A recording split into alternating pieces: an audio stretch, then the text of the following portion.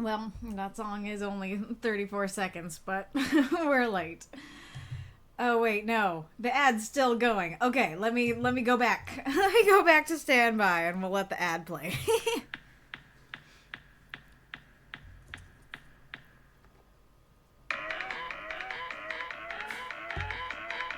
Nope, hate that. We're going to the next song.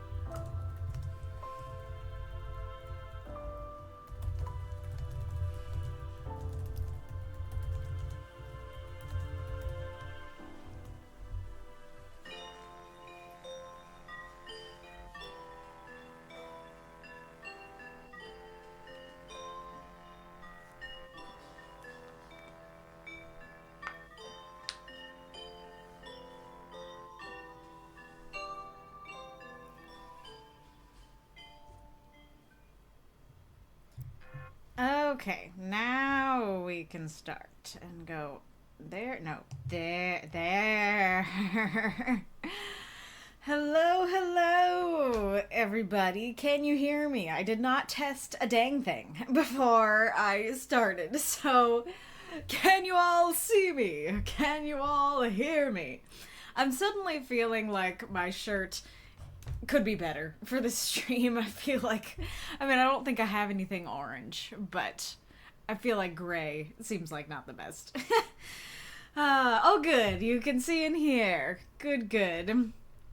Well, welcome, ghoulish misfit, Arith Winterfell, magistrate, Ironlung, a foggy wall, Reidrev, myself, Death's Head, and I don't know if I said Magistrate Ironlung, but hello, everybody. Great to have you here.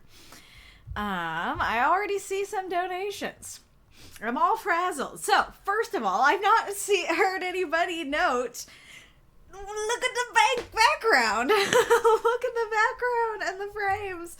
And this is different too. Look at the cute moth and Bella and Bo on the counter. Why is nobody saying anything? I just realized that I did not write down the list at all. So let me quick do that.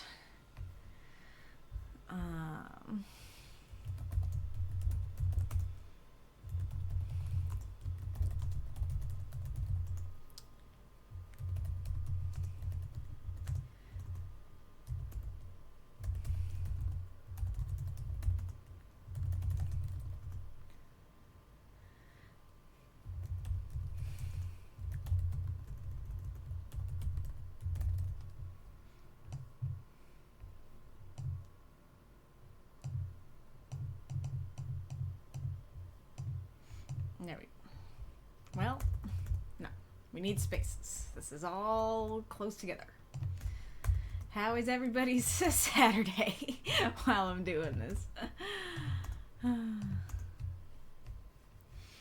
Okay.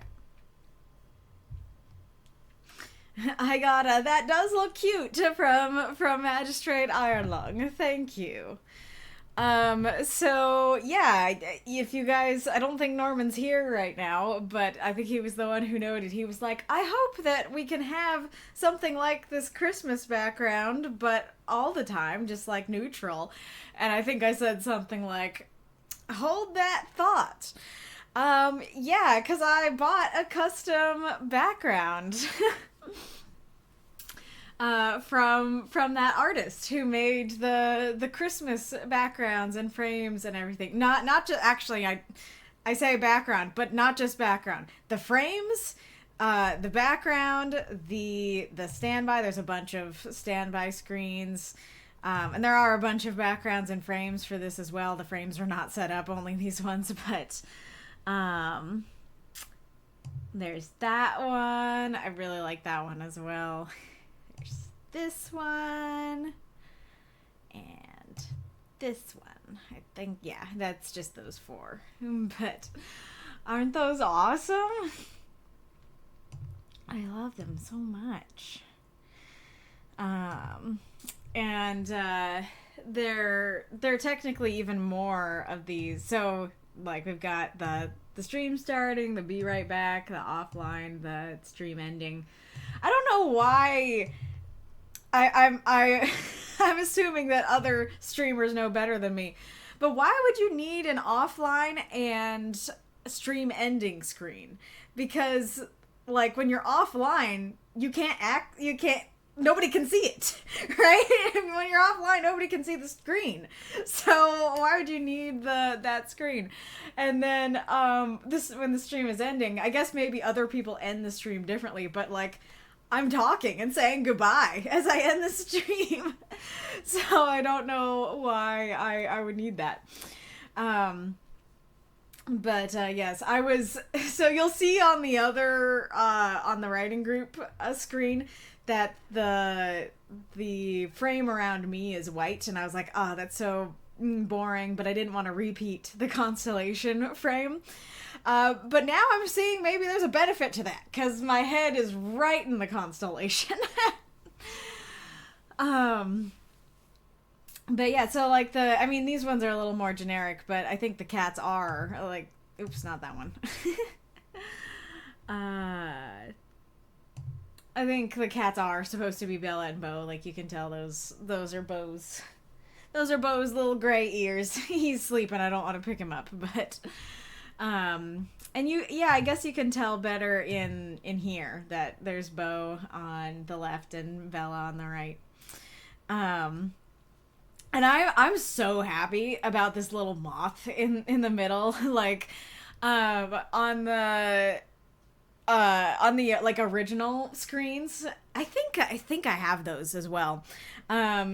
The animation was a pentagram on the screen, and I was like, I do love witchy vibes, but that's not really my thing. And so I don't think I even really asked for a moth. I was just like, I would have been fine with just the words and sparkles, but they went the extra mile and like drew and animated a whole moth to put on the screen.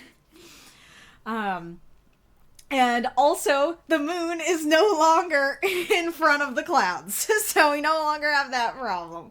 Or at least not on this screen. Is that a problem on the other backgrounds? Okay, that one's fine. Oops. Go down here. That one is also fine, it looks like. That one's fine. And that one's fine. We got no moon in front of the clouds. Yeah, if you want me to do, I mean, we'll have these all the time, so I'll probably just like pick a different background for each stream. But you can let me know which ones you like the most and stuff. And I can still use the Christmas backgrounds, especially like the moon one, but these are for year round. Yeah, so I'm super happy with them, and I do have more frames as well, but A, I have not set them up, as I said, and B, these ones are by far my favorite. The other ones are like neon pink and stuff, and I don't really like pink. So I actually might use the Christmas one, so I might do like the black Christmas one or stuff like that, but I do really like these constellation ones. They are beautiful. Oh yeah, I should credit the artist. This is all by Pookie Chips on Etsy. So, and so are the badges. I can show you guys that in a second. But the new badges that you got are also by her, or I don't know if it's her. It's also by them. So yeah, awesome new stuff. Super happy and excited about that. No, I still have not fixed the chat box. That will be a problem for another day. I mean, it's a problem for all the days so far, but it will be a solution for another day. Mark says, cute. Foggy says, I'm good. Doing errands. Love the new background. Very Maple Story-ish. I have not... That's a game, right? I have not played that. Hey, Norman is here. Yay. Norman says it's beautiful. Soft purple and pink night skies. Yes. You'll know how much I love trees and clouds. I didn't know that. I didn't notice the cats. So ghoulish on this one. Fair. Yeah, little kitties in a dreamland kind of. Apparently my camera is not locked. Where are you, camera? No, it's locked. Why are you acting like you're not locked? Oh, that's what's not locked. Okay, there we go. I love the background, says Arith. I'm glad that you guys like them. I really love them. So yeah, I plan for this to be the new thing, the new theme going forward. I loved the Christmas stuff so much, and actually, I'm trying to remember how, oh yeah, that's how it was. When I got all those emojis in the emoji apocalypse on Black Friday, I literally was just looking for emojis, but as I was looking for, like, as you're looking for emojis for Twitch streaming, other Twitch streaming stuff comes up, and, Etsy was like, do you want a beautiful background? And at first it was like giving me just those like standby starting soon screens, and I was like, oh, amazing. And then I saw one of those made by this person. I was like, oh, that's amazing. And then I realized that it wasn't just the standby screen, like they could make an entire overlay for your whole stream, and I was like, purchase. I would like that, please. So, yes, this is what you got.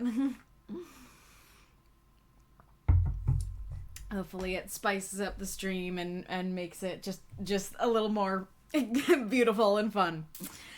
So, and this is why I was so late. It's because I did not set it up last night, so I just set it up now. Hello, Documancer. I'm here but not present. I need to make coffee and tea real quick. That is a great line. I'm here but not present. I wonder if kids have used that at school. It's like, all right, Jeremy, you here? Here but not present. So, if you are new here is how it works. Every week we have a prompt that is submitted by supporters and voted on by everyone. Then we all write 350-word microfiction for said prompt and post it to the Discord. Then 8 stories are selected to be read here on the stream. 4 of them are guaranteed submissions. They will be read no matter what. And 4 of them are encores. They can be unlocked through cheering. Now, usually, cheering is when you throw bits at your screen. It's when you throw bits at me. Which I very much appreciate. But today, it's going to be a little bit different because this is a charity stream for the LA wildfire relief. So, unlike other charity streams where there's been one link, in this one, like, it doesn't really matter to me what charity you submit your donation to. Just donate to any charity that for sure is going to be helping people helping people who are suffering from the LA wildfires, or animals who are suffering. So I think that the pinned comment on the Twitch chat should have all of them. But there are a ton that I submitted. You can also find them in the announcement that Wolf made. So yeah, it's like food banks, Humane Society, Habitat for Humanity, Red Cross, Fire Foundation, like lots of different places that you can submit. So what you're gonna do is you are going to donate to any of those places, and then you screenshot your donation and send the screenshot to us. Now, don't dox yourself, so make sure you either chop off or black out any sensitive information. But just make sure that you're sending us a screenshot so we know that you did in fact donate. And Wolf has done that wonderfully. It looks like Wolf has donated to 2 of the places already, so that is lovely. What did we do before in calculating the charity, like how to unlock the Encores? Because I remember it being a different price than usual. Ghoulish says that's 1. That's awesome. Also, that's the Fire Foundation, right? I remember donating there and being like, you have a lot of options and none of the options are what I'm looking for. Foggy says, thank you to those who can donate. I would if I could, so I'll send love and well wishes. Very fair. 20 for every unlock, I think. Gotcha. Wait. Yeah. Coolish says 1 donation, not 1 Encore. I was gonna say, that sounds low, but you guys were the ones who calculated it. Yeah, post proof in the Discord stream chat and tag Wolf, WolfSpainX. 16 qualified stories for this prompt, which is a record. Yeah, I mean, I don't think it's a record from the Tail Founder days, but a record for our days. So give yourselves a round of applause. I was very happy to see so many stories submitted. That was lovely.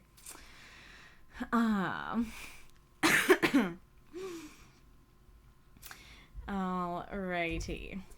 Oops, not that. This. Oh, and also, if you want to be in the guaranteeds when you post, why do I have so many notifications? What are you doing? What are people doing? Okay, go over here. Go to the shop. Please load. Thank you. Okay. Yeah, there we go. All right, so we have some tiers. Not crying tears. Level tiers. We have the Bookworm tier that is $3 a month, and you get access to the secret supporter chat. You can submit prompts, and you can submit 2 submissions to the submission area, to the forum, and you get some emojis. And then Cocoon and Silk, the $5 a month tier, you get all of these things, but then you can submit 3 submissions, and you are guaranteed. So whenever you submit, then your story will be in the guaranteed section, unless there's a problem or jankiness, but that's very rare. And then the transformed one tier, you get all those perks, and then you can submit 4 submissions. You can submit 7-word prompts instead of 5-word prompts. And then the first prompt that you submit in the secret supporter chat automatically gets added to the poll, provided that there are no issues with it. And then if you want, you can have a universe tag. So DM me or tag me and tell me what you want your universe tag to be each week, and then I can make one of those for you. That is what the, corrupted desire tags are. And as I said, these badges are from Pookie Chips as well. She also made them. She made a lot more. There are a crap ton of them. I'll see. I don't know how easy it would be to show you guys, but she really went... I keep saying she. They really went above and beyond. Okay, go over here. Oh, well, you can kind of see them, but they're different sizes, and so it's kind of hard. Okay. No, that's not working. But here you go. My dude. I wanted you over here. Yeah, so there's this guy, and apparently I can't scroll through them, but this one or a different one will probably be the Ascended one badges. That one or this one. Oh yeah, there's also this one as well. I know they're very tiny. I don't know how well you can see them. And then there's the one you already have for transformed one. There are also... Oh, these ones are easier. So there's your cocoon and your bookworm, and then there's some other moths and stuff.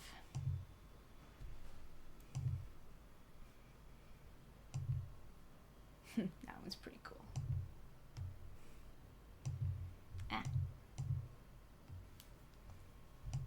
Wow, there's more of them than I thought. Yeah, so there are a bunch of those. If you guys are like, wait, I really like this one, please make this one the one for this tier, tell me. But, you know, it's a bookworm, it looks like a caterpillar kind of creature. Cocoon looks like a cocoon, and then the transformed one. I like that moth in particular because it doesn't just look like a moth, it also looks like a moon. So, yeah, but those are the new, badges.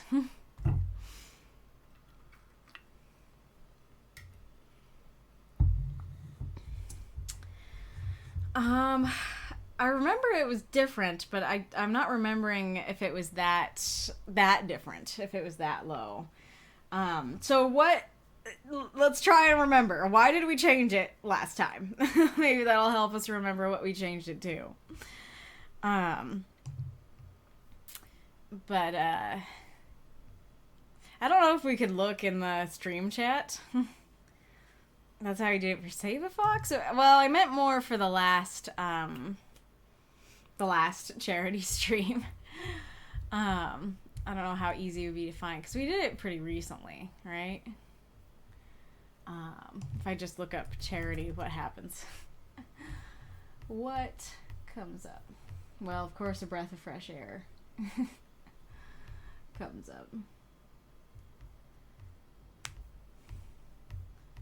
What's the one before that? Oh, it's for Thankmas. That could potentially...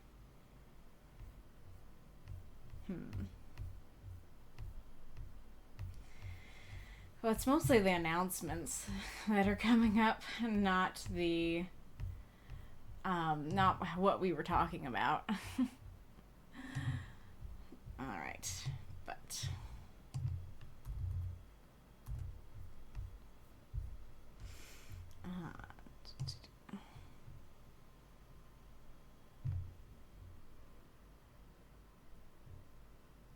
we said, oh, is that what it was? It was a high goal that was divided by 4. That makes more sense. So we made it so getting the goal was unlocking everyone, so that's why the price changed. Hello, Bitzer. Okay, so then how much is a regular Encore? Just normally, what's the price of that?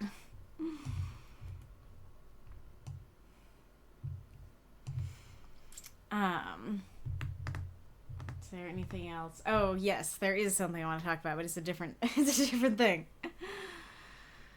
I'm tired and footsore. I return to my bedchamber. This is fair.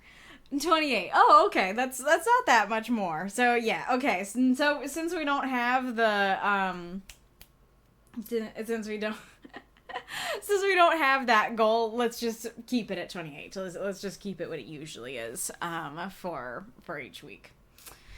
Sorry about that hassle. Let's remember, I mean, I guess it won't really matter next time because the only problem was that high goal thing, but the council should talk about that ahead of time if there's a problem next time. But, oh yeah, before I do the other thing, I will show you the list. So, our prompt for this week is a breath of fresh air. It was a prompt that was submitted for this stream specifically, and I think it works quite well, and we do have some more hopeful stories this week due to all of that. But our list for today, for guarantees, we have Palmothemus, Makokam, Arith Winterfell, and Norman Grey. Then for our encores, we have The Real Decoy, Katie Starr, Reidrev, and Reinkarnitor. I don't think Palmothemus is here, so I don't know if we should rearrange some things. I don't think Palmothemus is here, and Mako is not usually able to do the first one, so maybe we should do Arith first. Norman donated a cool hundo.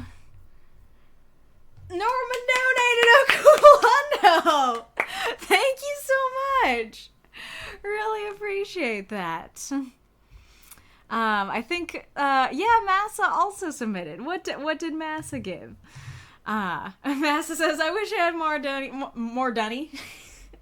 more money to donate this week, but I'm still recovering from low paychecks from being off work. That is fair. Any amount is appreciated. Alrighty. Coolish. I don't think it matters, because between me, Massa, and Norman, I'm pretty sure we've unlocked everything. Well, how awesome is that? That's wonderful. Thank you guys so much. Okay, so I know that Reinkarnitor is not usually able to be awake that far down. So now that I know that he is unlocked, are you guys cool with me potentially moving him to when he can actually join? He can actually be here. Arith, yay, both for Norma being awesome and also my story. Very fair. Alright.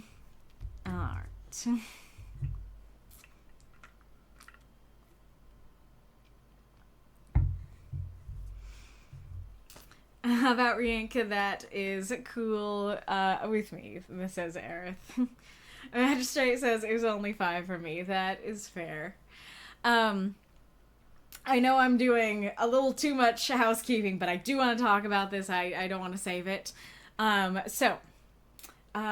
Due to somebody asking in the Gen chat a while ago about universes and asking like, hey, and where do I learn about people's universes? I had a thought.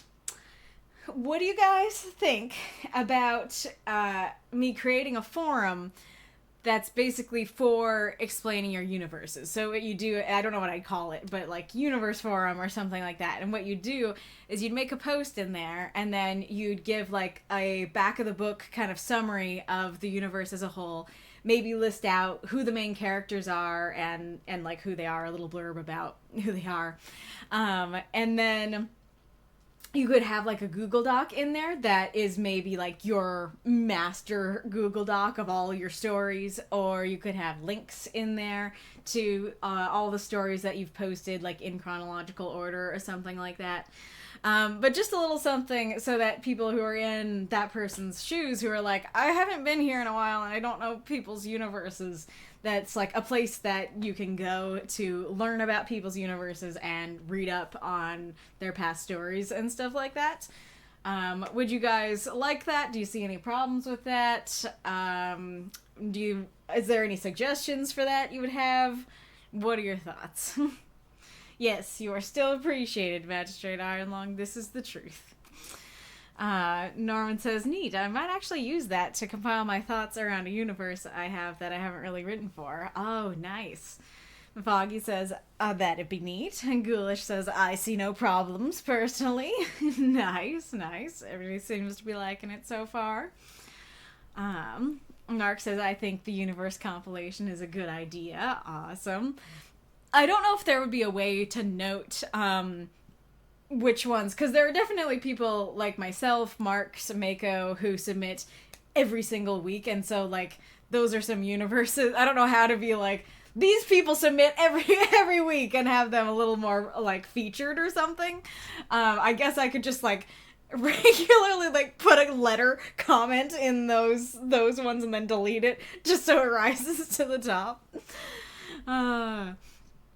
Magistrate Ironlung says, I'd be up for it. Nice. Question. Do you guys think that basically for this you should get, well, actually, yeah, as I'm thinking about it, I'll still ask this, but the question is, should everybody get one post and you have to put all, if you have multiple universes, you have to put them all in that post? Or, do you think that everybody should be able to make as many posts as they have universes? I'm kind of thinking that if you have a universe that has like AUs and stuff, that should be in one post. But if you have a completely different universe, then that one can be its own post and stuff like that. My only quibble is that I do not consider my stories a universe, as that feels too grand for my multiple series. Well, it's just the word that we use. Like, even if that's too grand for, like, what's going on in your stories, like, I still very much count, like, Califrax stories as a universe, because the point is just, I write my writing group stories in, like, it's about the same characters in the same world. And so, like, that's what a universe is. It's just, like, I have these characters that recur and this world that recurs. And so, that's something that people would benefit from having a little blurb to explain when they're coming in. Here are the characters that might recur, and here are their backgrounds, and here are other stories I've written about them. Like, that kind of thing. Mark says, I'd probably put all my stuff as one post, but it's all centralized around one massive story. Indeed. Oh, right, because Love and Hex is in the same universe. It's overly familiar, isn't it? I was about to say, I was like, well, you could probably make a second post for Love and Hex, but they are in the same universe. Ghoulish says, I think it should be one, otherwise I'm making 8+ forums, and that's not fair to others. That's the difficult thing about it, because on the one hand, I totally get what you're saying, but on the other hand, like, if the posts are introducing people to universes, it feels a little weird to be like, here's 8 universes in one post, and people would be like, I'm overwhelmed. Whereas if you have 8 posts, people can be like, yes, I see this universe. And then they have this universe as well. You know, I don't know. Arith says, I think the latter, I don't remember which one the latter was, because I'd like to have my main story universe, like Shadows of the Stellar Age, and also a separate section for the Flesh Horse and its stories for people who are curious, also all hail the Flesh Horse. That's a really good point, especially for that in particular, because the Flesh Horse is a thing, not just like, oh yeah, here are Arith's universes, and the Flesh Horse is one, and Stellar Age is another. But yeah, like making a separate post, Intro to the Flesh Horse, is definitely something that people would need, not just for your universe, but for the writing group as a whole. Yeah, book series. Yeah, that's more of what we mean when we say universe, book series. Let's see. Reidrev says, could be fun, but yeah, might overbloat the server, wouldn't it? Unless we make it a forum. Yeah, it would be a forum. Not a whole channel per universe, no, not a forum.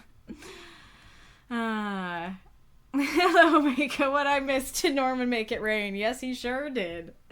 He's gonna make it rain money-wise, and then when we get to his story, you might make it rain tears-wise. Yeah, series, or if you prefer something more mythical and feel cycle. I mean, not every series is a cycle. It's not always like... Oh no crying. Well, you already made some of the council members cry. But we'll see how much crying there is today. Alrighty, Rue. You can't tell me what to do, Dad. I'll cry if I want to. I have a bunch of settings, but most are the same universe. It's weird. Yeah, so that kind of goes back to what I was saying about the AUs thing. So, like, if you have genre break, and there's a bunch of different stories within genre break, that could probably be all one post. But yeah, it's hard to know, because I feel like we just have to experiment and see how things look as everything. Fair. I mean, that's a good skill for a writer to have. Okay, let's actually get started here, and let's start with Arith, because he's here. I don't know if somebody should tag Palmothemus and be like, yeah, I think somebody should be like, hey, your story is available to be read whenever you're available to arrive. Okay, Arith, how do I pronounce this? I'm not sure if it's supposed to be Adradune or Adradune or something else. Documancer is now present. Not just here, but present. Welcome, welcome.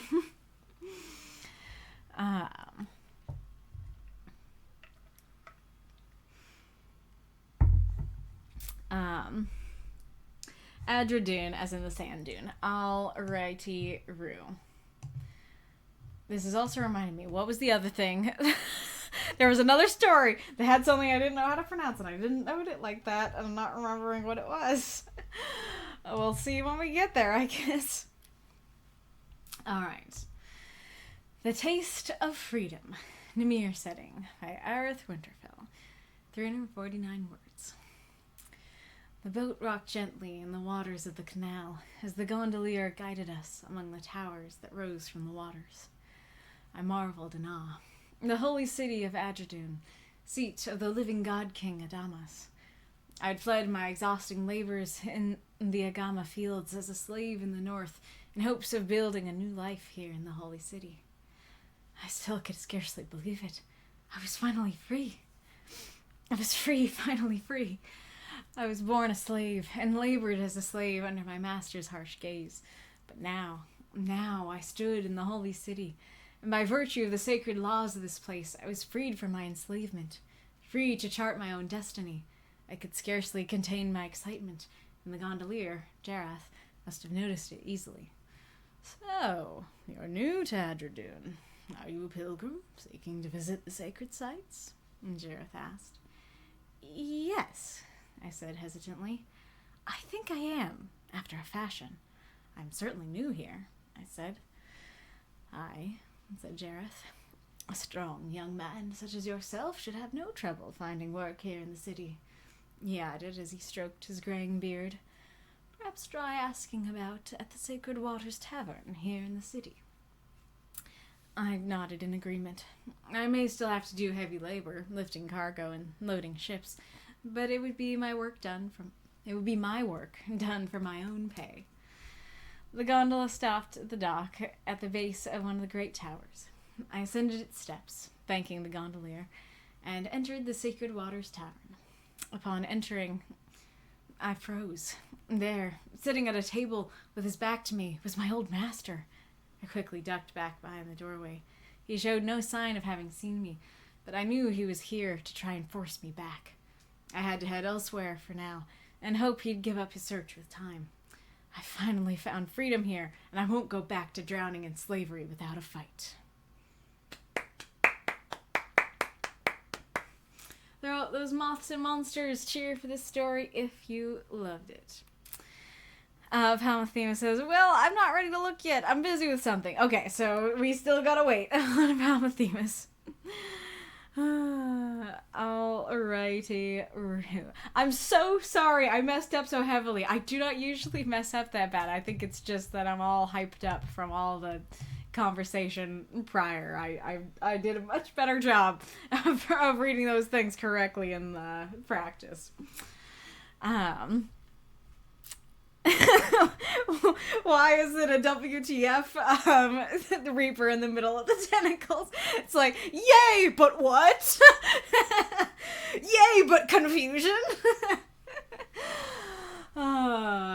Alrighty, I thought this was a great story, Arith. I like the emotional beats of it and just the general conflict of a slave running to freedom. I think you did a good job with that. So let's just get started. So I do like the world building here in your first paragraph. I can really imagine the things going on. However, I do feel like a lot of it is not totally necessary for this story. Like, the living god King Adamas doesn't show up in this story, and so it doesn't really feel important to mention him for this particular short story.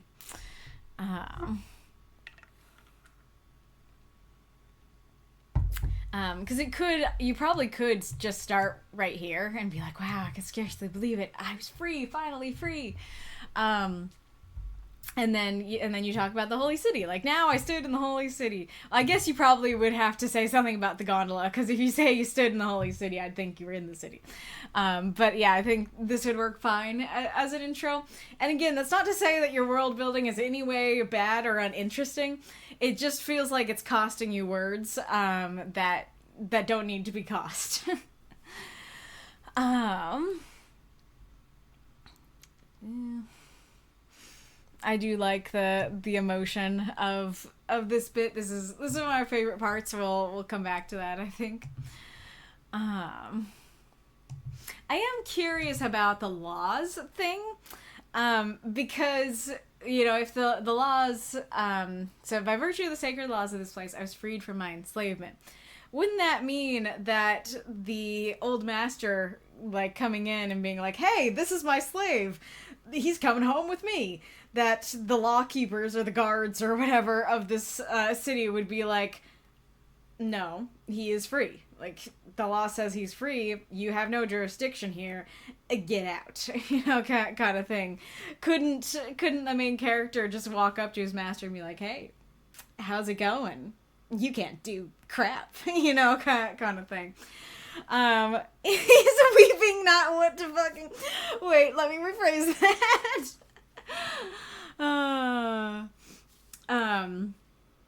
But, now I lost my train of thought. But I feel like part of the problem here might just be that they're, like, right there on the river, and so it could be that, like, sure, if the guards or whatever saw this happening, they'd try to do something about it, but they just stepped off the gondola, so the old master could just basically push him back into the gondola and start rowing back home. So I guess the thing there is I do like the mention of the laws. I think that's very interesting and makes me curious about this world and curious about his journey and stuff like that. Or their journey. I don't know if it's a he. Oh no, it is, because you said a strapping young man. Okay, so I do know that.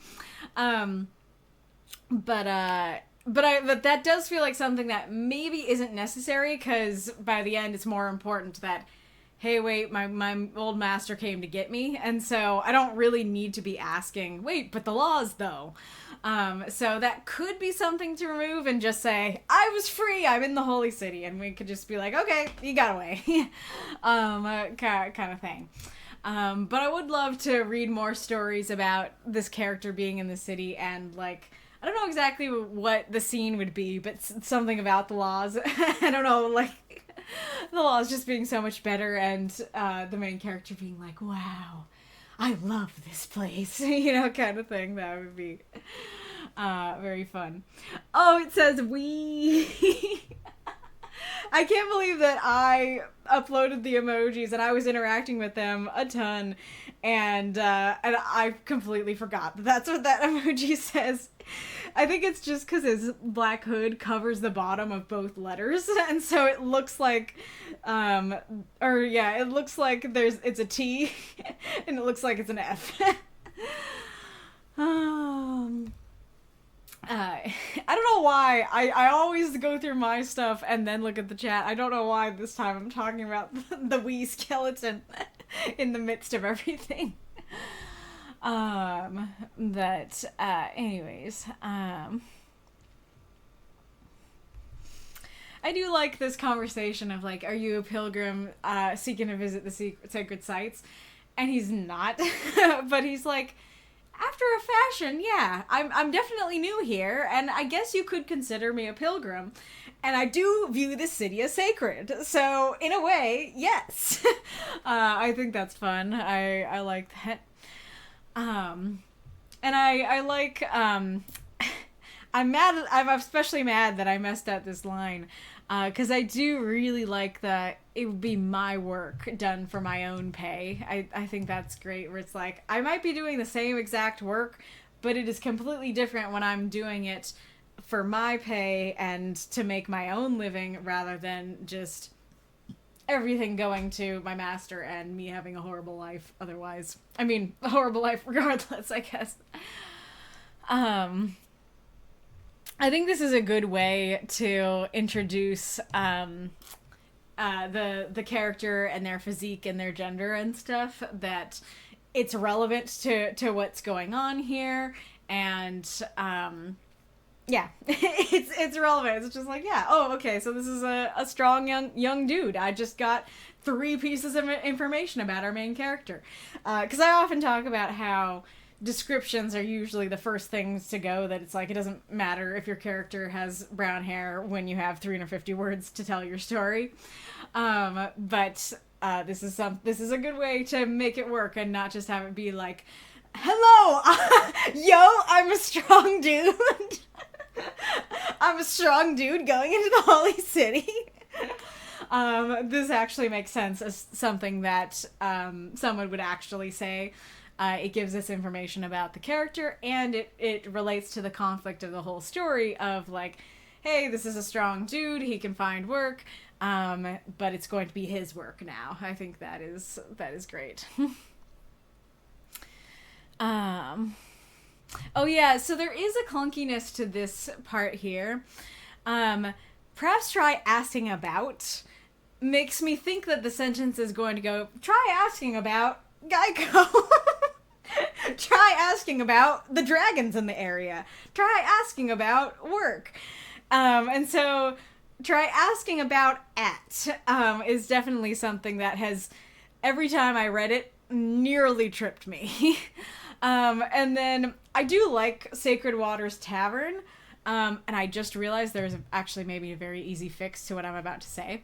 But I'm like, okay, I almost tripped at the about at, but okay, about at, we're going to a location, the Sacred Waters Tavern. I'm not expecting another word to come after waters.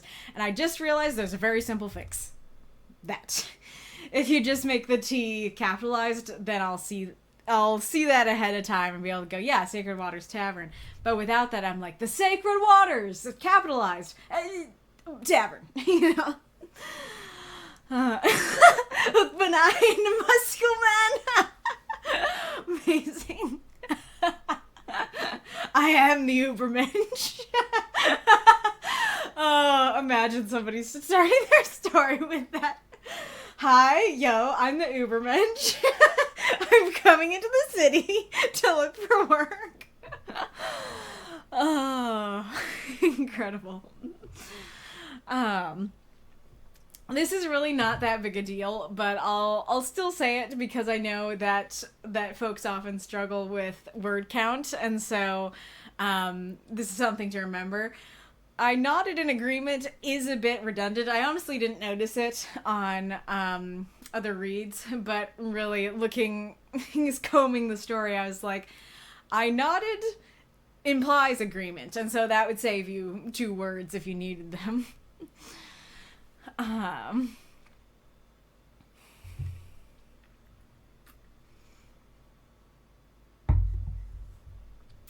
There is a little bit of awkward pacing / setting here. So gondola stopped at the dock. I ascended the steps. Seems like, yes, I am in the tower. I'm done. I have ascended the steps. Thanking the gondolier.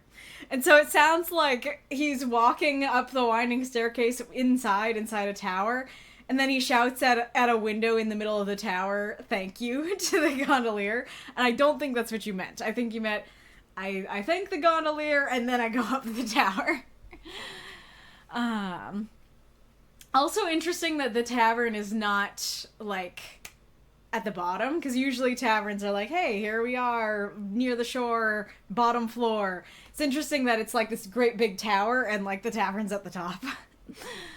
I do think it's very dramatic and interesting that he sees his old master.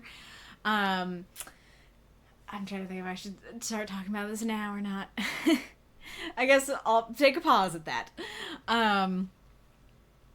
So I am a little bit curious. I don't think this is really that much of an issue, but there is a chance that the old master has business here. And so how do we know that the old master is definitely here to force you back?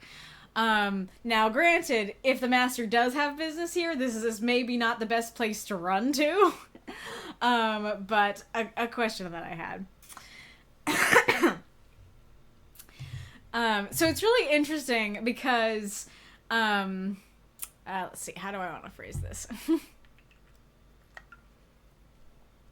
Well, I guess the first thing I'll say is that, even though seeing his old master is super dramatic and intriguing and stuff, it feels like Homie got a single breath of fresh air. It feels like instead of the story being a breath of fresh air, it's like a single breath and then it's snatched away. And suddenly we don't have the freedom anymore. And it's interesting because quite a few of the stories this week ended up being more mellow and potentially even anticlimactic because of the prompt. Because the prompt is just a breath of fresh air, and so it's just like calmness and relief and hope and niceness. And so that can make the climax of the story be like, oh, everything's okay. And sometimes that could be really dramatic, and other times it can be like, okay, like, everything's great. And it can be a little bit anticlimactic. And so, but the funny thing is that I think that your story could have actually benefited from that anticlimacticness. I think if you didn't have him meet his old master and, he just was like, wow, yay, I'm free, the city is beautiful, that kind of would have worked better for the prompt, for me. And maybe, I don't know if the prompt is something different if I would be saying this, but I feel like it would be better just in general, because as is, it feels a bit rushed. It feels like he put one step on his new free land and was caught, you know? And so, even if it would be less dramatic, I do think just having it be like, yay, freedom, would have worked a bit better for me. Something you could have done if you really wanted to preserve that drama is you could have, like, really gone harder on the law stuff and had it be that, like, the minute that he steps foot inside the city, he is free and his master cannot touch him. And so you could have had it that the master is, like, literally chasing him on another boat, but the minute he steps foot in the holy city, master can't touch him. Like, the guards, you know, cross their spears and are like, you can't come in, old master, he's free now, kind of thing. That could have been really, really dramatic. Oh yeah, you could have, this would be less so, but you could have him be, like, super duper anxious and have him be like, I don't know if he's following me, I don't know if I'm actually free. And then he gets to the city and he's like, everything's okay. You know, that could have helped there be some, if you wanted to keep that dramatic feeling as well. Oh yeah, there was a thought. It's so fast. He meets his master again so fast. It kind of seems like Jareth might be in on it. That he specifically brought him there and specifically recommended the Sacred Waters Tavern, for that reason, which is definitely very sinister if that's the case.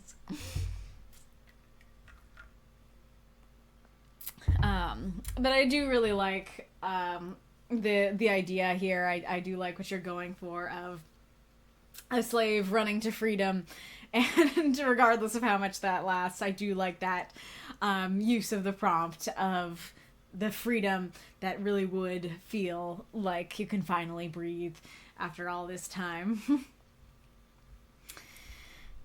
Okay, let's see what folks are actually saying about the story rather than the Reaper. Documancer early on says, I took it as a trauma response. You mean at the end that it's like, no, he's fine, but he just is like, you'll never take me alive, as a trauma response. Yeah, that does kind of make sense. Arith says, yep, the guards would side with the former slave, but the master could still visit harm on him. Nods. Okay, so it was kind of the idea of like, yeah, the law is on his side, but the master could physically harm him and or grab him. Norman says, that might be good for follow-up story, him confronting his old master as a free man. Yeah, that would be very cool. Or says, you're right, it could cut that bit about freedom under the law to allow for more drama. I like the fire hands wee skeleton. Even though everything is unlocked, we still encourage you to donate. Yes, this is the truth. This is correct. Really appreciate it, because I'm doing this because I'm doing this because I have not seen, the devastation that the fires have caused, but I know that so many people have lost their homes, or even if they haven't lost their homes entirely, they have often had to relocate, for now at least, and it is just a really horrible time. And so whatever we can do to help, whatever we can do to provide relief, I think is really good and important. So please do consider donating, even though we already have things unlocked. And if you want to cheer for the stream normally as well, you are free to do so. Of course, I still appreciate that support, but that is not what this particular stream is about. Arith says, a fun side note, this was partly inspired. Hey, kitty! This is kitty. There he is. This is Bo. Oh, the paws. The paws. Now you can see his little ears. Okay, where is it? Oh, the writing group chat is covering it, but yeah, those are the ears. That's the kitty. He's like, please stop. The blue throne is taken, though, kitty. The blue throne is taken. You know where to go. It's so tragic.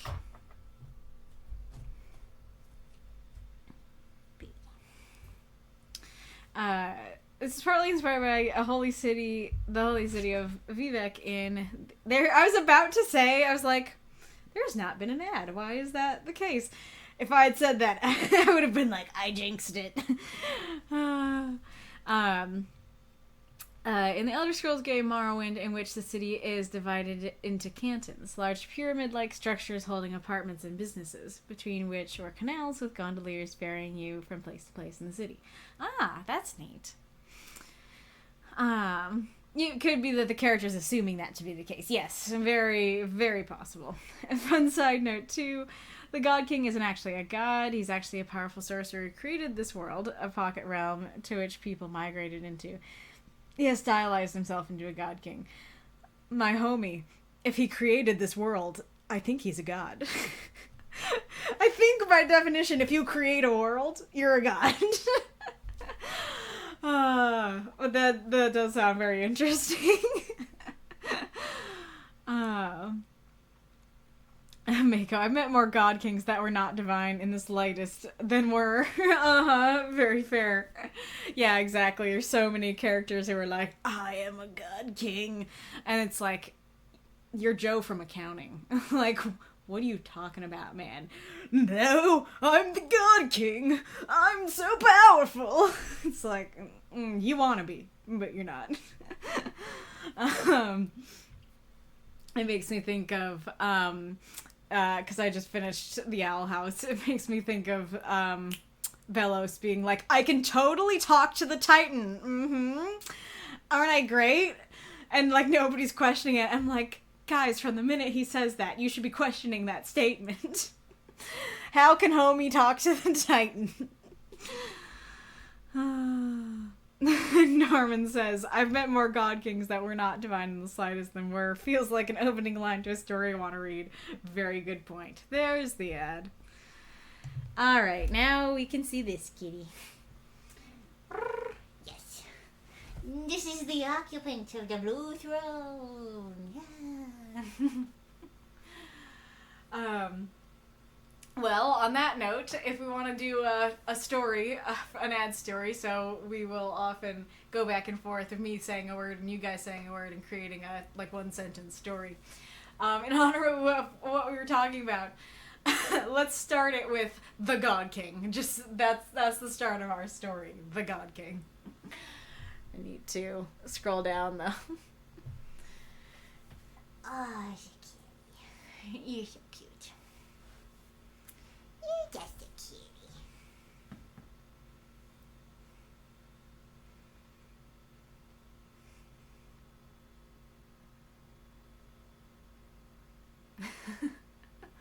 The cat's being named Bella and Beau is extra funny to Reidrev. I saw something about France earlier.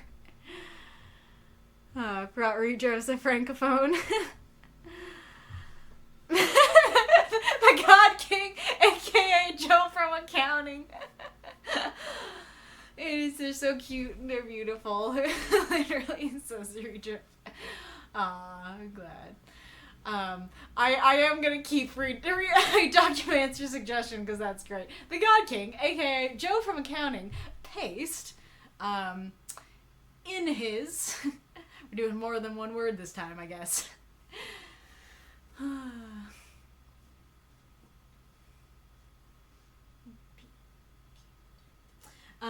I don't know if this is what you're referring to with the cats, but. So I got them from somebody else. Somebody else named them. And they got Bella first, but she seemed to... cubicle. The guy, King, a.k.a. Joe from accounting, paced in his cubicle. And... actually, I don't know if Reidrev can hear. I might have to wait until I know Reidrev can hear. Oh, the baby. The God King, aka Joe from accounting, faced in his cubicle and muttered, "Sweet nothings of."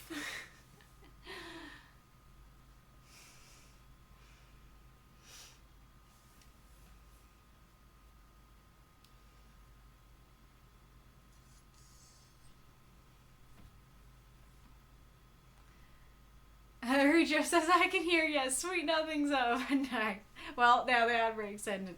But I was going to say that I don't know if this is what you're referring to, but when I got the cats, because I got them from somebody else, there was, their original owner had them for like 10 years.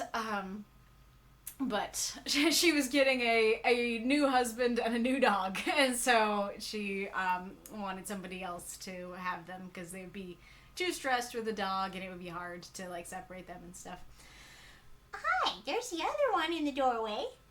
But she got Bella first, and she seemed to want a friend. She seemed to be lonely, and so I can't remember if she I don't know if she and Beau are like actually related or not, but I don't know if specifically that he was like who she was pining for and wanting, but they got Beau, and then she named him Beau because he's Bella's beau, you know.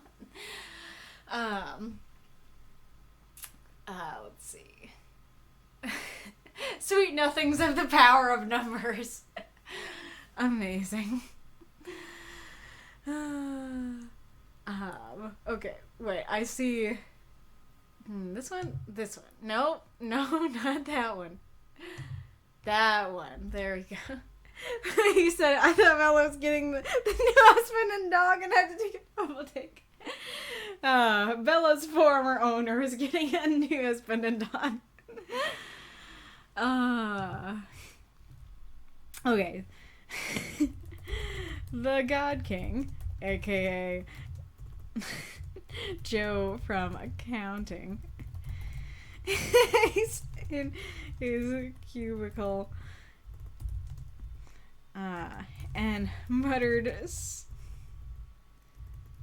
sweet nothings of the power of numbers. I might want to continue that one next time, so that we can add more of the God King stuff. Why does he think he's a God King?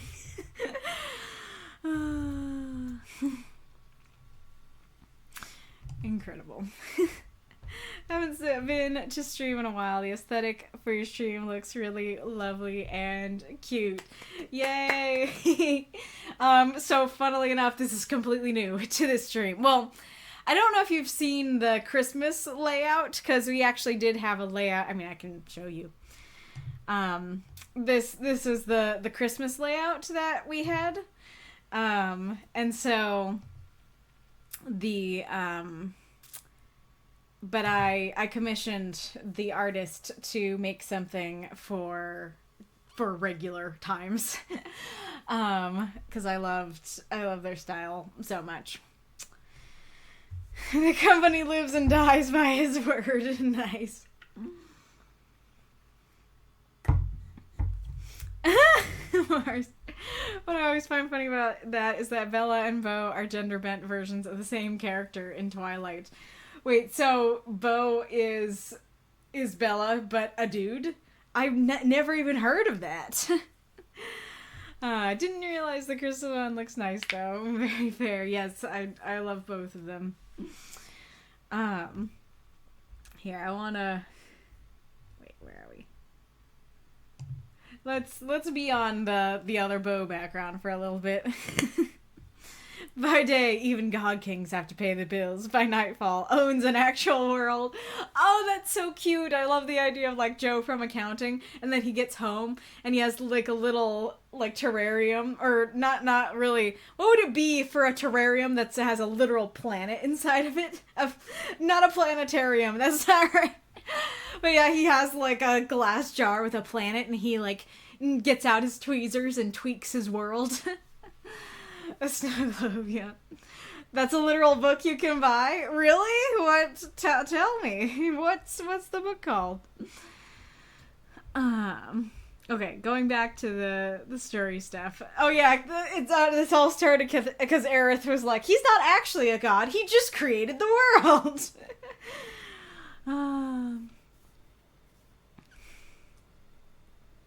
I've known many men who thought themselves immortal. I took that as a challenge. Incredible. Doc says, correct. Yeah, that's what I meant by trauma response. Gotcha. Mako says, it'd have been really cool if the master was actually chasing him, like, on horseback, and he gets to the gates, and the guards cross their spears / slam the door on the master, like, he has crossed our border, you have lost all claim to him. F around and find out. Yep. Kitty is playing the camera tax, yes. Oh, I see. Reidrev was speaking French, that's why. Oh, thank you, Ghoulish. Really appreciate that. I'm just gonna let drop. Here's bits. Not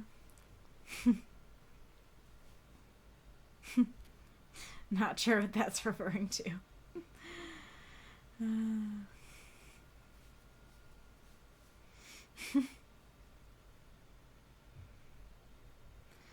Alright.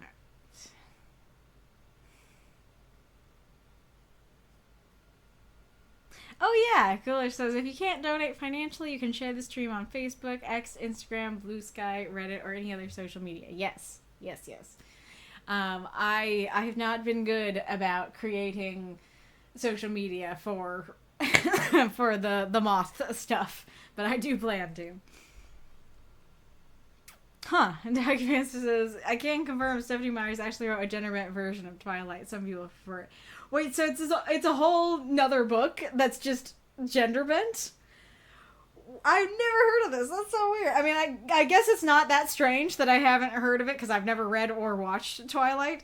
That might be a fun thing to do on the reaction channel if you guys want me to.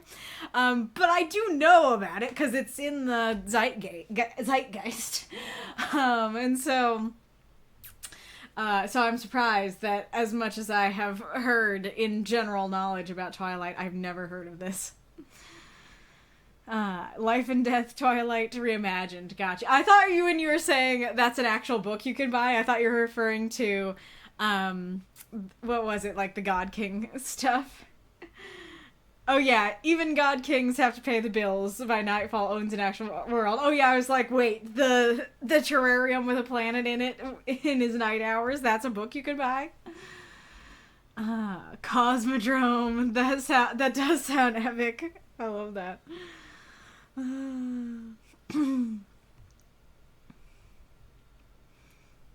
Thank you for the cheer, Mako. Here's something for the tip jar anyway. Yeah, very fair. You can't be worse than reacting to 50 Shades or more immortal. Oh boy. I don't know about that. I mean, I guess, what do you mean by worse? Do you mean the content is worse? So you think that Twilight is better than 50 Shades? Or do you mean, like, you're horrified at how I'll react and I'll react worse? I can almost assure you that I will react worse to the sexier thing. So I'll react worse to 50 Shades than Twilight. Oh boy. But anywho, thank you so much for submitting, Arith. Palmothemus is here, so you can be read now. I mean both. Gotcha. Technically God, aka Joe, could be a prompt. That's one of those things where it's like, it could be a silly meme prompt that people know from the stream, but also it's quite specific, so I don't know if that could be a prompt or not. Alright, let's go on to our next story. With freedom to mask, Zodiac of the Everlasting, Palmothemus, 325 words. Accepting the invitation, the woman enters the dome-shaped spaceship. She is welcomed by bright spotlights blaring into her eyes, barely seeing the glances from the troop jesters through their smiley masks. They all cheer and welcome the woman with energy like an excited puppy. They then lead her to the middle of the ship to introduce her to their master, Lotus, who wears clothing patterned in red and white. He covers the left side of his face with a small diamond-shaped mask, but the rest of his face also looks like a mask, with one glowing yellow eye shaped to look like an upside-down smile. My dear, life being unfair to you tonight? Lotus asks. The woman gulps. You're the one who can fix me, right? Please. I've become numb to anxiety treatments and therapy. Lotus touches his mask. A blue glow appears around his hand before he lowers it to her. The light materializes into a mask similar to the others. The woman steps back. You're already giving this to me? The jester stares silently. The woman looks at the mask. How can this make her happy? She examines it, and slowly puts it on her face. She stands still, waiting, but nothing happens, except maybe a relief? Shouldn't I be feeling happy? No. Lotus wags his finger. That's a misconception. The mask doesn't drug you into euphoria, but it hides away your blemished heart from those staring overseers. The darkness you once feared diminishes and transforms into the freedom of relief. The woman tries to reflect on her past, but a fog clouds her judgment. She remembers a darkness, but that shadow feels inconsequential. She breathes. Am I cured? I feel a wave of something. Optimism? I've really forgotten this feeling? She pauses, taking in the relief. It's beautiful. Now I understand. Oh, thank you, Lotus. I feel this mask giving me so much space to breathe.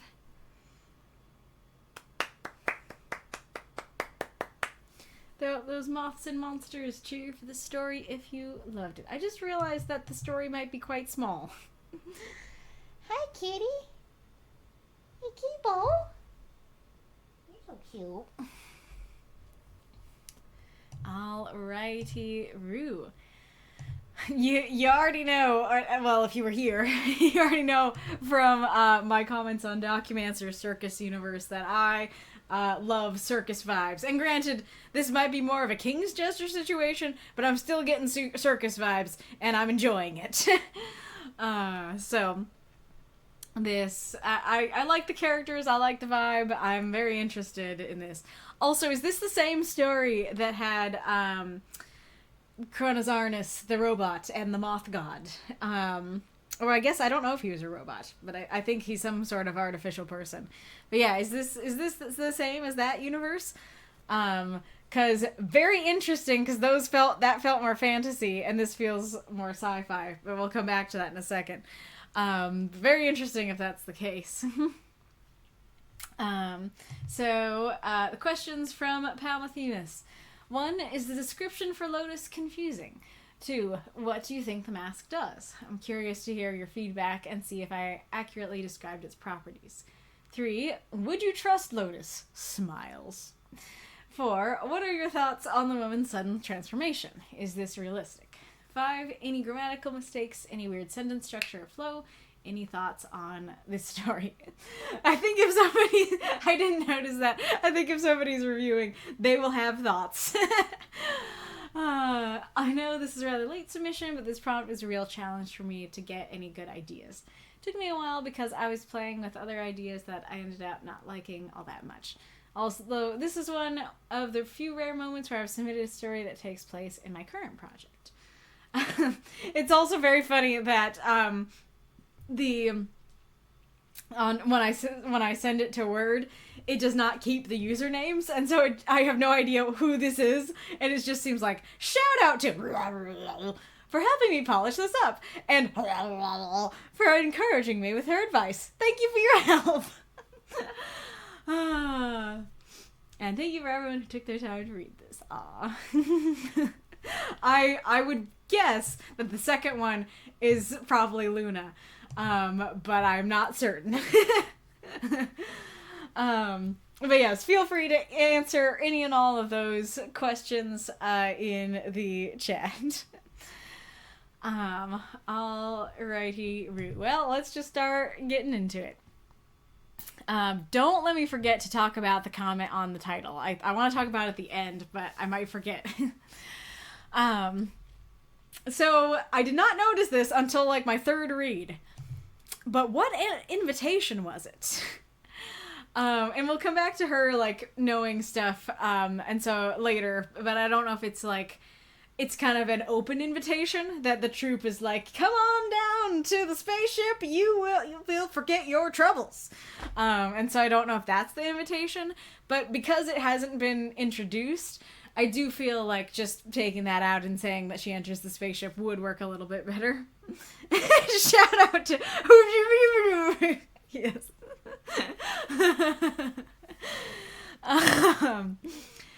And then the spaceship. So here's the funny corn. I just realized the corn story is in this universe, isn't it? And that one did have an actual alien in it. So that's interesting. Anyways.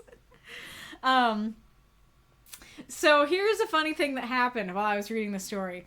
I think this is the only mention of the spaceship. I can try and look and see if there was another one I forgot, but I think this is the only time the spaceship gets mentioned.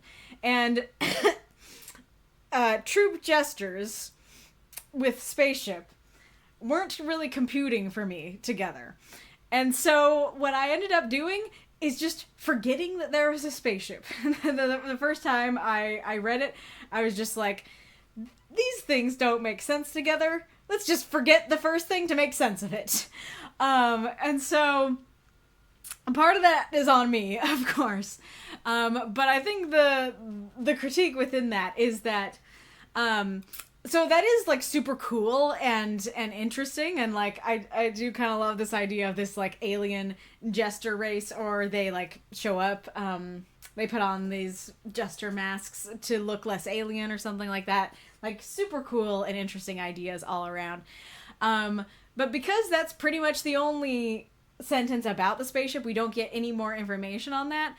I do kind of feel like for this particular story, the 350 word version, it might help to just cut that out and just have her being introduced to the jesters, so the reader isn't going, wait, what spaceship? Why are there jesters on a spaceship? What's going on? And then not getting answers to those questions.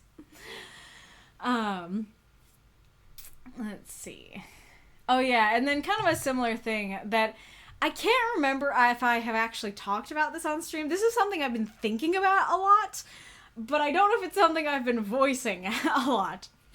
But so she's welcomed by bright spotlights blaring into her eyes, barely seeing the glances from the troop jesters through their smiling masks. So the word "the" can be kind of a wacky word, and I do realize, I don't know if you have English as a second language or not, but I do realize it can be a particularly tricky one for people who do. and especially languages that have no articles at all. But the tends to refer back to something that has already been introduced. It is a little bit more complicated than that. But like,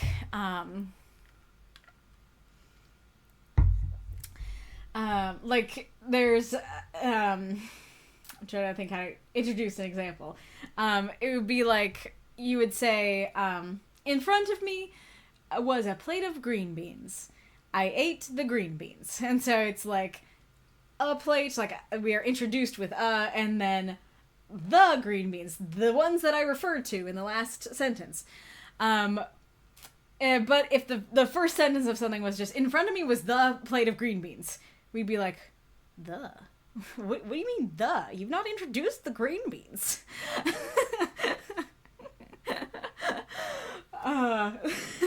Make that a prompt. You've not introduced the green beans. But don't actually though, but it's just funny.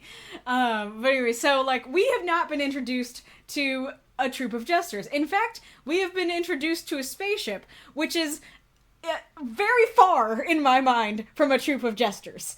And so then when the next sentence is barely seeing the glances from the troop of jesters, I'm like, the troop of jesters? You haven't introduced the troop of jesters. What's going on here? And funnily enough, just changing it to just saying, barely seeing the glances from a troop of jesters through or I guess it wouldn't work because it's not of. I guess just barely seeing the glances from troop jesters through their smiley masks. It would be slightly better. Now, granted, there would still be an issue of like, why are there jesters on this spaceship? And I do just in general feel like they need more of an introduction. But because I've been thinking about the thing a lot, I wanted to talk about it. But it is cool. Like I said, I do like the wackiness of it. I just want more intro. Oh yeah, this is a place, so you did say ship there. This is a place where so you basically have two options, right? This is kind of related to my too much versus too little context thing. You could take out the references to the spaceship because it's not really important to this particular story and works without it. Or you could explain it more. And so you could keep the dome-shaped spaceship, and then when you say the middle of the ship, you could say, I don't know for sure what it looks like, but for a potential example, you could say, she stepped into the middle of the ship, but it looked like a king's courtroom from medieval times. But she could have fooled herself into thinking it was a time machine. It looked just like a medieval throne room. I think that description would really go a long way of going like, hey, yes, it's a spaceship, but it also kind of looks like this medieval thing. So this is what we have going on here. I think that could, that could work better. I'm sorry, the what now? Yeah, that's exactly the vibe. The troop jesters, the what now? That's more funny if you apply it to the green beans, though. I sat down to eat the green beans. The what? Not anywho. So, let's see. He covers the side of his face with a small diamond-shaped mask, where the rest of his face also looks like a mask with one glowing yellow eye shaped to look like an upside-down smile. Am I correct in thinking that what you're trying to say is that he has a mask on part of his face, and then the other part of his face is his face, but it looks like a mask? That's very interesting and kind of spooky, if so. I do kind of like that. I do feel like maybe using a phrasing of like, his real face also looks like a mask, like using the word real in there, I think could be good to like clarify to the audiences, yes, this is his face. It's not two masks. But I did get, I think, what you're going for from this as well. So to answer your question on if his description is confusing, I wouldn't call it confusing. I was just kind of left going, is that what we're going for here? It's his face, but it looks like a mask. Do I have that right? And so it's not like I'm lost or confused. I just am like, I want to check in, kind of thing. Also not confusing, but isn't an upside down smile a frown? So I'm not sure why you said upside down smile instead of frown there. But I do like the vibes. I'm kind of imagining like digital circus kind of vibes from him, like Pomni, but the face is different, you know?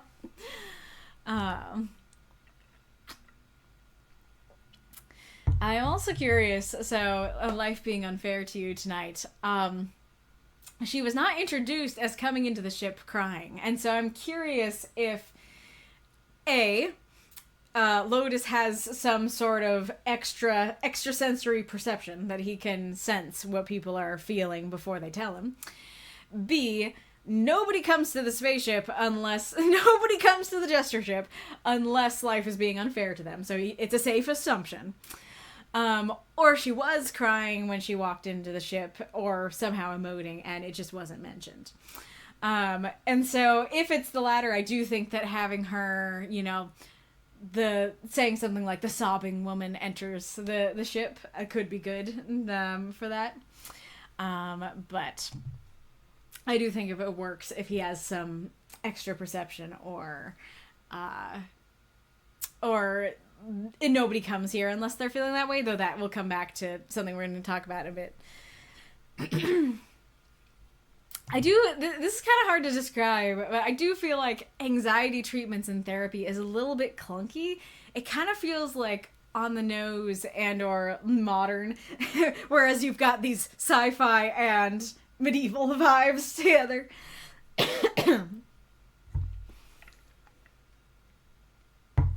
But I think what you could have her say that would sound supernatural and would be a cool mirroring is if you had her say, "You're the one who can fix me, right? Please, I've become numb and no one else has been able to help me." Or just, you know, "You're the one who can fix me, right? No one else has been able to." I think that could work very well, because I think that's what you're trying to say, of like, I've tried the conventional methods. I've tried therapy. I've tried anxiety treatments. None of it's working. And so I think saying, "You can fix me because nobody else could," would work super well and not have that strangely specific or on the noseness to it. I do like the image of the mask and him creating a mask from his own, and that showing that there is some side of magic or sci-fi technology in there. I think that's a good introduction to that. And it's kind of interesting to know that presumably all the masks just came from his, and stuff like that. So I do, let's see. Yeah, so this is the thing I keep referring to that we'll talk about later. So it seems like the lady knows about him, that he's a known phenomenon. And so she knows that when you go to Lotus, you get a mask, but she doesn't know what all that entails. And so she's like, "Wait, what? Like, I don't have to do anything? You're already giving this to me?" So I can kind of infer that. But it hasn't been introduced that she knows about him, that this is a known thing. And so the reader can easily be left going, "Wait, what? What do you mean already?" And so it's the same thing with "that's a misconception," that it can only be a misconception if it's a conception. And so it must be that generally he's a known phenomenon, and people are like, "Oh yeah, that Lotus character, he drugs people with his weird creepy masks." And then she's like, "I would like to be drugged into euphoria, please." And Lotus is like, no. He doesn't do that. Like, people have been spreading rumors. I don't know how he feels about it, but I love the idea of being like, no. People need to shut up about that. I'm a nice guy. I don't drug people. But anyway, so yes, I can infer that, but it is something that you kind of have to puzzle out yourself. And so I do think that either introducing in that first paragraph, like, she had heard of Lotus and his troop of jesters, and she knew that he would give her happiness. He would give her a mask that would make her happy. You know, that it works without it, but I do think that could make these lines of already and misconceptions and stuff make more sense. The other thing you could do is you could actually take all of those things out and it would work perfectly fine. Like if you had her say, you know, you're giving this to me without asking anything in return, or like, don't I have to pay, or isn't there a price or something like that? I think that would be a more general question that would work. And then you could just take out that's a misconception and have them say, no, the mask doesn't drug you. You know, that would work as well. I do really like the how can this make her happy, and her slowly putting it on her face. I think that works very well. I like the introduction of like, okay, like nothing really happened, but I feel relief. I don't know if using a different word like calm, like she felt a sense of calm wash over her, would work better, or if it does work better by repeating the word relief. But regardless, I like what's going on there. I like that usually with this kind of thing, it's like sudden change of your entire personality. And so her just being like, I don't feel anything except a little bit relieved, I think works very well. And related to that, I do really like that idea that the mask doesn't drug you into euphoria, because that is kind of the thing that happens in these types of stories where it's like, yeah, that wacky jester cult, they all put on the mask and then they become a totally different person. And maybe that's still happening. We'll talk about that in a sec. But it seems like it's different. It seems like it's like, no. Like I'm just giving you freedom from the overseers, like freedom from being perceived, and like that's pretty nice kind of thing. It doesn't inject drugs and or happiness and or both into you. Blemished heart is a beautiful phrase. Love that. I'm curious if the staring overseers thing is meant to be just like people, just general folks perceiving you, or if it's like, no, there are actual overseers in this world that you are being perceived by. In one sense, it doesn't matter that much, but in another sense, it does create a different story. It is a very different story if it's like, hey, I just don't like being perceived by people, versus like, yeah, there's actually a horrible government and like they are the revolution. You know, they are going against it. Those are very different things. I think I'll talk about it later. I'll talk about more general stuff later. Now, there is a little bit of like, I'm questioning at this part of she tries to reflect on her past, but a fog clouds her judgment. That seems a little more magical, a little more druggy, a little more culty than just like, oh, hey, like you don't have to be perceived anymore, and that's kind of nice. Even if it was like a government thing of like, yeah, the government can't find you now. Both of those things seem a lot more natural and not magical. And so then when it's like, oh yeah, I used to be sad, but I don't remember. Everything's nice. Like that seems more magical and druggy and potentially a problem. But I do like the way you describe it. I do like, you know, that shadow feels inconsequential. That works very well. And then I like what she says at the end of like, optimism? Have I forgotten optimism? Have I forgotten positivity and hope? And you know what? That is unfortunately relatable.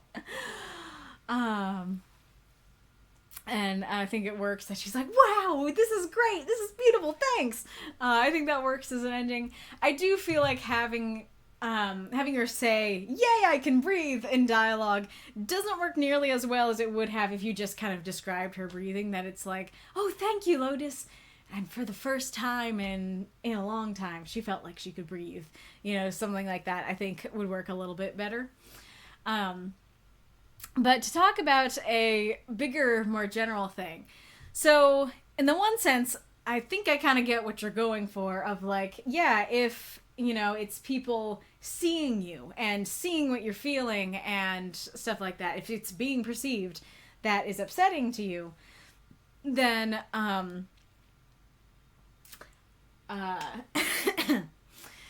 then putting on a mask and be like, oh, okay, I can hide what I'm feeling. People don't have to see what I'm going through anymore.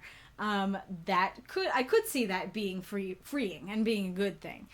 Um, however, this story does feel like it requires a lot of suspension of disbelief from me, because a mask feels inherently like the opposite of freedom. That it's the taking off the mask that's freeing, right? That putting on a mask means that you are hiding. And so it kind of reads like, what did I say earlier? Like, wow, like, I can decide not to be myself anymore, and nobody gets to know the real me, and I don't have to show anybody what I'm feeling. I'm so free. It's like, that sounds like the opposite of freedom, my homie. Like, the freedom would be the ability to share what you're really feeling and who you really are, and not have to hide. Like, the very necessity of the mask feels inherently like the opposite of freedom.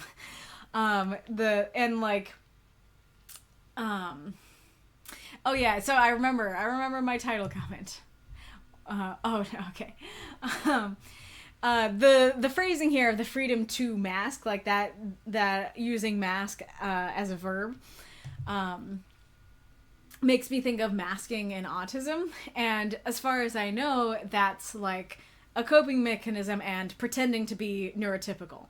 And so, but that I almost always hear referred to as a negative thing, that it's like, this is really difficult and painful, and like, people might think that, I don't know, you're like emotionally up to tasks that you're not up to, or simply think that you're a person that you're not.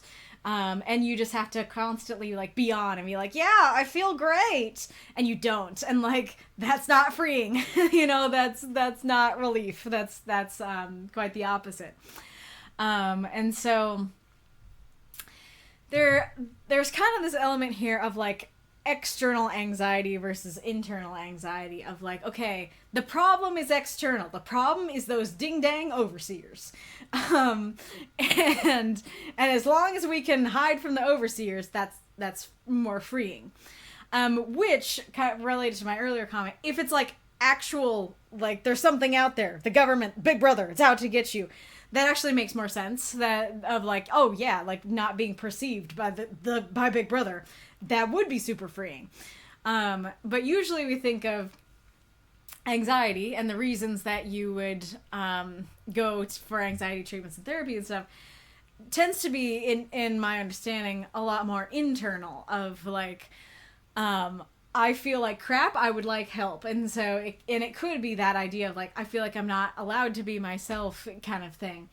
And so I feel like for most problems for most problems and especially like internal issues, a mask would do the opposite of help and would do the opposite of free someone.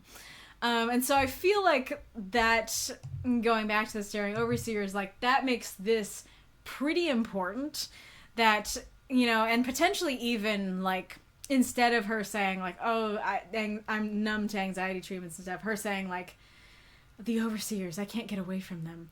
Or if they're not actually overseers, just being like, like at all times, I feel like everyone's staring at me, or I feel like I'm constantly judged. I feel like the world has its eyes on me at all times. You know, I feel like that can make more sense at the end, where it's like, oh yeah, like now you don't have to feel those eyes on you all the time because they're not seeing you, and so that's freeing. But the things that you'd need therapy and anxiety treatments for, I feel like a mask would be in the wrong direction.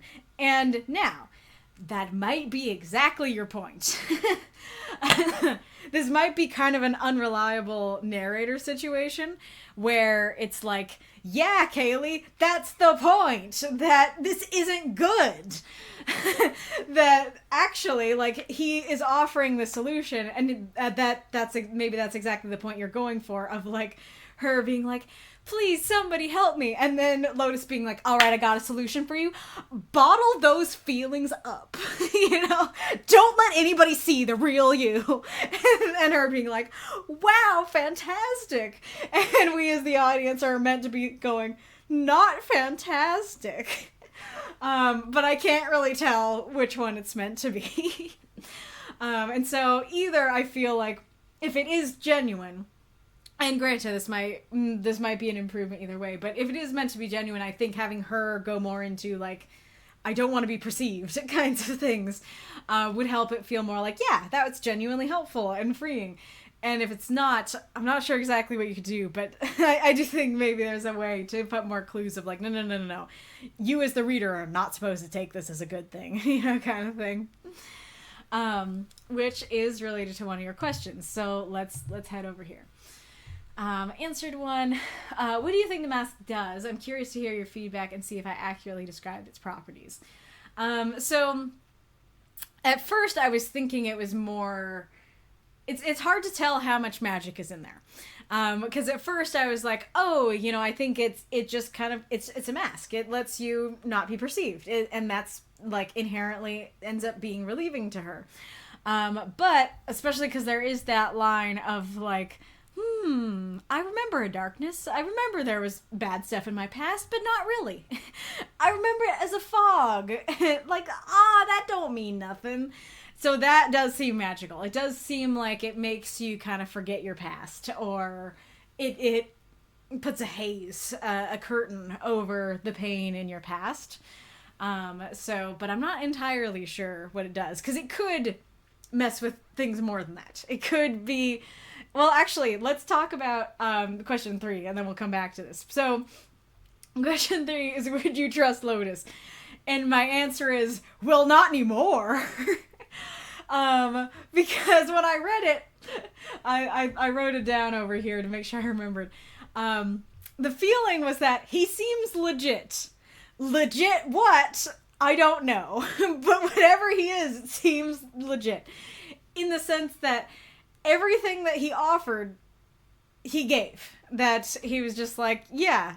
And there's multiple layers to it, because he gives her the mask free of charge. Now, there is potentially some spook to that, because it's like, everything comes with a price. And so, like, if I don't have to pay up front, I may be paying later. And so that might be what's going on there. It's like, yeah, totally free. It's not going to take away your free will at all. That kind of thing. But on the surface, it does look like a nice thing that he's like, hey, I just want to help you out. I will give you this to you because I want to help people. It really is that the mask doesn't drug you into euphoria. That seems very genuine. Like, that makes me lean on the side of trusting him. Because, as I said, like, a lot of these stories will go that direction, where it's like, oh yeah, put on this totally normal mask that won't change anything at all about you. And then you put it on and suddenly you're a robot. Then suddenly, yeah, you are drugged. You are like, everything's great now, And so the fact that it doesn't do that, and she clearly, like, she put it on of her own volition, like, he didn't force it onto her face. He gave it to her free of charge. And she, like, I think, actually, come to think of it, this is potentially even more of the thing, is that we get it from her perspective, and she puts it on, and she's like, I'm waiting for something to happen, and nothing's happening. And then he's like, no, it doesn't drug you. And so because we just saw it not drugging her, I am inclined to trust what he's saying. I'm inclined to trust, oh yeah, like, she said that all she felt was maybe a little relief, and he was like, all you'll feel is a little relief. And that's what happened. And so that makes him seem trustworthy in that way. But there is kind of a thing going on here where it's like, this does feel rather culty. Like, we got jesters out here smiling and only smiling, and people think that the mask drugs you into euphoria and stuff like that. And we do have the whole, like, fog over our past and stuff like that. So there is stuff going on here where it's like, don't really know what's going on here. And I could totally see it being a problem. I could totally see this being super spooky and creepy and terrible. But also, what he said seemed to be true. Also, he seemed trustworthy in the sense that he said a thing was going to happen, and that thing happened.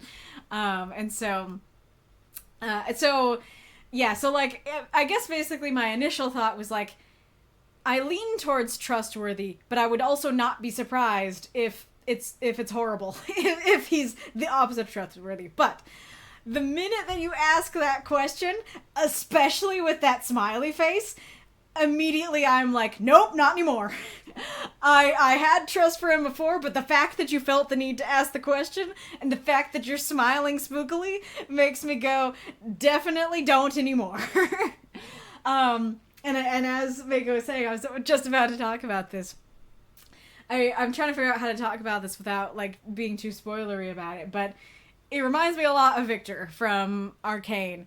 And like, before you asked that question, I would have said that it feels especially like that in the sense that Victor's goals are not bad. That he actually has a good heart.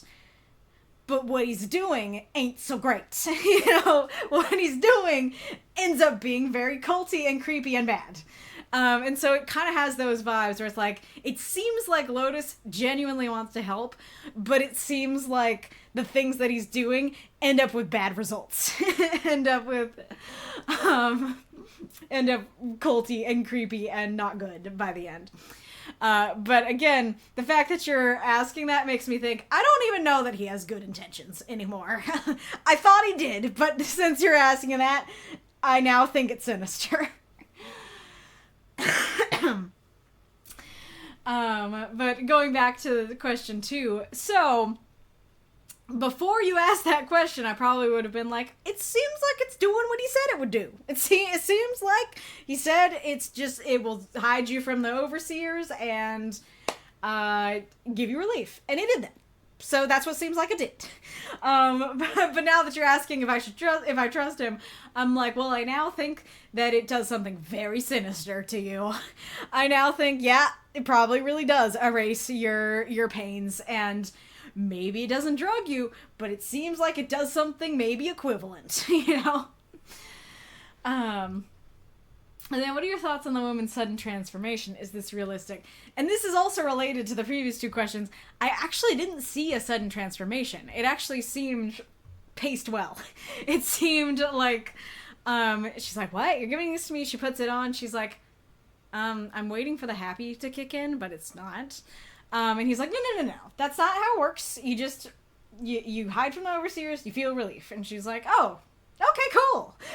Actually, that's nice. You know, again, it really is this is the only thing that I'm like, that seems sinister. That seems like something's going on. That, and you asking if I can trust him. What was I going to say? So, wait, no, what was the question? So it didn't seem sudden. It didn't seem like suddenly she's a different person. Suddenly she's super happy. It just seemed like she was like, oh, hey, like, I want to feel happier, but I just feel relief. And he's like, yeah, that's right. That's what you feel. And she's like, wait, no, actually, that's great. Thanks. You know, it just seems like she kind of, came to the realization that this is what she was looking for. And it didn't seem like suddenly she was a totally different person. You know, it seemed to make sense what was going on, which again adds to the fact that I was like, yeah, what he said, what happened. And so I was trusting him until he said that. But yeah, I think you did a great job with this. I'm surprised to hear that you, like, it was a late submission and you wrote it fast. I think it's very solid and works well. I think I mostly fixed the grammatical issues in blue. Some paragraphing stuff. The tense did change at the end. I think there was one thing that I didn't fix happened. And I understand why you had it as happened, because nothing happens except maybe relief does sound a little bit awkward. I would probably add maybe she felt relieved. I think that's probably how I do it. But yeah, so you can look at the stuff in blue to see the grammar stuff. Anyways, let's see what folks have been saying.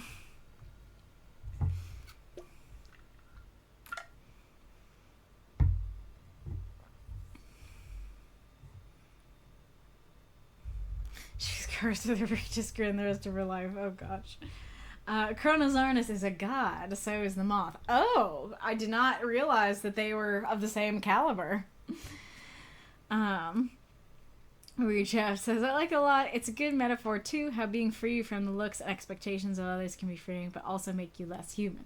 Ah, yeah, expectations is an angle I wasn't thinking about, but that is a very good point of, like, the mask could represent, like, everybody has these thoughts and expectations, and I'll just, like, pretend like I'm fulfilling them, you know? Kind of thing. Question 1, not really confusing, except for the eye. If your eye is inverted, smile, I expect it to be closed, or almost closed, manga style, so unless Lotus is blonde, golden, it wouldn't really fit. Well, I mean, I think that is maybe, this is a good point, because I think that's part of him being an alien. That, yes, that is true for humans, but I don't think he's human. So I guess that is maybe an important reason to keep the spaceship. Hi, kitty. Yeah, he's so cute. Question 2, I think the mask does what masks do. It hides. It hides you from others and frees you from the burden of being yourself. Interesting. Oh yeah, now this is making me think of Arith's story from a couple of weeks ago of, like, learning that you're a clone and being like, wait, I'm free from expectation. I'm free from myself. I can be whatever I want to be. That there is potentially those vibes, yeah, of like, yeah, I don't have to be me anymore. I can be the mask. Question 3. Would you trust Lotus? No. Smiley face. Perfect response. Question 4, maybe it's just me, but I did feel like is this optimism I feel is a bit corny. That's fair. That is fair, yeah. Yeah, maybe a different word than optimism. It could be, like, I guess hope might work better. I feel a wave of hope. Yeah, I think that could sound a little more natural. I think it's partially the buildup of, like, I feel a wave of something. It's coming over me. Optimism. You know, there is an oddness to that. Val says, yeah, fair for a smaller story. Probably didn't need to mention the spaceship or invitation. Fair. I can reach out. I answered her before. I can't see grammar for the life of me. You're grammar blind. Commas don't exist. Palmothemus. Oh, yeah.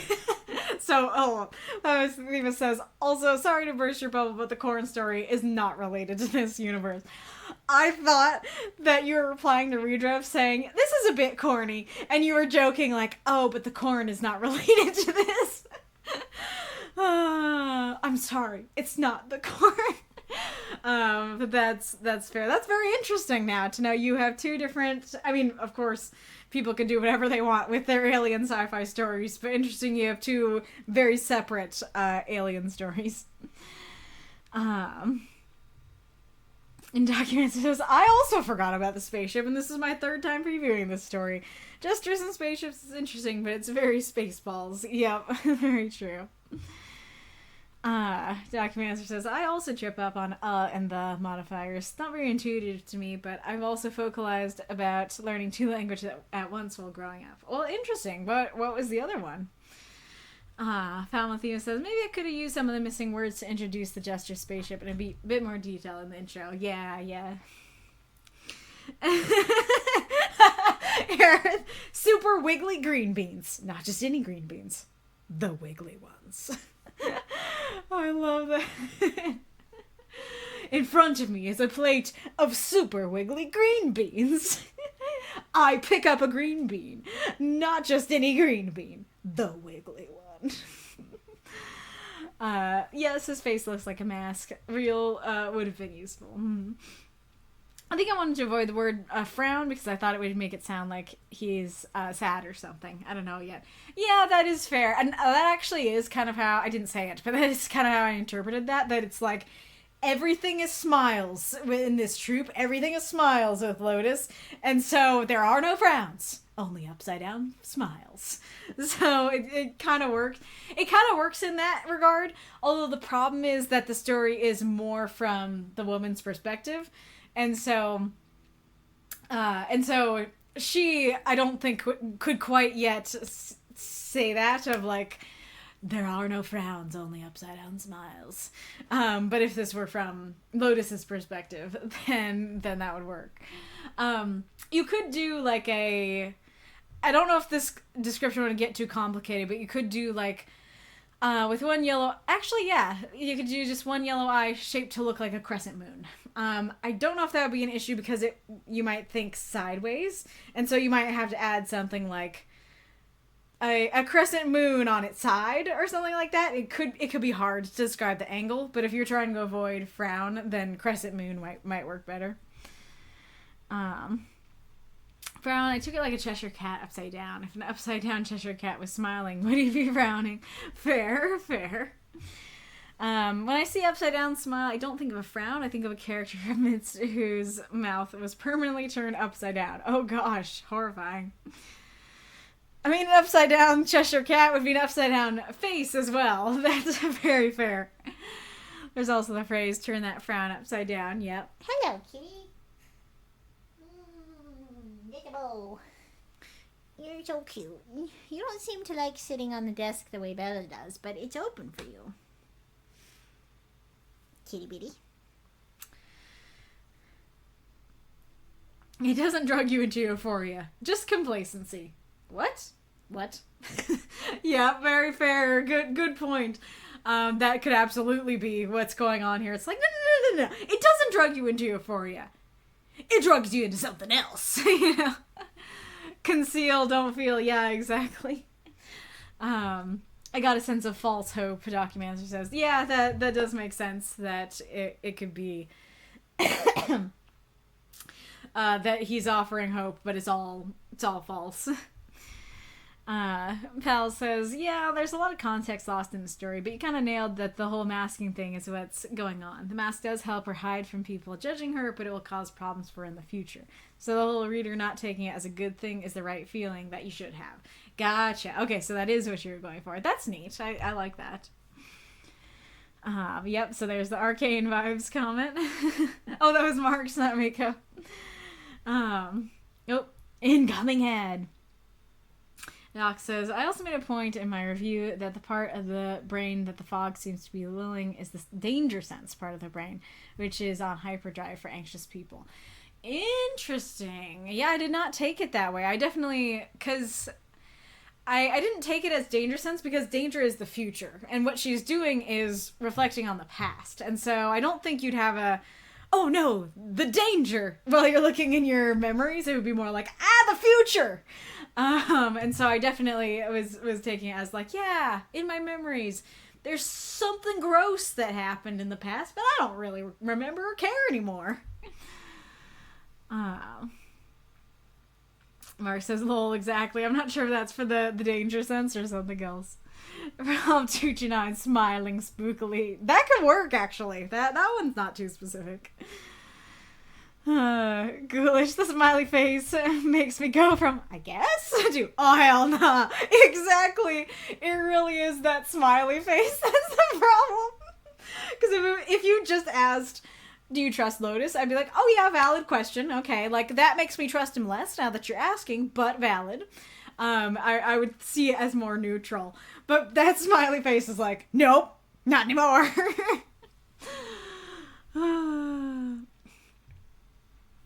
I'm kind of glad you were leaning towards trusting him before you saw my question, which is kind of what I wanted him to do. Nice, that works very well then. The other language, Spanish, nice. And Dr. Mister, a crescent moon, a banana boat. Yeah, I think it would be too silly, but the other one looked like a banana boat. Would work. His banana-shaped mouth, it's his eye, but yes.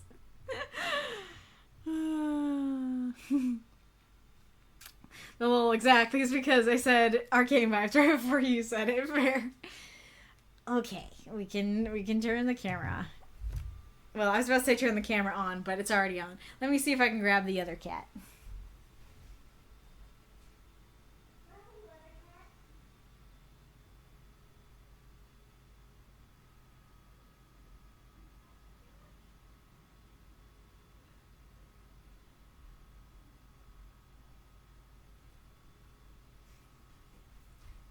Here he is, the other cat. There's the bowl. Yep. Me so cute. Adorable. Actually, the order changed, so we're on the second story. So, still a problem. Still late, but not as late. There's your sister. She's sleepy.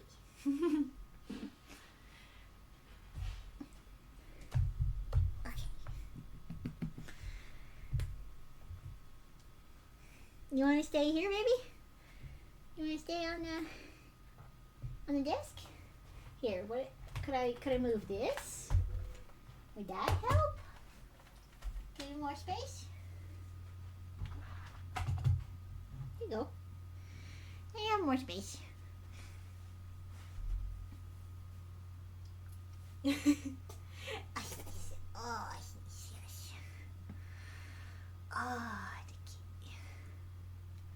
You got it. It's probably gonna be 5 a.m. when we reach the end for me. So, I don't think you heard, but I said when all the stories were unlocked, I was like, I know Reinc can't usually make it to the end. So are you guys okay with him being moved?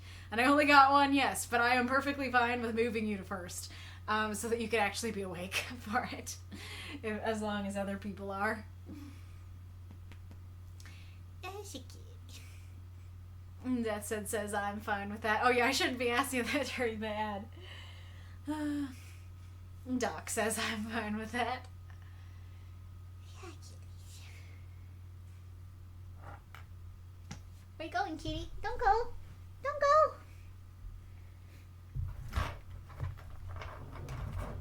There. Yeah, that's a nice big bit of desk for you. Where are you going? Yeah. You can stay on the desk. Oh yeah, I did put a kitty cam in the last stream, didn't I?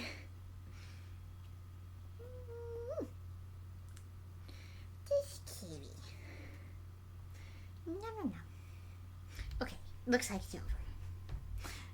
That would be cool, says Rick. There we go. Just do question. Will there be an announcement for Valentine's partners at the end of the stream? I can do that. They are partnered up. I just didn't have the time to send you guys messages last night, but I can show the list like I did last time.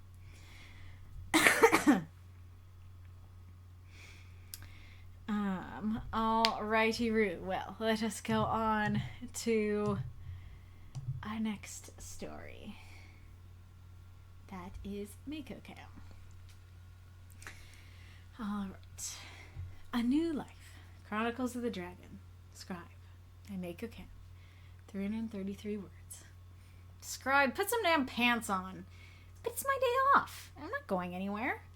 Every layer between you and the world is important until you stop using your powers by accident. Where are you going? Can I come? We're going clothes shopping. But that's boring. Maybe you'll understand when you grow up. I'm older than you. Next time we're in a fight, fucking help or get out of the way. Or better yet, stay home. I'm trying. It's hard to... Try harder. Everybody's leaving. It is rare for a rookie team to stay together. But hey, now you'll be the veteran, like a big sister. So you're leaving too. A car pulled onto a dirt road in an old forest and pulled to a stop where the hero's soul was waiting. Scribe got out of the car, her fairy companion Bit bursting out alongside her and then flying off to explore. She looked from a cabin to a small field of scrubby bushes, grasses, and dirt. So, what is this place? A home, Soul answered. Whose home? Yours. Mine. Cabin, the field, everything within the fences. So I can do whatever I want? My home, my rules? Mostly, yes. You can't do anything that will affect anything beyond the fence. And if you leave, you need to be escorted. But this is your home, and you can do what you want here. even if I want to run naked through the woods. It's your home. Scribe looked at him sideways, and then, calling his bluff, began unbuttoning her shirt. She started slowly walking out into the field, stripping down to a camisole and underwear, before breaking into a jog, then a run. She ran through the field grass, freer than she'd felt in years. Bit flew over to Scribe, wheeling through the air next to her. Laughing and cheering, they ran, leapt, tumbled, and danced through the field, fantastic and bizarre flowers blooming in their wake.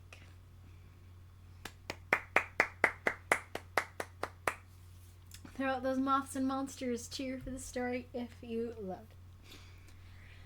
it. Pal says, thanks for reading my story. Do you think you could send a copy of my story with the comments in it? I'm thinking of expanding it in the future and would like your feedback. Remind me of that. Let's see. When should you remind me of that? I don't know, like tag me in the stream chat or something, because I can do that, but I'm liable to forget, because I remember before I was going to start just like sending the Word document out so people could see the comments, and then I forgot. So yeah, definitely remind me to do so before I delete the comments, because I do, I just use the same document and I just replace it every week, and so the comments are lost once the document is renewed. So yeah, if you want that, I need to send it to you. The blinds are covering my face. Nico's name is a palindrome. Nick. That's true. I don't remember if you've ever told me how you made your name. Is that why your name is your name? Yeah, I didn't realize either. Alrighty, well, I definitely enjoyed this story. Good little Scribe tale. So I'll talk about it a lot in my comments and stuff, but I want to hear from the comments. Especially those who are new to Mako's universe or don't, haven't fully read up on it. Were you confused by the little vignettes at the beginning? What did you feel like you were getting out of them? What did you feel like you were supposed to be getting out of them? Or were you, like, lost? So, let's see. So, as somebody who knows the universe, I do like the vignettes. I do think they're confusing, and I will explain that in a second, but I do think starting your story with "put some damn pants on" is really funny and cute. And then I like, them saying, "You'll understand when you grow up," but she's an adult, and her being like, "Hey, like, I like to have fun. I might do things you consider childish, but I'm not a child," kind of thing. And then this is hard to read. This is sad. That her own teammates are yelling at her and making her feel worthless and stuff like that. I mean, depending on the fight, I can understand why they themselves would be frazzled and upset and stuff. But it's sad, especially because, like, I can very much relate to that feeling of trying really hard and then feeling like it's not good enough, that even your best wasn't good enough. And so try harder is particularly a sad read. And then this is another sad read. This is a less hard read, but another sad read of, like, and I think you do a really good job of it, literally in 3 lines, giving us a gut punch of everybody's leaving. Well, hey, like, there's a bright side, and then that person saying the bright side reveals a second hidden new dark side. It's like, oh, so you mean you're leaving too? I think that works very well. It's very, very sad. Oh no, you're back. You didn't hear what I was saying. You missed my compliments. You'll have to watch the VOD and go back to my compliments. And then, like, the ending is, of course, my favorite. Well, yeah, let's talk about the critiques for the beginning before I go on to the ending. I'm sorry, my nose is, like, it's not fully running, but it wants to, and it's annoying me. So let's see. So do you feel like you understood the whole clothes stuff by the end? This is one I read to my dad, and he was confused because he was like, okay, so like she has these powers, she needs her clothes to help with that. And then in the end, the only thing that she makes happen is she makes flowers bloom. And so it kind of ends up reading as, you have to cover yourself up or you'll make flowers bloom. And it's like, that doesn't actually seem like a problem. Like that seems kind of nice. And so I do think that you'd have a couple options to fix that. Hi, kitty. Where you going? Where you going, baby? You're so sweet.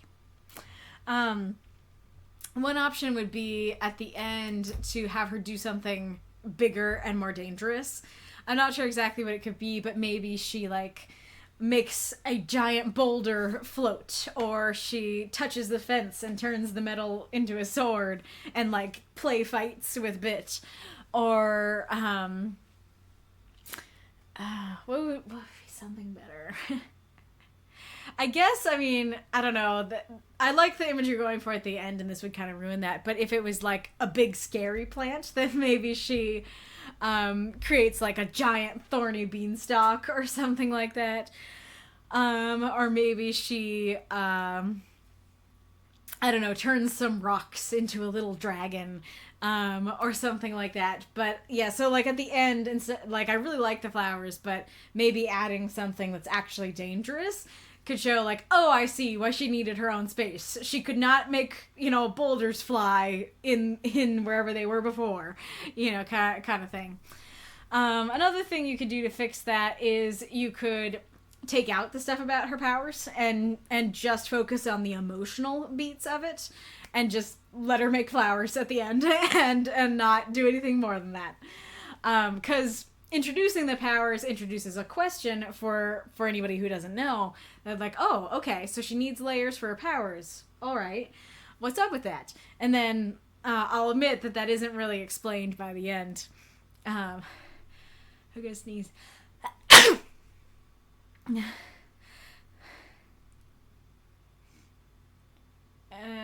What a season again. Hold on.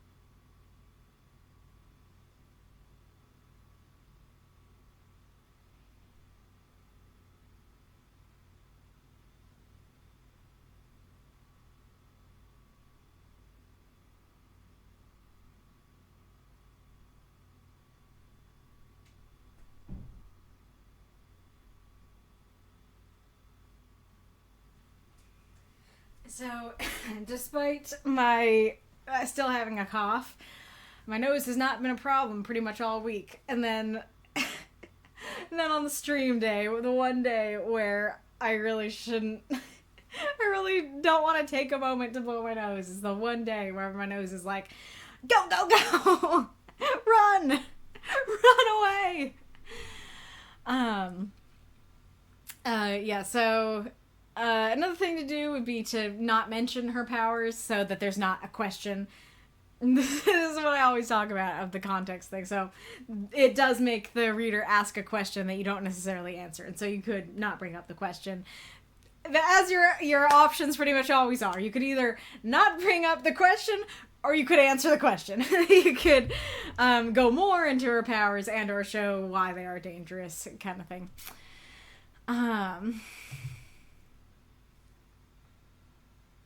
Oh yeah, I don't want to forget. I don't want to forget to talk about that. I think something that is probably, and you guys in the chat can say for sure, but is probably quite confusing to newcomers, is that there are no dialogue tags in all the vignettes. And granted, it does give it a cool vibe. It does feel kind of like Harry looking in the pensieve and seeing like memory after memory, that like this memory goes and then it splashes and a new memory comes up. And so it would, adding the dialogue tags would change the vibe, but I think losing the vibe is less of a problem than newcomers being confused. And so I do think at least noting when Scribe is talking, but noting when anybody's talking would be good. And you did have like about 20 words to work with, and so I think you could say, Scribe said, and then her teammate said, kind of thing, especially because I would guess that you'd assume that across the scenes it's the same two people, and it's not. And so Scribe is the only one that's throughout all the scenes, and so I think that could be quite helpful. And another thing, let's see. So I know from Mako that what this is meant to convey is that Scribe feels alone. She feels like she has no place of her own. She can't be herself. She can't do what she wants to do. She's disrespected and diminished. And so I like what you're going for. And in a way, I do think that what the scenes that you're showing do convey that it's like she has to put her pants on, doesn't want to, she doesn't want to go clothes shopping, but that's what they're doing. She's disrespected by, saying you're gonna grow up, and then she's treated like she's not a worthy member of the team, like she's not trying hard enough, her efforts are going ignored, and then everybody's leaving her, and so everybody's not doing what she wants. They're not staying together, and so it is there in those scenes. But I think that what is in these vignettes is a little too rich and a little too varied to quite convey what you're trying to convey. Like I said, the scenes are very rich and emotional, and they, as somebody who knows the universe, like they hit my heart, and stuff. But I think especially for a newcomer just arriving at the scene and this is all that they know about the character, then there's not really enough to get there. There's not really enough to hit their heart because they're just trying to figure out what's even happening. And so I do think that having some kind of... There's a couple of ways that you could have... let's see, what was I going to say? Did I write it down? Oh, yeah. So there's kind of an element of it feels like there's a new problem in every scene rather than it feeling like this is all the same problem. And so... doing things to make it simpler and make it seem more like the same problem every time would be very helpful. And the thing is, I think there could be a very simple way to do this that could even allow you to keep the scenes a little more close to what they are, which is just have something like, say, I can't do this in every scene, that's, or like have somebody say to her, no, you can't do that in every single scene. So it's like, I don't know, like in the first scene of her, you'd have to tweak them to make the line work, of course, but if maybe in the first scene she's like, well, you could have, I guess just saying like, Scribe, you can't go around without pants, that kind of thing. And then, I don't know. So now that I'm talking about it, I'm phrasing it differently, because I was going to say, you can't seem to grow up, and then you can't even help right, and then we can't stay together, that kind of thing. But that could help, but that's actually not what the original idea was. The original idea was to start or end each scene with the same line. That every scene start, and I'd probably do it at the end. That every scene would end with, you can't do this, you can't do this, you can't do this. I think that phrase might be what's making it difficult, is because that's kind of a starting or middle phrase more than an end phrase, so maybe that's not the phrase to use. But if you use the same phrase at the end of every scene, that conveys, I'm not able to do what I want to do, or what I want is being squashed, or, I feel restricted, like something that very well conveys, I feel trapped. Like, I think this might feel too on the nose, but yeah, even something like, Scribe hugged herself, feeling trapped in her clothes. And then, I'm older than you, like, Scribe hugged herself, feeling trapped in her body. And then, like, Scribe hugged herself, feeling trapped by her powers, or feeling trapped because she couldn't use her powers right. And then Scribe hugged herself, feeling like, I would say feeling alone. Follower goal met, 150 out of 150. Thank you guys so much for following. I'd say Scribe hugged herself feeling alone, but that one's kind of an issue, and so we'll talk about that in a second.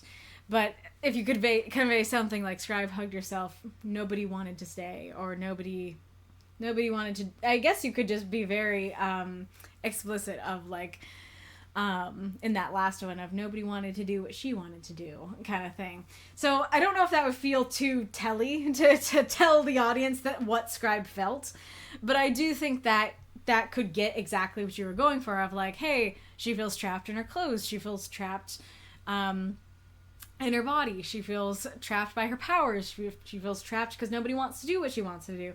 And then at the end, it would be very clear of, like, we're being freed. We're being freed from the entrapment, kind of thing. Writer Sylvie, hello. Are you the new follower? Regardless, welcome. Somebody put the link to the Discord. We have a prompt every week that we write flash fiction for, and you can totally feel free to join our Discord. We'd love to have you. So to talk about this one specifically, I think that this one, while I did find it the most, like, impactful, well, and I guess it's a toss-up between the previous one and this one, I really like it. I love hate the idea. It's sad, but I think it's very well conveyed and very emotionally powerful. This idea of you're leaving too. But I think it's one of those things, I think this was in the meme I posted. There was something I posted that was an Instagram post that was a ton of writer memes. And one of them was, writing isn't about killing your darlings. It's about putting your darlings on ice until a later time. And so this feels like that to me, where it's like, this is really good. This is a darling for me as well. Don't kill it. Put it on ice for when you can use it later. Because this is great. It just doesn't quite work with this story. And so the reason that I feel like it doesn't quite work with this story is because being alone in a cabin in the woods seems like that would be the exact opposite of what she would want after this. Because what she seems to want is to be with people, is to have people stay. And so that idea of, I want to stay together but nobody else does, that's cool and that works. But that's the subtler thing. And so I don't think most readers are going to go, oh, she wants the group to stay and nobody's doing what she wants to do. Instead, it ends up reading as, I want people and no people. I want people and people are leaving. And so then that one in particular makes that ending not fit as well, because instead of feeling like, wow, I'm so free, I can do what I want to do, it feels like, wait, you were sad that everybody left and now you're alone in a cabin in the woods. That feels like the opposite of what you would want. So yeah, I really like the scene. I really like what you're going for. I think it's emotionally impactful. I think it's well written. But I think that this one would probably need to be removed entirely. and either put more words into the other ones or do something different. And then you can do what I was saying of like, she felt trapped in this and trapped in that kind of thing. I just see Wolf. Why does this accurately describe my feelings towards pants? I will have to look at this later. That's hilarious. But anyway, so regardless, I do absolutely love the ending. I think it's well described. I like the description of pulling up the dirt road, and the hero soul, I think, is a great simple description of him. I like the scrubby bushes, grasses, and dirt. I can totally imagine that. I like the conversation. Like, it's a home. Who's yours? I think that's great.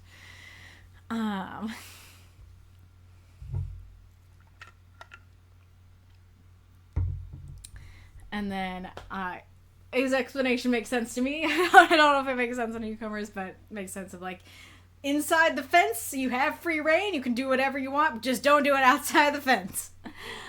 And I like that. Even if I want to run naked through the woods, I'm curious how that ends up reading to newcomers, because I don't know if it's like, what?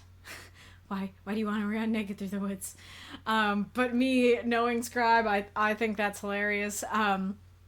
It makes me think of Jacksepticeye playing Night at the Woods. There's like a scene where May is drunk in the woods around a campfire in the middle of the woods, and she's unprompted is like, I'm gonna run naked through the woods. And I just can't help but hear how Jacksepticeye voices that line for this. I'm gonna run naked through the woods. So it's funny to me. I enjoy it.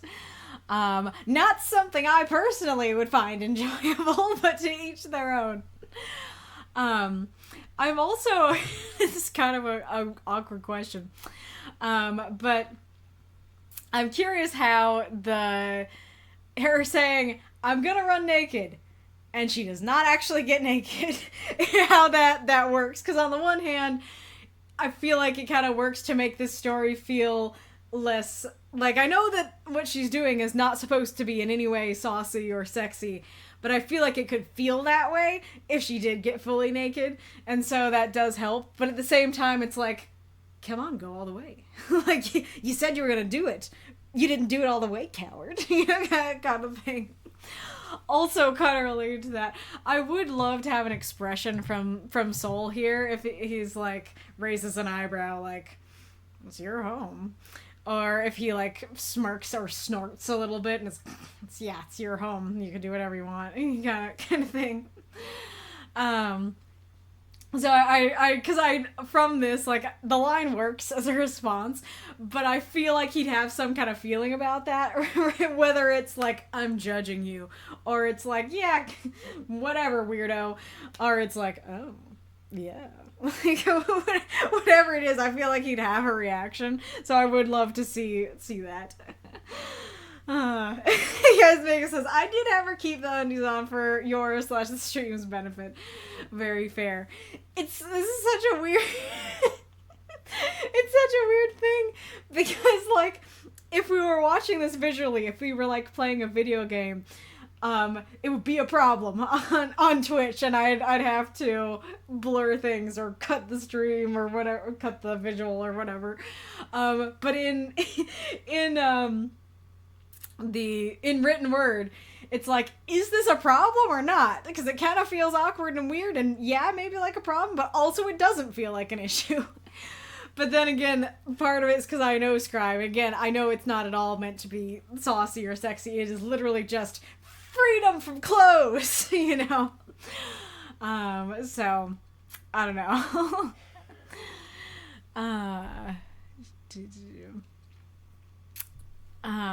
And then I do love that last paragraph. I think that's really sweet and delightful. I love the emotion of it. I really like I really like the image of the flowers blooming in their wake. I've definitely seen that image before of someone walking and flowers blooming. I think that's delightful. really enjoy that. Enjoy the freedom of it. And I like that the breath isn't a literal breath. It's like, I am free. It's like I feel the freedom, and you feel that emotion at the end of the story. I think that is great. Sneezy cat. Let's see what folks have been saying.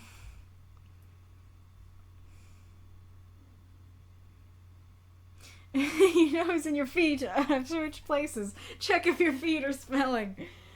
Amazing and horrifying. Document says, yeah, I needed something to body/ground the dialogue. Now I'm just thinking of body as like a verb for like body slamming. We need to body slam the dialogue. Throw a body at it.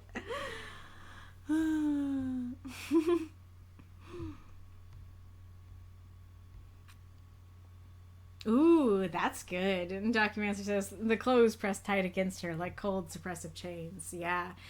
I guess that could be another option, is to use a very restrictive trapping image in every vignette. So, yeah, having it be like the clothes are like chains, and then having, the second one's a bit harder. I guess you could say their words felt like chains.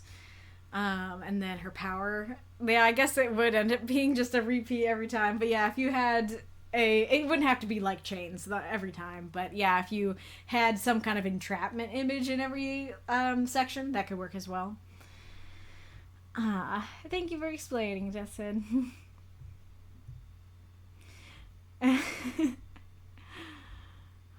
And then Mika says, this is where I got the prompt clothes that are too tight. Vibrate. Yes. Look, everybody, I'm naked. Mika says, you're right, I could have just had her buck naked, but I didn't want to make you picture that. I confess I'm overly cautious in that regard. That's fair. And I do appreciate the caution. I would much rather you were too cautious than too not. Too not cautious, so I do appreciate that. Don't know what we're replying to with Norman.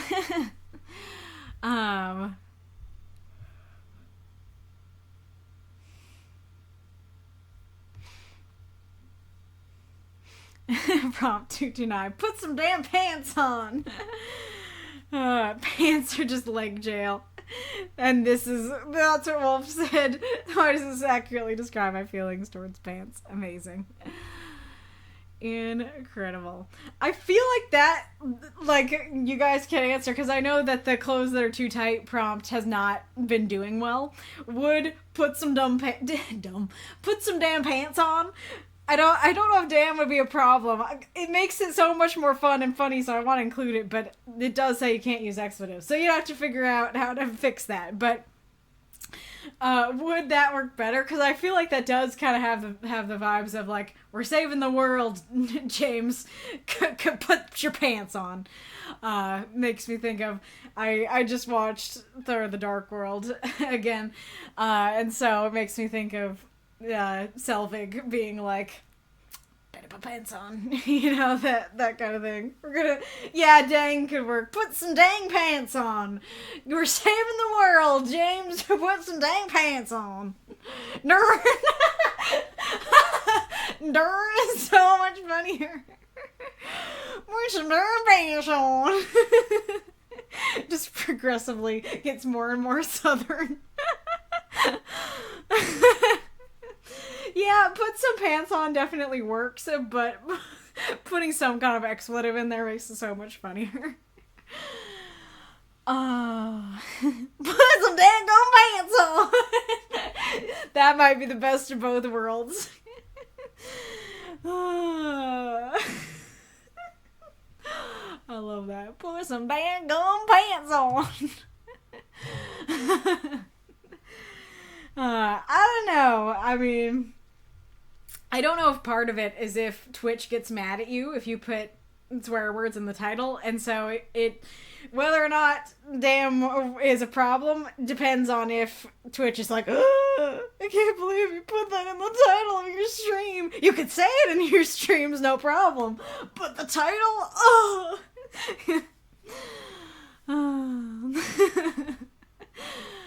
Alright, but yeah, so, would that inspire you more? Would that prompt work better for you guys than Close the Door Too Tight?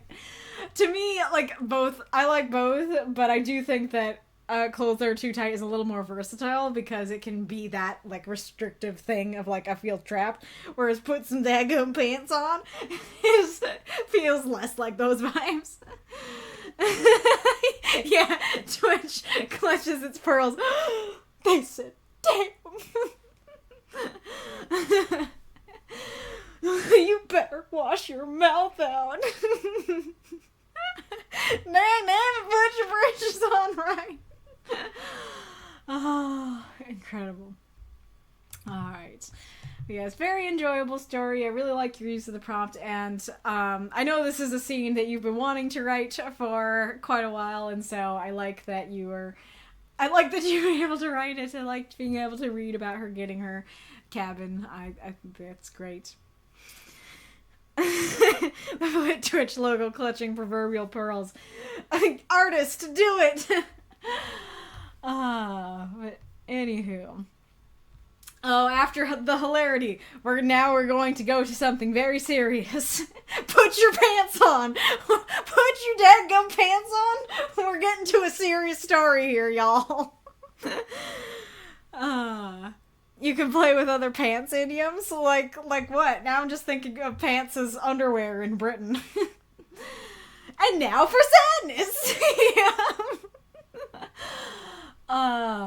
I was considering putting your story first, and I wonder if I should have, because now we are in a very different mental place.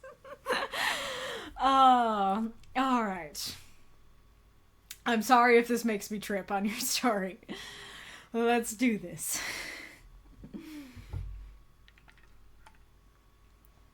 Hell Frozen Over by Norman Gray. 350 words. Content warning, illusions of violence.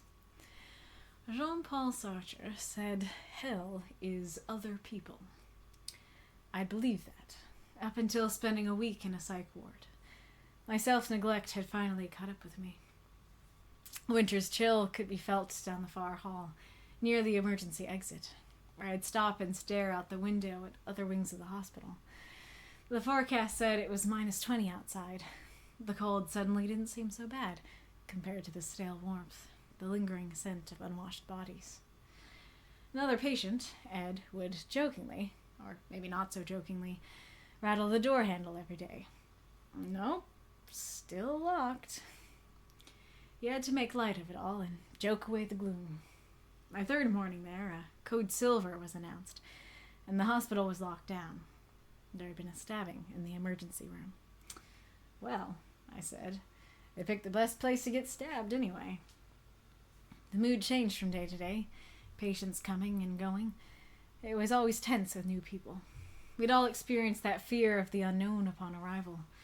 There was often a hint of volatility, of potential danger, though I never saw much aggression during my time there.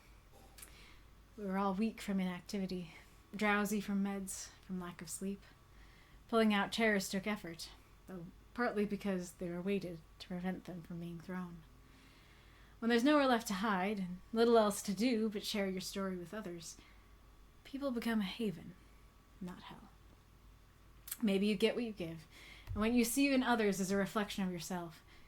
The experience knocked me off my high horse, and made me better at empathizing with people. Everyone had their own hardships, all of us trying our best to play the difficult hand we'd been dealt, and get our lives on track. We all wanted that, not just for ourselves, but for each other. I mentally prepared myself for another week when they discharged me, when I stepped through the hospital's front doors and breathed in that wonderfully cold, crisp January air. I feel hopeful.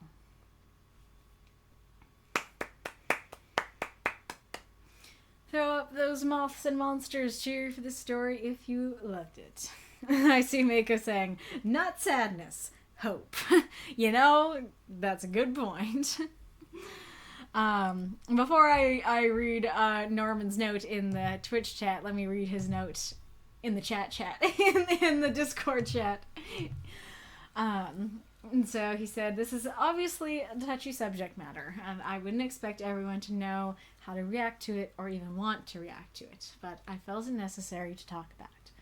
This happened 2 weeks ago, but frankly, it should have happened years ago. I've avoided seeking help for so long that it became an incredibly daunting thing.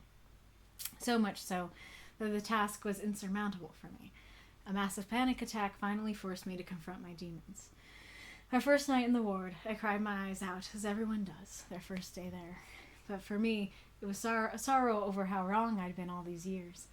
I won't lie and say that it was an easy environment to be in, but the hospital staff were incredibly kind, helpful, and accommodating, and I mourned all the time I'd wasted living with the baseless fear of seeking help. I'm sharing this piece because not talking about mental illness is what got me into this terrible situation.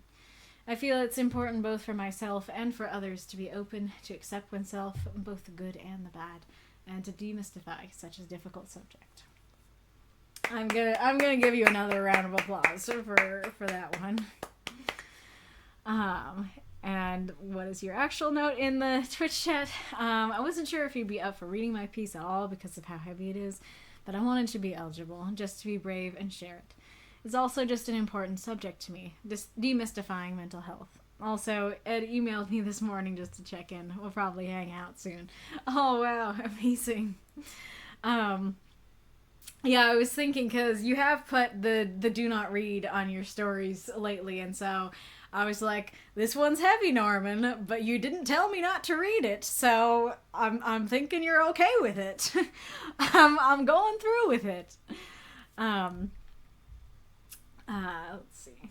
Yeah, applause, yes. I just see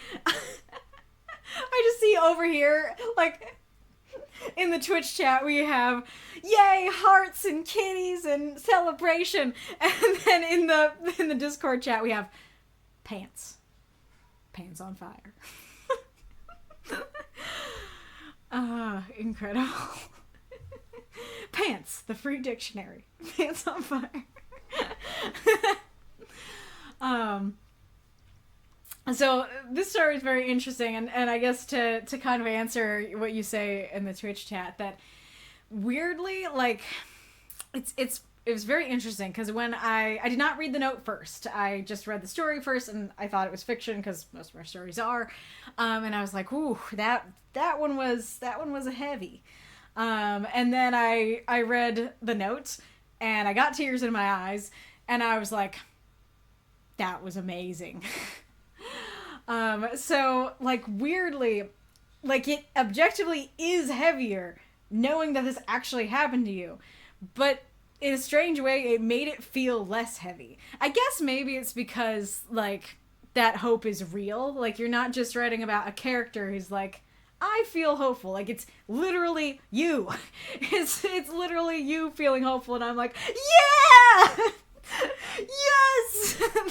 This is great! Yes, the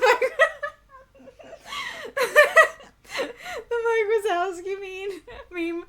Let me see if I can put it on the screen for a second. That. It is exactly that. Also, hi, Documancer. Sorry. Sorry to show that you messaged me about something. I have no idea what it was. So Prop 229, simply pants. But yes, that meme is exactly correct.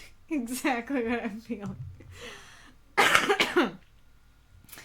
So FYI, knowing that this is a true story makes this story significantly hard to praise and critique, because it's just like, why am I gonna critique it? This actually happened to you. If I'm like, that seems unrealistic, well, too bad it happened, you know? So I do have some stuff to talk about with it, and I will note, I don't know if this is going to make you upset, and I hope not, but I did read this one with my dad partially because I was like, I was struggling to figure out what to say because I was like, it's just really good. And so I read it to him and made a point to not read the notes to him so that he would just critique it as fiction and I would see what happens when somebody reads it as fiction. So a lot of my critiques are coming from that. But like, I don't even know like what to say because I'm just so happy to read this. I'm just so happy to know that I'm happy to know that you got help. You know, I'm happy to know that you're doing better than we saw, because the conversation that we ourselves saw from you was more than 2 weeks ago, right? And so it's kind of amazing to see like in real time this happening and seeing in what a poor place you were in and knowing that you did go and get help and you are doing better because of it. I'm just like, it's very impactful. And like I said, you made Spectre cry in the council. You made me get misty-eyed when I read your note, and I don't know if you made anybody else cry.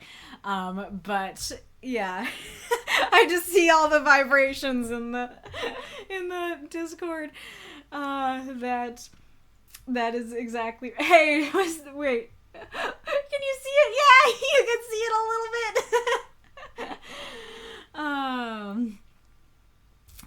Norman says, and again, not to bring more tears, but thank you and this group for giving me a bit of a nudge in the right direction when I wasn't doing so great. I needed that.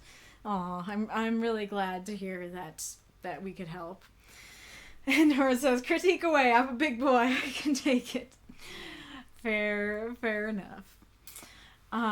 So let's just get started. So I like this quote. I don't know. I don't really necessarily agree with the quote, but I do think that the quote is a very interesting one that I have heard before, and so I love seeing somebody riff on it. It was already a great riff on it, thinking it was fiction, but knowing like this is actually how you're feeling makes it even more powerful. Yeah, so like that is kind of an introvert's quote, right? A little bit of like, people, my gosh, they suck, you know? And sometimes they do suck, for sure, and I can understand why someone really would agree with the quote and stuff. And we'll talk about the reversal at the end, but it is it's a downer of a quote. It's a sad thing to think, and so I love that you're able to think differently by the end. So I guess this is a critique from me, not from my dad, or I mean, I don't know. So what happened is when I was reading the story, so Jean-Paul Sartre said, hell is other people. I believed that up until spending a week in a psych ward. That ended up reading to me as the psych ward is hell. Like, I believed that other people were hell until I spent a week in a psych ward. That was hell. And so that the first time I read it, that made it so much darker. And because I was like, oh, that's the premise. The premise of the story is the psych ward was hell. Here you go. Here's the description of hell. And so it made everything so much like, oh, this isn't good. And so now that I know what you were going for and that this was real and this actually is genuinely supposed to be a very hopeful story, I'll think about it. I'm not quite sure how to fix it, but I do think that, at least for me in my reading, that is something that would need to be fixed to make it clear. No, that's not the premise of the story. I'm not trying to tell you that it was hell. I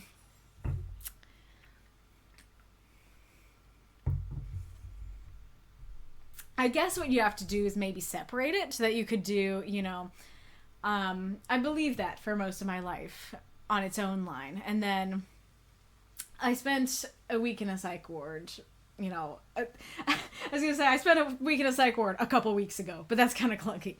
But yeah, so I believe that until recently, period, new paragraph talking about the psych ward. I think that could fix the issue.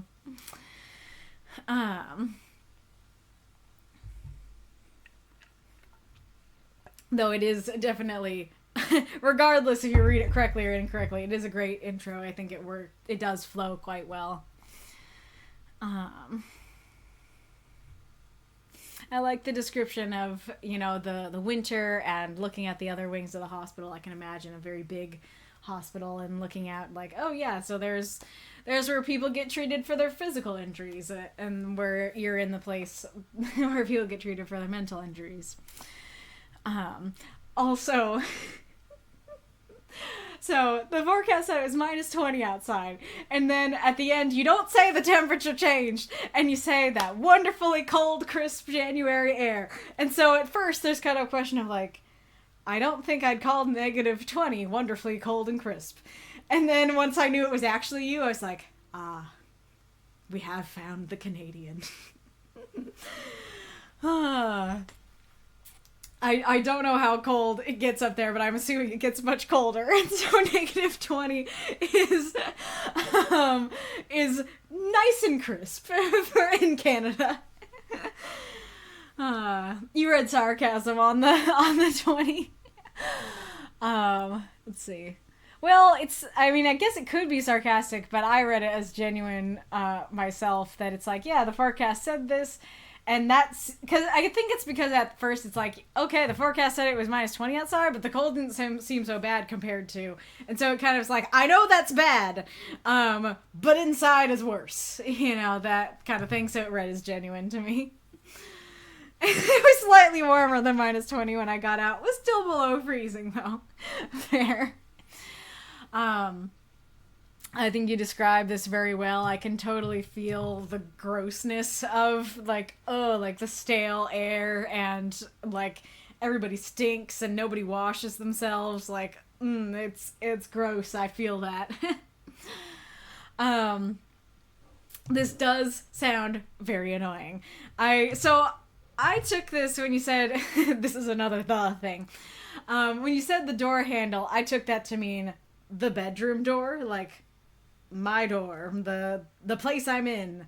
But you could have meant the big door to the outside. You could have meant that that the door to the outside was locked, and it's like, no, sorry buddy, you're not getting out, kind of thing.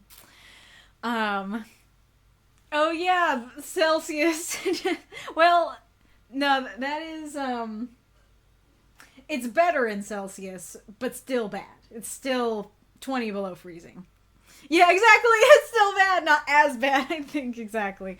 Because freezing in Fahrenheit is 32, right? And freezing in Celsius is 0. And so 20 below freezing is still bad, but it's not as bad as, because it would be 50 below freezing in Fahrenheit.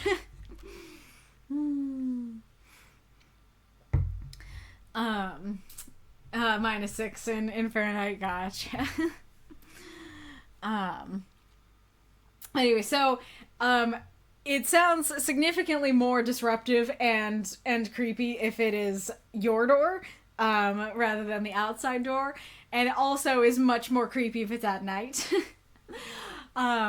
I don't want to be too disparaging, because I now know you're friends, and this is not a bad dude or anything like that, nor is this fictional. But definitely when I read that, I was like, oh boy, I don't want that. I don't like that. And so sorry it wasn't clear, I guess. It was the emergency exit door.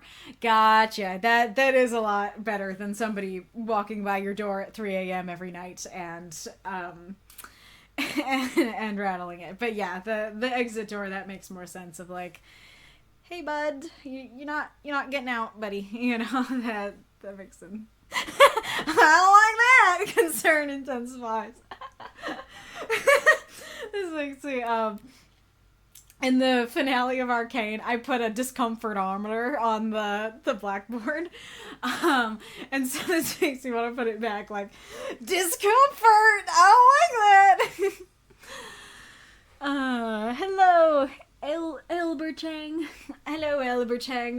Welcome. This is not my novel. This is something written by someone from our community. That someone is Norman, and he is here in the chat right now.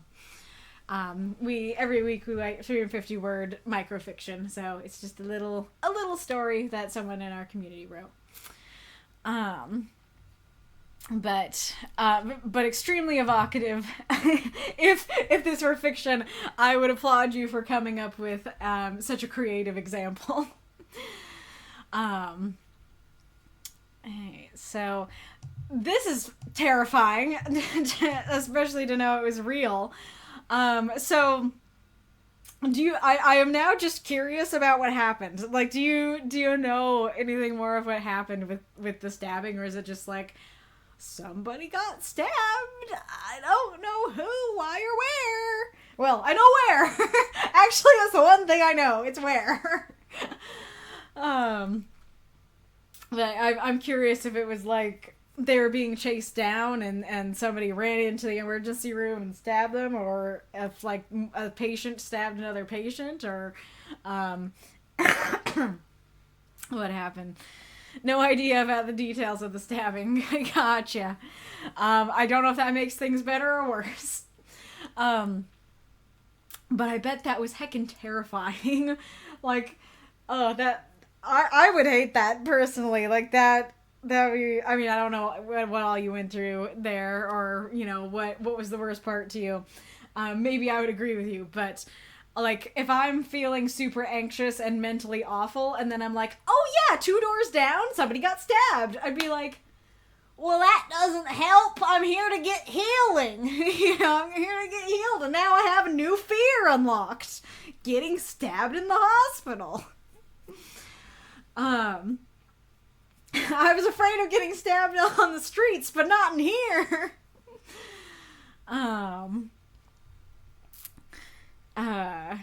Documancer says, I assume self-inflicted and they got caught because I think it was a routine watch. Would they call that a stabbing? Honestly, it didn't even occur to me of that, because like stabbing very much reads to me as like another person ran in and stabbed rather than like self-harm.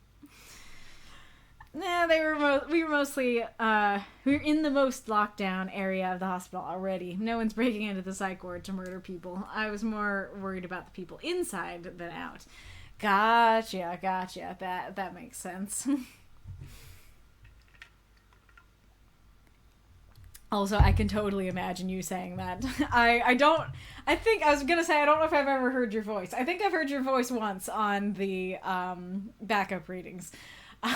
So I've not heard you talk in voice much, but I can totally imagine you saying that. And that is true. If you're gonna get stabbed somewhere, that is where to do it. And then it definitely makes sense of like the mood changing and everything being tense when a new person comes up and you're like, I don't know what you're dealing with, bro. And the fear of the unknown, and it definitely makes sense, this idea of like this hint of volatility, this potential danger. It's like, yeah, I don't know what you're dealing with, buddy, and so that it could be dangerous. So that definitely makes sense. There is maybe a slight contradiction seeming of like, I never saw much aggression. Well, somebody did get stabbed, and I would call that aggression. I think what you meant is, like, I didn't see much aggression in the psych ward. It's like, sure, it's in other areas of the hospital, but over here, like, from the other patients, I didn't see much aggression. But there is a slight question there. I think you could just add that. I mean, granted, you didn't have any words. A lot of people had words this week, but you didn't.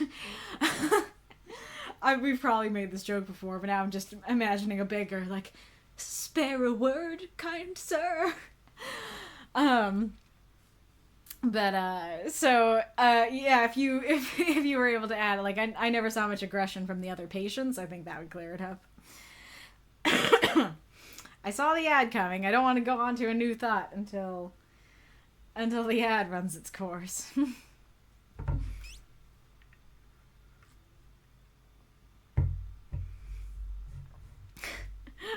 What is this new pants thing? This new pants animated thing. Tries to stop Makokam from vibrating, ends up vibrating as well. Incredible. Wait, stop! That's fair. Vanessa has to leave to get ready for work, but may pop in for the midstream question. Very fair. Word bank! Oh, that's great. I'd like to make a deposit. Alright, here we go. There is Cat. Oh, the other cat's over there. Hi, Bo.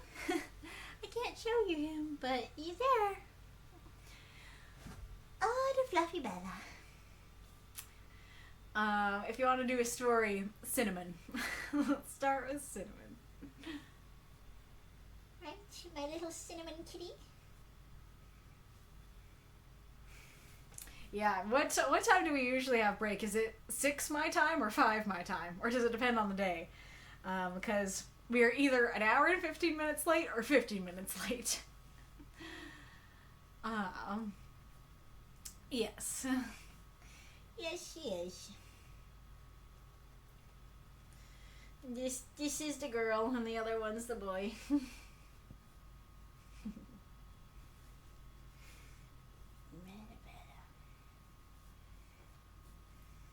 Yep. Dogmancer answer right after.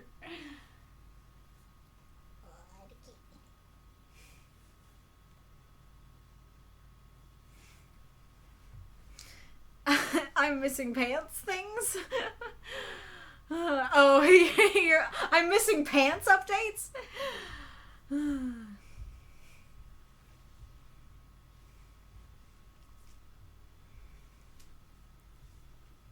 Let's see. Oh yes, I didn't go back to that, but the idioms thing. The pants can be a metaphor for responsibilities.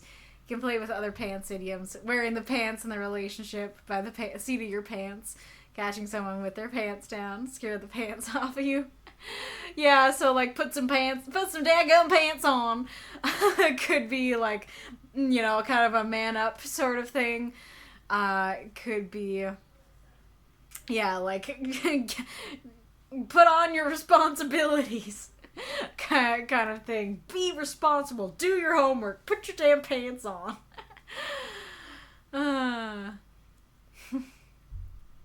Smell the cat. Could tell. Sure.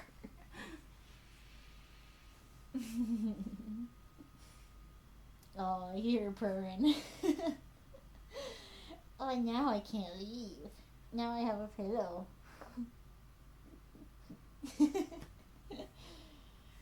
Oh, cutie. Imagine if I just put your big boy pants on. Yeah, exactly. Imagine I just, laid down and then just fell asleep. The rest of the stream is just me sleeping on a purry kitty. All the memes with cat allergy sneeze reflexively. Oh no.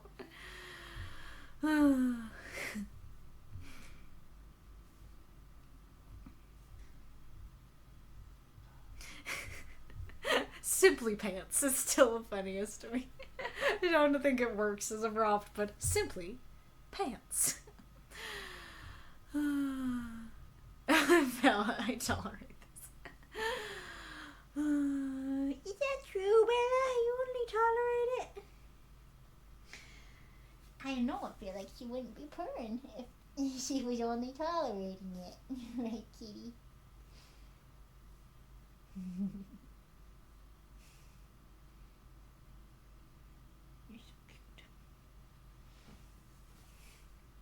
They're good kitties. Oh, the ad's over.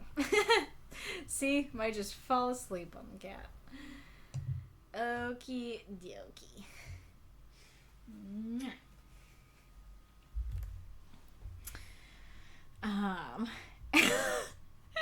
I just come back and see a man was stabbed. Alright. I do really like the descriptions here of weak from inactivity, drowsy from meds, from lack of sleep. That works very well and it feels very realistic. It was.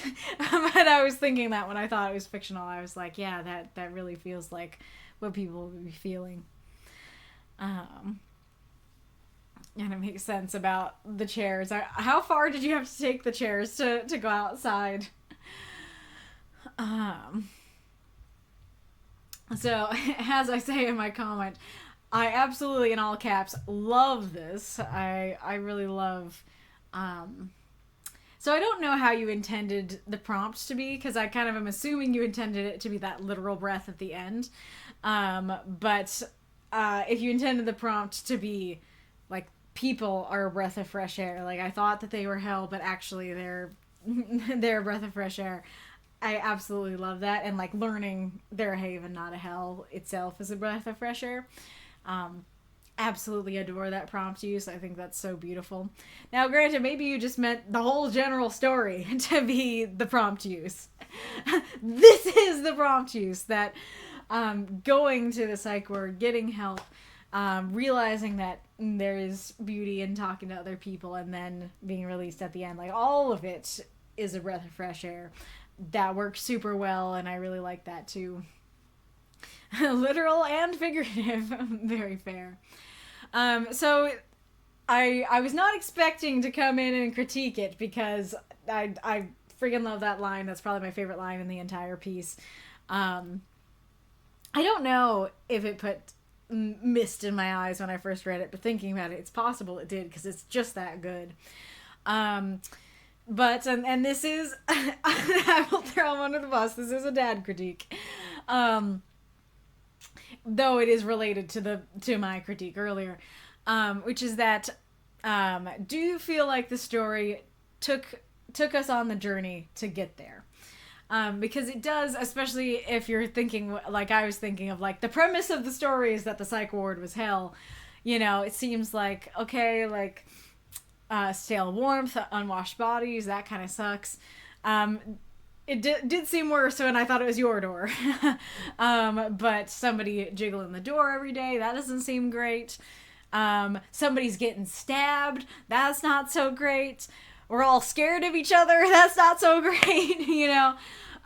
So there's a lot going on that is not fantastic. And so there is an element of, like, should we have had more good stuff before this point of showing, like, yeah, that people aren't hell kind of thing, rather than having a lot of the sucky stuff and then going to that. Now, I was arguing that it's a journey, that it's a journey from, wow, I don't like this place, people are smelly, people are getting stabbed, this kind of sucks. But then you're starting to open yourself up to it and realize there's beauty in this, and go, hey, like, I don't like that you stink, but I like talking to you. Like, the conversation is more good than the stink is bad. You know, that kind of thing. So, like, I took it in that way of, like, yeah, it's a journey. It was very scary. It seemed like it sucked, but then it's the people that are the good part. Like, it's talking to people that is the most healing part of this experience. And you realize, like, actually, and I really like the word haven, like, they are this safe place to run to. Like, it's not like, oh, you suck, you smell, you might stab me. Instead, it's like, oh, hey, like, you're struggling with stuff just like I am, and you're a safe place to hide, kind of thing. Like, you are a safe place for me to share my own struggles with and put my own struggles into, kind of. So I think it's really beautiful. I absolutely love the line. But I do wonder if maybe some more hints earlier, or more of an arc to that point. I don't know if that would have been good. I don't like critiquing the story, because it's good and it's real and it's beautiful.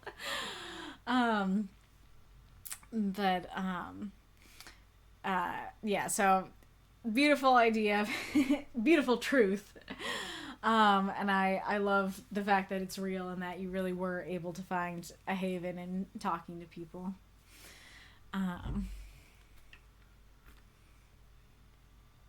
The next paragraph works very well.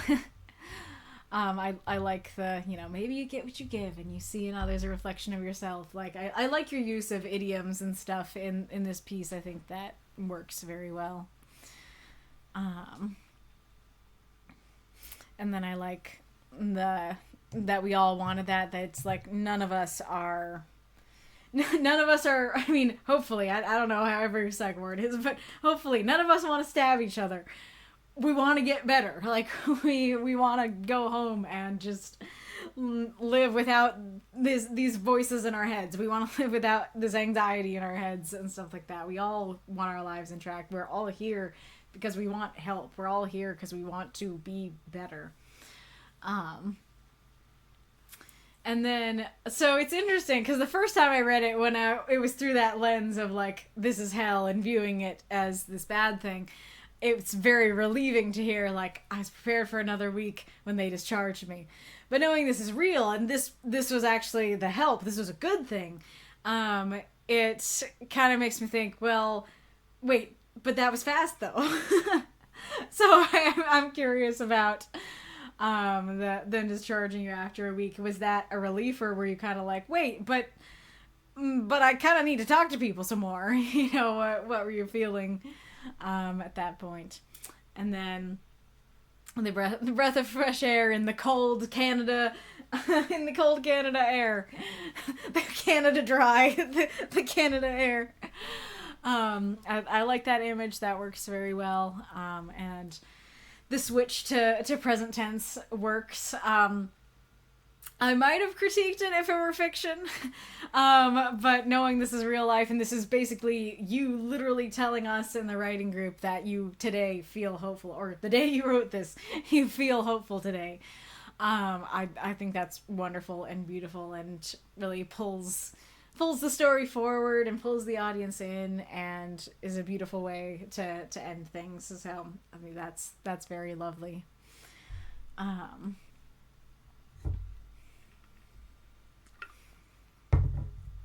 Let's see what folks have been saying.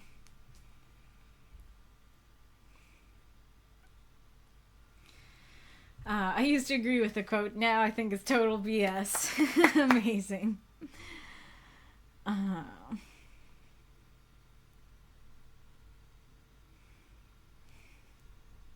Celsius moves faster than Fahrenheit, for better or for worse.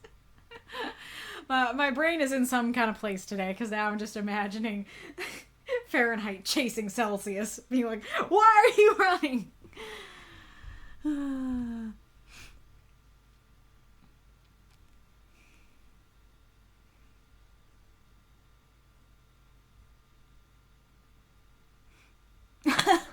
That took me a second. Cooler says, getting stabbed in the hospital is inevitable. The difference is with what? And for a second I was like, what? What hospitals have you been to? What hospitals have I not been to? And then I realized you meant surgery and scalpels and stuff. I'm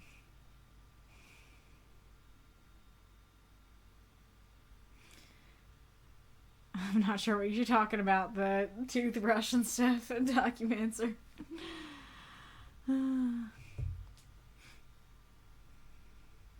Oh, we didn't really get started reading until an hour after the stream started. Yeah, very fair.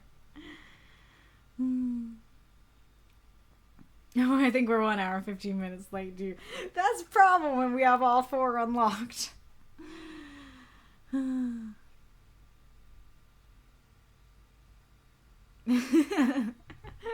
It's more like Bella. I'm comfortable. I'm in the mood. Therefore, this is fine.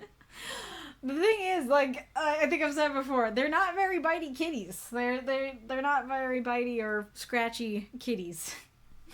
They are poopy pukey kitties, but not bitey scratchy ones. And that might be the trade-off. I don't know. I've only had 3 cats in my life.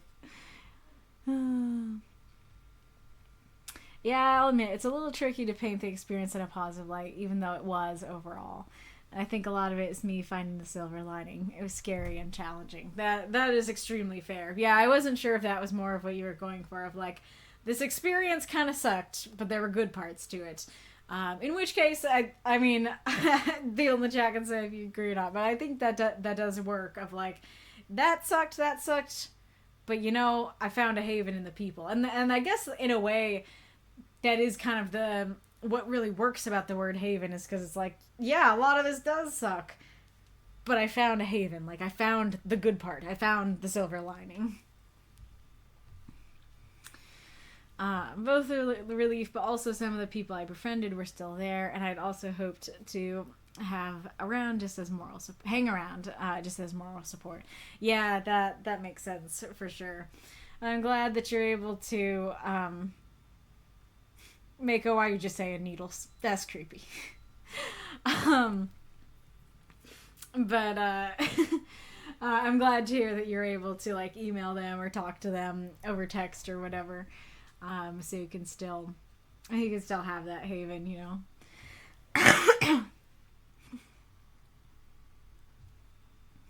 Gotcha. I mean, it still goes back to, I mean, Norman doesn't know, so Norman can't answer, but, getting stabbed with needles, yeah. It still goes back to, I feel like if there was some sort of, like, code something, and, like, something big happened, I feel like it's because a person stabbed another person. That, like, granted, I don't know for sure, but if somebody self-harmed, I don't feel like they do some kind of code for that. Now, I'm lucky that I haven't been in hospitals much in my life, but it feels like, hey, like, dangerous person came in and stabbed someone, like, that's something you have a code for, but, like, somebody did something to themselves, like, unfortunately feels more likely, and, like, less like you need to alert the whole hospital about that kind of thing. And try and use few words so you stop walking this. Fair enough.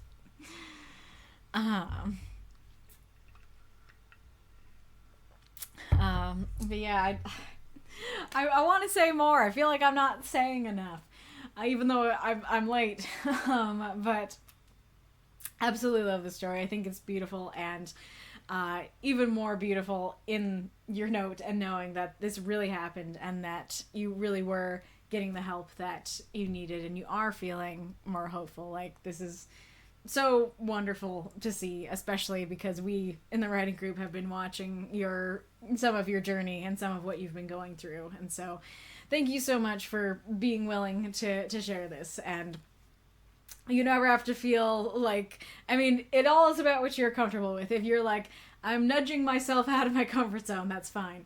But if you are the mama bird throwing her baby out into the wilds and making it fly, you don't have to do that to yourself. So if you're feeling that way about a story of yours being read on the stream, you don't have to shove yourself out of the nest.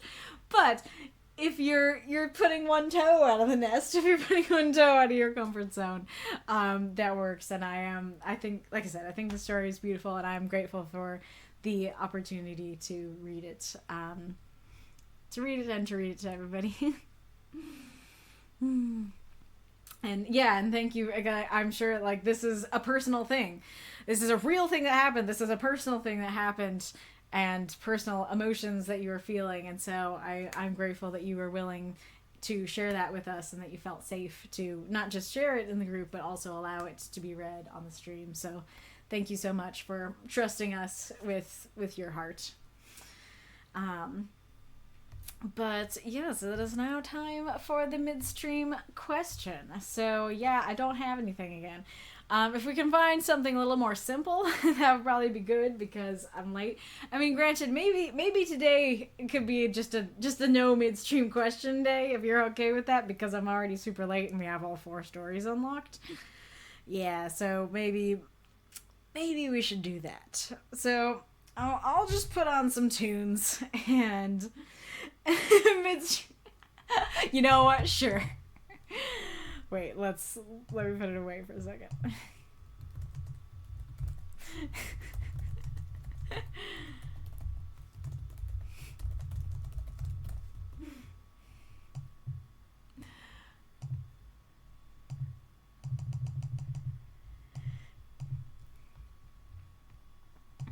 There you go. There's your midstream question.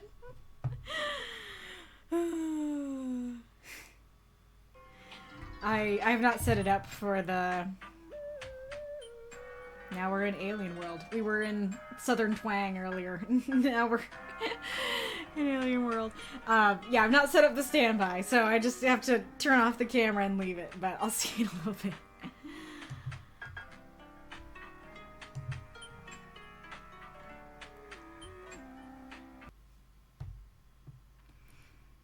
No, don't start another one. I'm here.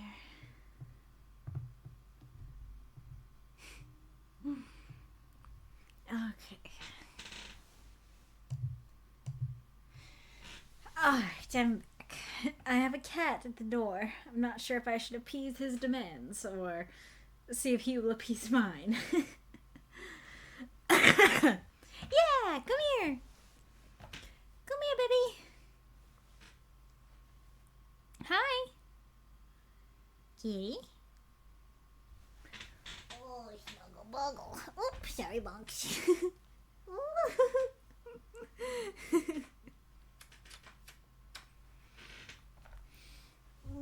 Snuggle buggle. And Bella still is on the chair with me. Alrighty-roo.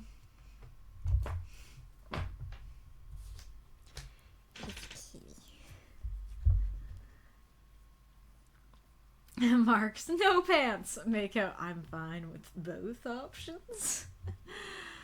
Palmothemus, skinny jeans is like jail. Which is perfect for Mako's meme in the Discord chat. Which I guess I'll just like show.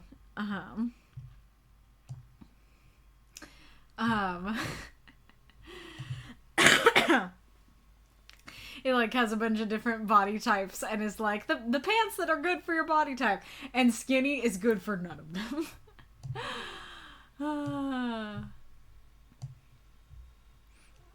Even if you have a thin body type, the skinny jeans are still no. Hi, Boo. Are you sure? I just can't close the door, huh? So cute.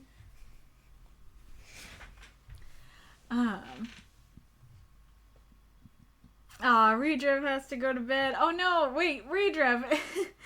If you're still here, would it work if we do you first? Can we do you first and then Reinkarnitor? Tell Mr. Story, but it's 1:30 where I am, and I gotta fix my sleeping schedule. It's amazing to follow the stream again. I'll be sure to see what you thought of my admittedly rusty story tomorrow. Fair. Well, if you're gone, good night, but you can't hear me. Mark says, I would say pants are like jail, but as someone in a house with a currently broken HVAC, they are a great and necessary like jail.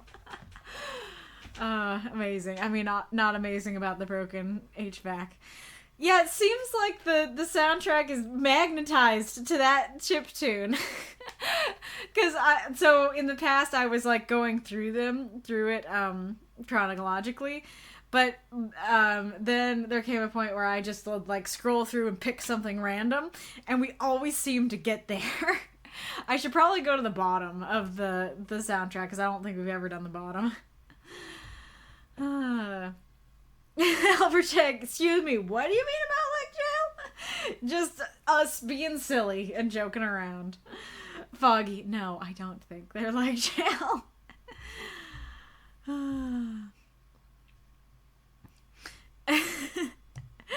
Doc, pants are like jail. Why? I am 4 feet and 7 inches, so not very much leg. Therefore, I shan't be restricted with such a prison. The amounts of times that I have to go to seamstress and tailor to cut off my yards of fabric is ridiculous. Very fair. Well, yes, I don't like pants. I prefer shorts. If I could wear a kilt, I would.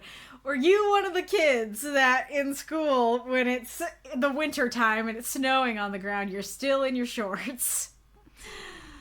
Massa's back. It depends on the pants. I think my current work pants are like jail, namely because while they fit my waist just fine, they're too tight around the thigh.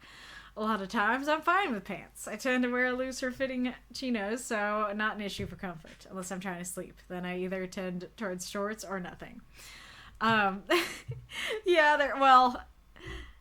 Man, these Westminster questions have been getting wild. Says Eddie. Also, I'm a goth. I like pants, especially black ones. Incredible.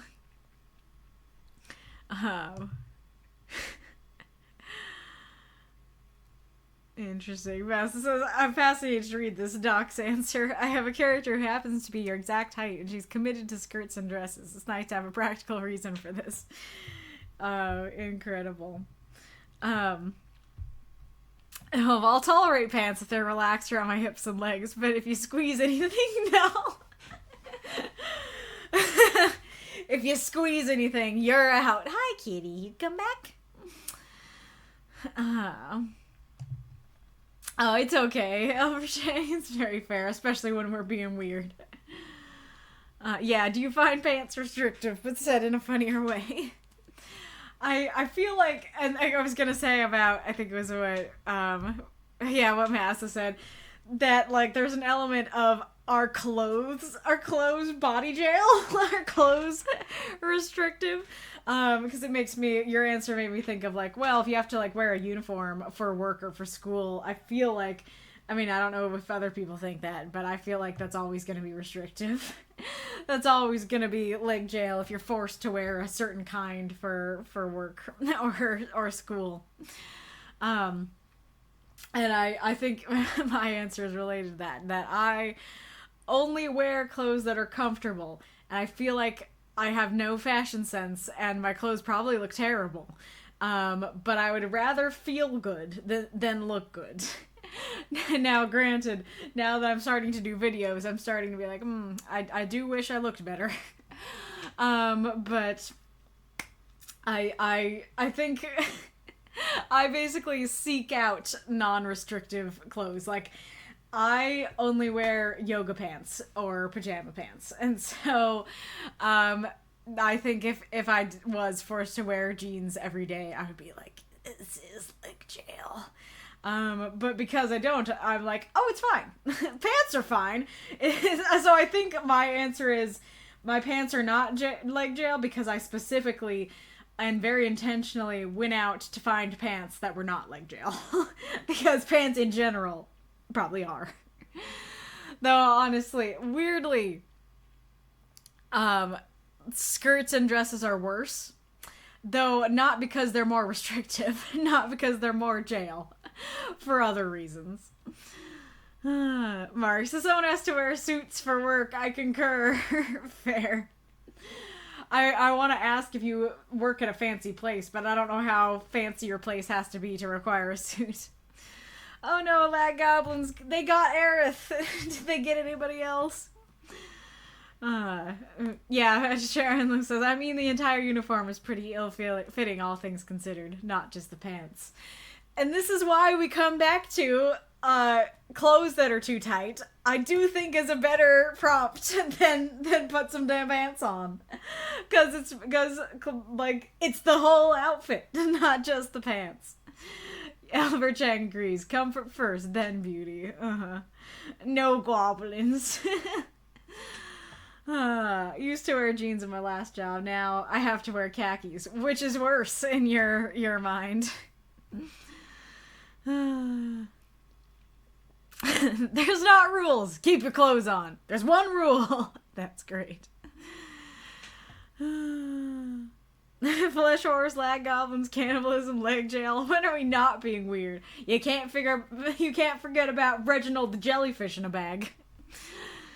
I can get behind yoga pants, and Doc says, I had a phase where I only wore bicycle shorts because they were comfy. Didn't ride a bike, didn't own a bike. My dad is a cyclist and has tried. I refuse. Incredible. Oh, Drago! That was perfect! Drago just comes in. Why are you talking about pants most of the stream? I don't know that I can even tell you. I mean, I guess I could tell you that it came from Mako's story, but I think this is extra funny because I don't think that Drago is here. It's just Drago's just seeing the stream chat, like walking in like the pizza meme, like, why are y'all talking about pants? Cooler says, I prefer jeans to khakis. Gotcha. Yeah, read Mako story is the short answer, but we've gone off the rails. Alright. So, we're gonna start with Reinkarnitor because he needs to go to bed. Alrighty.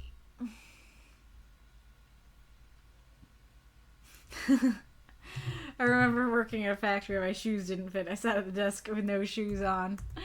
And were people okay with that? Did anybody call you out? Yes, there's the pizza meat.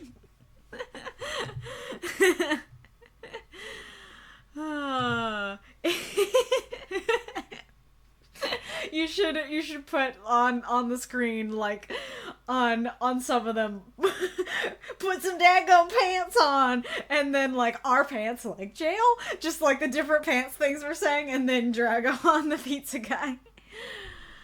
Okie dokie, let's do this. Can we close the door now?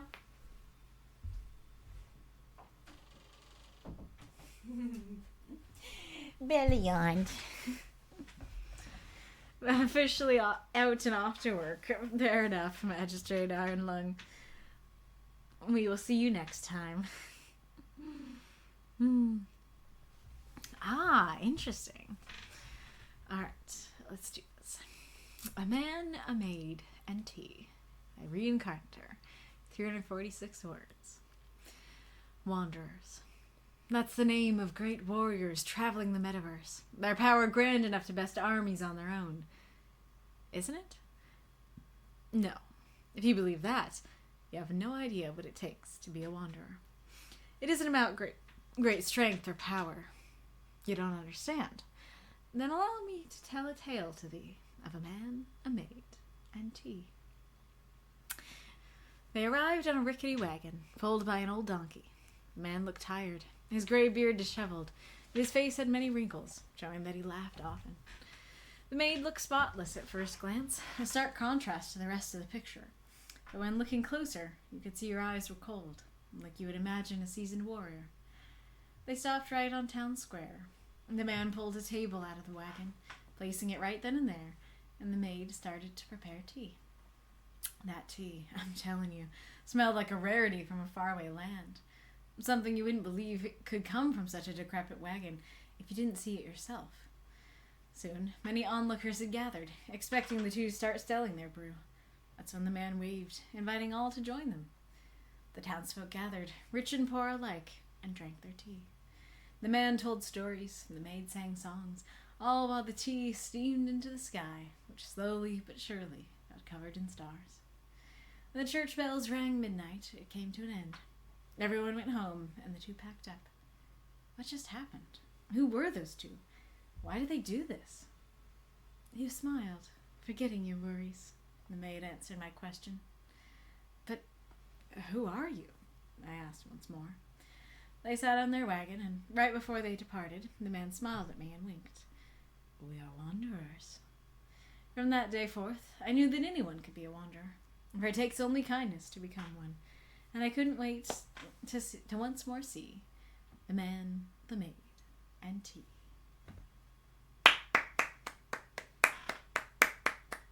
Throw up those moths and monsters, cheer for this story if you loved it. Now you want out, Bella. Yeah.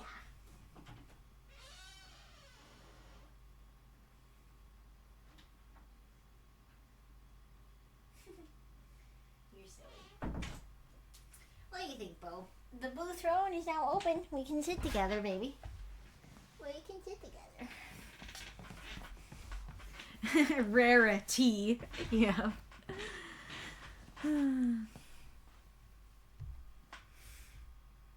Hello. It's the man, the bee man. Nice, welcome.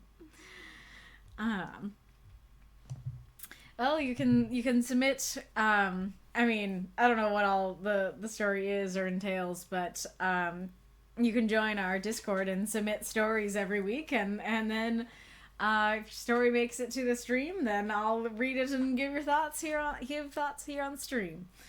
I cannot guarantee my reading of stories outside the stream. But you can try, I guess. You could put it in like the general writing or something. Alrighty-roo. But it's great to have you. Yeah, thank you for the Discord plug, just said. Alright, well this story was very sweet and cute. I'm enjoying getting to know more about the Wanderer universe. Yeah, you don't have a universe tag. What is that universe called overall?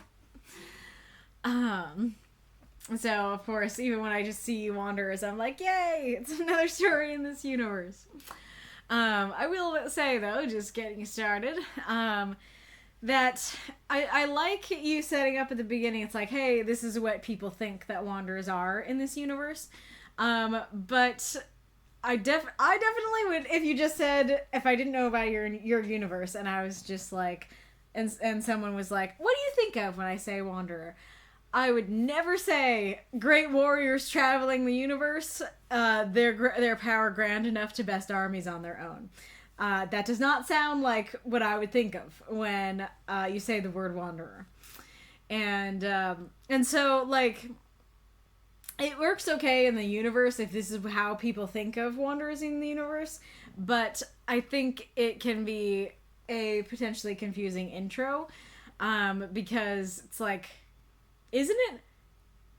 No. I don't think that anybody's going to be thinking that the minute you say the word Wanderer. It would be more like, I mean, I don't know if you could do it, but I wonder if you could use the more traditional definition of like, wanderers, you know, they're people who have no place to go and they're just, meandering around the world, and maybe you could cast some judgment on them, like, you know, they're good for nothing kind of thing, like, oh yeah, they don't help anybody, they're just bums on the road kind of thing. That's not, I mean, a bum on the road could help somebody. But you know, it's the narrator could, in what they're saying, kind of judge them for being like, oh, they don't help anybody. And then in the end, it's like, no, they help everybody. So that might be a little more intuitive to newcomers who don't know your universe. What did I say there? Where is my mouse? There. Oh, yeah. The other thing about it is that, are Wanderers that well known in this world? Because I feel like what makes that line work a bit better is like, okay, this is what they are in this world. But I'm kind of left to go, well, the Wanderer feels like kind of a hidden thing at the edge of the universe, that the lost ones find it. But, you know, that's not to say that everyone will find it or know about it. And so there is a question there as well of like, would it even be that people in your universe would think of Wanderers as great warriors? So yeah, I think going more for like, oh yeah, they're people who just, they have nowhere to go, no place to be, nothing to do. They don't help anybody kind of angle. It might work better. But I do like that the intro. I do like the like, no, that's not what they are at all. And it is interesting. The thing that is interesting about that is that it's very positive. Both things are positive, but in a different way. One is like, they're super powerful warriors and awesome. And the other one is more emotional, like they help people emotionally kind of thing. And so I do like that it's like, no. It has nothing to do with strength. I like that a lot. I'm a bit torn because on the one hand, I like I'm torn in three directions. Because on the one hand, the rhyme is cute. It's not that distracting. It kind of works. The other mind is that they were using you throughout the entire thing. And so it does feel weird to switch to thee. I definitely tripped or almost tripped on that line quite a bit. And so maybe saying thee throughout might work better. I don't know if that would be even more awkward. But the other mind I have of it is that the rhyme made me think it was the Wanderer talking. And that's kind of important by the end, that we know it's not the Wanderer.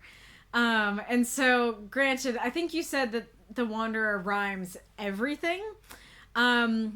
So I don't know if it would be, I guess there would be more if it was the Wanderer, but knowing that the Wanderer rhymes just made me think, oh, this is the Wanderer talking.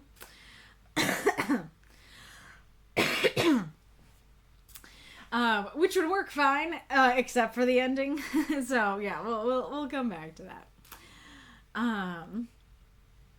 I like your description.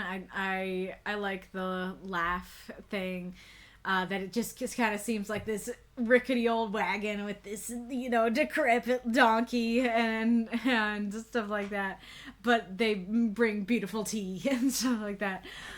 So I think that's described very well. The one thing that I question in that paragraph is that her eyes were cold like you would imagine a seasoned warrior. Now, I want to know if the chat agrees or disagrees with me, but I don't think I would describe a seasoned warrior as cold. Now, granted, they could be, but when you say someone's eyes are cold, I'm thinking this is emotionless, this is calculating, like this is somebody who is not caring.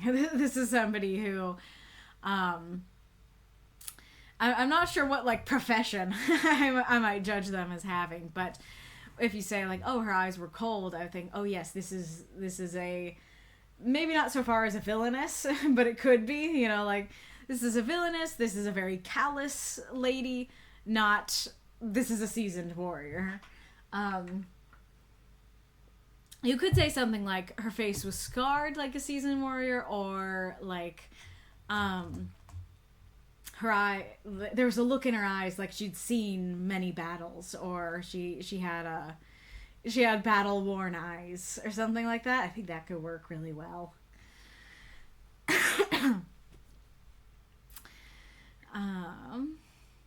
And then I like, them pulling out the table is whimsical and fun and cute and stuff like that. So I really like the stuff about the tea, that it's like, it's like this rarity. You wouldn't believe that it came from this decrepit wagon. I think that's great. My one issue with it is the word smelled, because all of this, like the whole paragraph is basically saying, hey, they have amazing tea, but it's not going off of taste, it's going off of smell. And that doesn't really connect to me, to be like, yeah, it smelled like a rarity from a faraway land. You wouldn't believe it. It was amazing. It's like, taste it. Because a tea that comes from a decrepit wagon might smell amazing and taste like crap.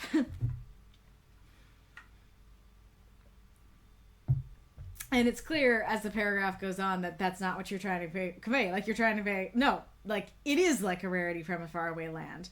But smelled is not quite enough for me to say it is like a rarity from a faraway land. But taste would be. If you just say, yeah, I'm telling you, it tasted like a rarity from a faraway land, you wouldn't believe it. That works perfectly well.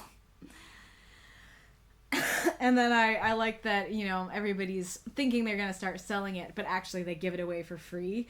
I think that's a really cool little thing that works very well for your prompt use, and this idea of the Wanderers in general, of them, being these kind people who bring kindness wherever they go and stuff, that it would still be kind for them to sell good tea and sit and talk with people, but it's so much more generous for them to give it away. So that's very cool. I like the man told stories, the maid sang songs, all the tea steamed into the sky. Really cool. I like that you're going through each of them and what they're doing, and it feels like time is passing. I think that's great.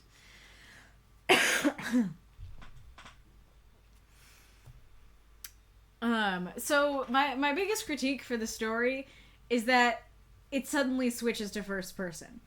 And it's a weird thing because, like, there is a narrator talking from the beginning, and so there already is a more first-personness to it than there would be if it was just seemed like third.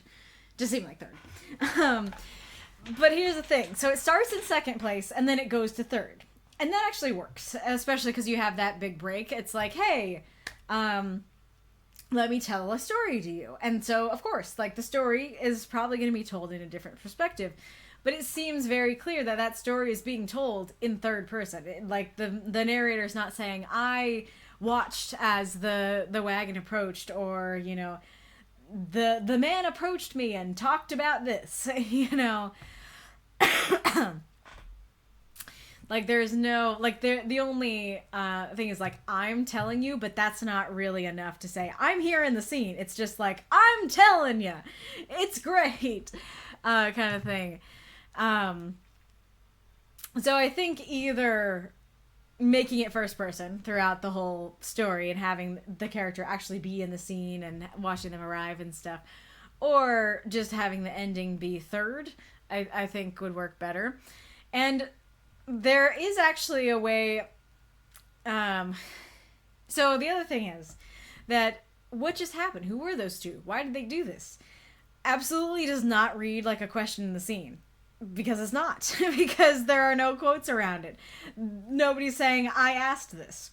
And so it seems like it's just the narrator going, ooh, let me add a little intrigue to my telling of the story. Who were these people? Kind of thing. And so then when the story says, you smile forgetting your worries, the maid answered my question, I was like, your question? Wait, what question? Why are you in the scene? And so there is a thing that would help a lot. And it's quite simply if you just went like this.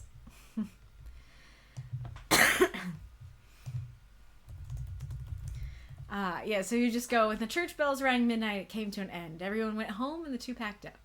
What just happened? Who are you two? Why did you do this? I asked. That would work a lot better. It still would feel a bit awkward to not have the I throughout the entire telling of the story, but it would work better to at least have the questions be in the scene, be clearly something the narrator is asking, and stuff like that. I see the ad is incoming.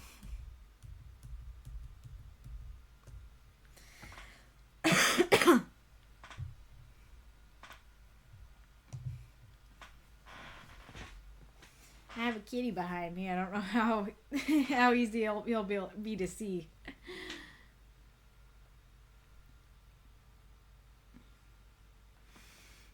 Come on, ads.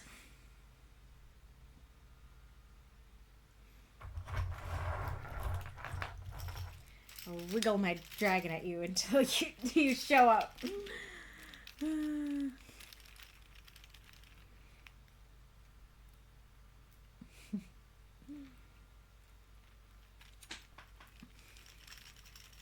Did somebody snooze the ads? It's even late this time. Even more so than usual. There we go.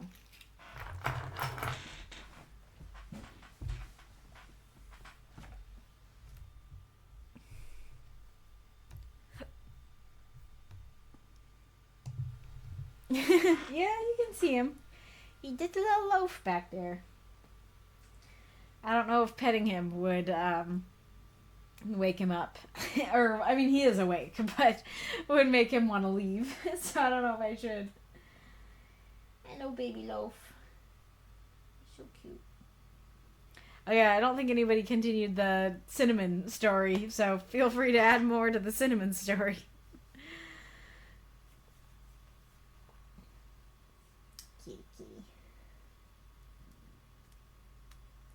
Kitty loaf, yes. Kitty loaf. I guess I'll check and see if Bella's at the door. Yes, she is. Yeah. Come here. Come here. You can loaf in here too. Bella, Bella.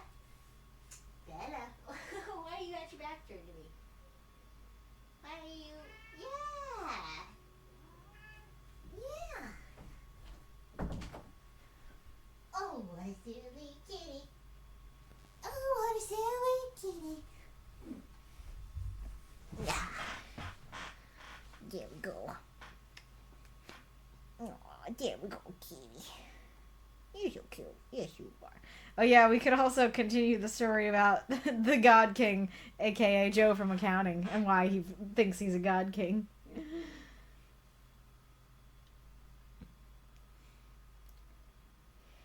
Yes, you buddy. Yes, you buddy. Yeah, you can get up on the table. Yeah. There you go. There you go, kitty. Baby cat. Yeah. It's a baby cat.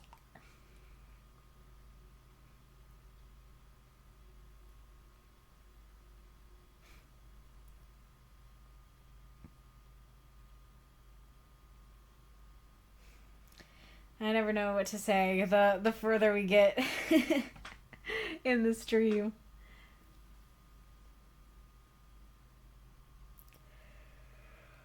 I don't want to look at the comments on the story yet. Guess I can show you. Oh, no, there's the end. There's the end of the ad.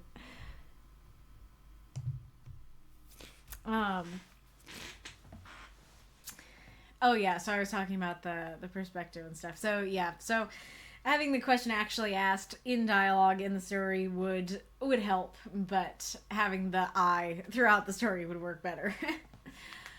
And then I do like you smile forgetting your worries. I'm thinking this is meant to be the prompt use of, you know, they gave everybody that they talked to a breath of fresh air. That, yeah, you had a moment to breathe. You smiled forgetting your worries. I think that's very sweet and nice. And then of course, like I said, I like your story about the Wanderers. I like the, you know, hey, Wanderers aren't warriors. We're Wanderers. We're coming around and bringing tea to the people and stuff like that. And I like the moral of anybody can be a wanderer. It only takes kindness. Very cute and very enjoyable. Okay, well, that was a lot less than I thought I had to say about the end. Let's see what folks have been saying. The Wanderer Chronicles as the universe title. Gotcha. Wanderers in this case refers to a group of people, not wanderers. You mean like capital W wanderers versus lowercase w wanderers? Well, that doesn't, like, I know that. That doesn't change my critique. I get that they're a capital W thing, but a newcomer will not. Like, a newcomer is, like, especially because it's the first word, and so you're not going to notice that this is capitalized, because it's supposed to be, because it's the first word.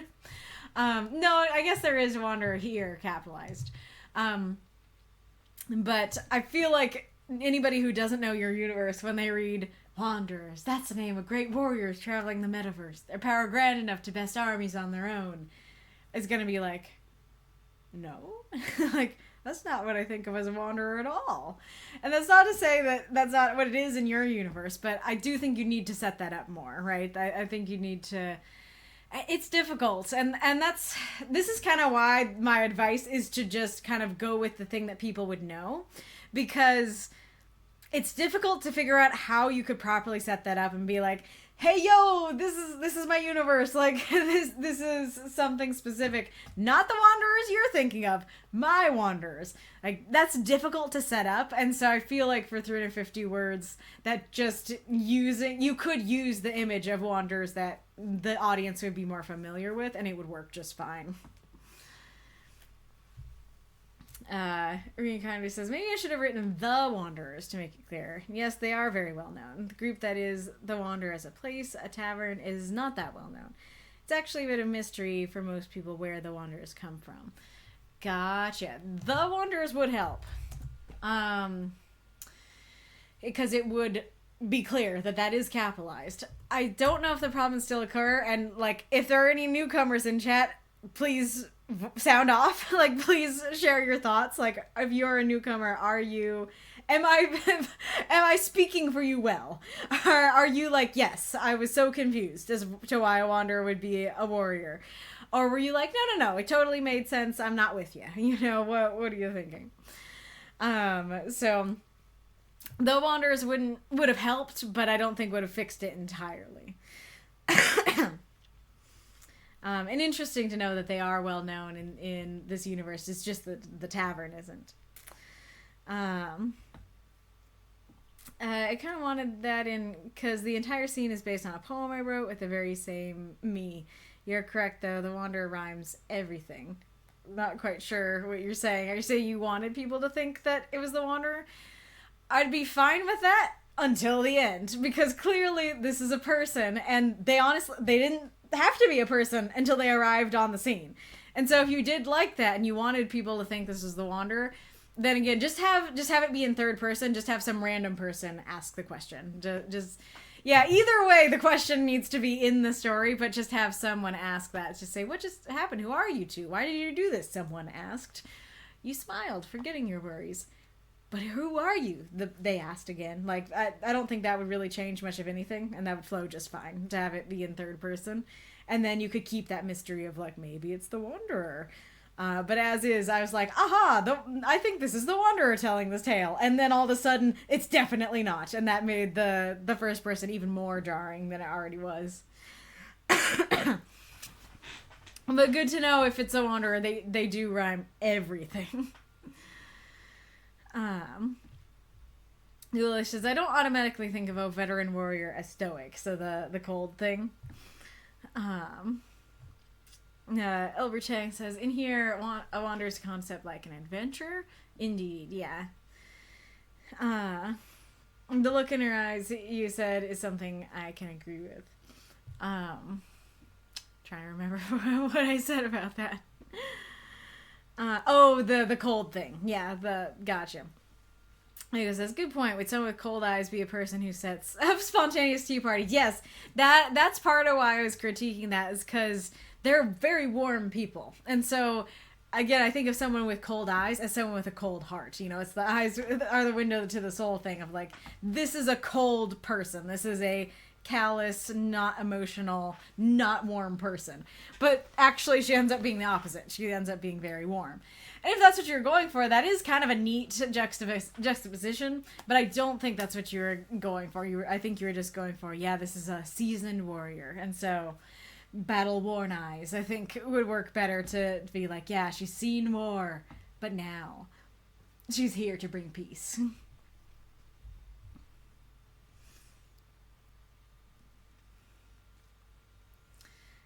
Probably not the same concept as an adventure like you'd see in a wuxia novel. Don't know exactly what that is. In that moment, I had no idea what else to write since no one tasted it yet. I could only come up with a smell. Well, this whole paragraph is like them tasting it, right? It's like them, the tea's coming out, they're tasting it, they're having a good time. Because, like, the townsfolk gather rich and poor alike and drank their tea. Like, you don't have to wait till that line. It's like, nobody drank tea until I said they drank tea. You don't have to do that. This is kind of a summary of, like, hey, they brought out their tea and it was great. And, like, nobody believed that it was that good. And, like, because part of the problem is that, because it's this idea, like, you wouldn't believe it could come from such a decrepit wagon if you didn't see yourself. That is very much referring to the rarity from a faraway land thing, and it's like, just like two people bringing tea, generic tea, out of their wagon. Maybe it's a little strange, but you can believe that a decrepit wagon could have decrepit tea. And so it's the fact that it's like, oh my gosh, like, but it's like this exotic and wonderful rarity. That's the important part. And so... but like I was saying before, like, you can smell amazing and be decrepit tea. And so yeah, it does feel, if the point is like, I can't believe this amazing tea came from this wagon, it's important that it's judging based on taste. Part of the tea experience is smelling. Yeah, I'm not saying it's not. I'm not saying that smelling isn't part of experiencing tea. I'm just saying you can't know if the tea is amazing until you taste it. And that seems to be the point of this paragraph, is to say, The tea is amazing. It's like it's from a faraway land. But you have no idea if it's amazing until you taste it.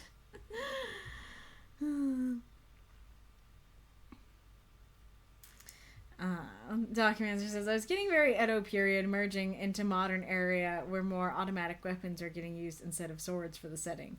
That's very specific. How would you get that image?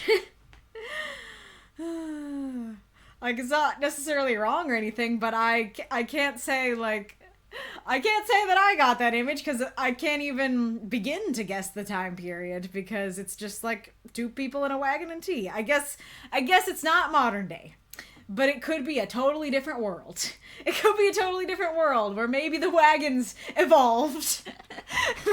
They didn't evolve into cars. It's just the wagons got better. Because it's the metaverse. It could be anything.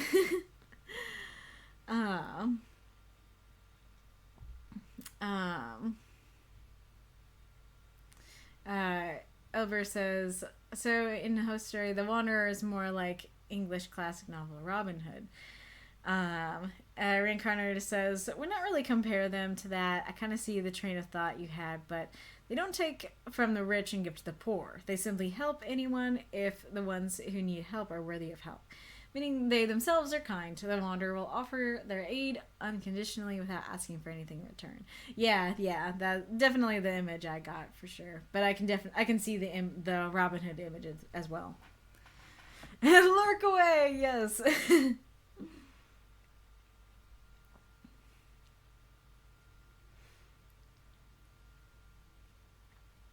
Remember the last time the midstream question was if you write specifically so people like it? I guess I would not and stick to my own specifications with the price that some people may not understand. The very same name, not me, that was a typo. I'm not sure what that refers to. Well, I don't know how I feel about that, because on the one hand, I want to say, like, okay, like, to each their own, like, if you write it for yourself, you write it for yourself. But on the other hand, it's like, you write stories to be understood. And if for the baseline they're not being understood, I don't feel like I can say, oh yeah, like, you like it, so you do it that way. It feels like they should be understood, you know, like, they should be written in the mind that newcomers will understand. And like, as I've said many times, I have problems with this myself. Like, I try to make things so that newcomers will understand, but I absolutely fail and struggle with that too. And so if it's like, you're trying but failing, that's fine. Like, I do that too. But I feel like, I guess what I'm reacting to is that I don't know if this was your intention, but you're kind of giving off the vibes of like, I don't care if newcomers understand. I wrote it because I like it. That's not really an attitude I'd like to encourage in this group, because the whole point is that we want to try to help newcomers understand, even if we fail at that. We want to do our best. You know what I mean? We want to have that goal. Mako says, as an example, you've heard of the Wanderers, yes? Great warriors from across the multiverse, able to single-handedly defeat armies. Some, yes, but not all. Let me tell you a story. Yeah, that could work better. Even just that little tweak of like, oh, you've heard of the Wanderers. That could really help, because just Wanderers. That's the name of this. Like I said, will probably make newcomers go, no, it's not. But yeah, if you say, you've heard of the Wanderers, right? Great warriors. Then that reads more like, oh, yes. This is a thing in your universe. This character's heard of them. I think that does work better.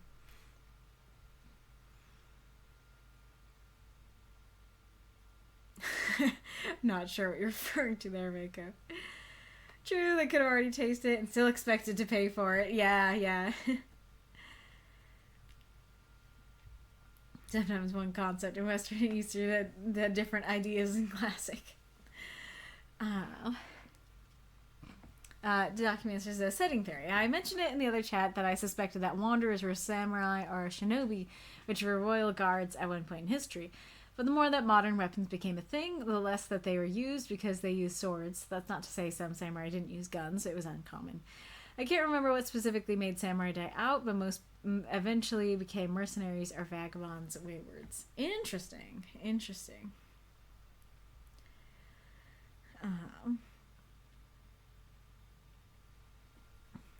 Very fair. Rink says, "Oh no, I'm saying I sadly fail when it comes to that, because while I write, I always forget that newcomers can't understand immediately. I want to work on that." Very fair. So you weren't saying, like, I don't care if newcomers understand. You were saying, like, no, I wrote it because I enjoyed it, and I wasn't thinking. I wasn't thinking about the newcomers. That's, like, my intention is to think of them, but I wasn't at the time. That's fair.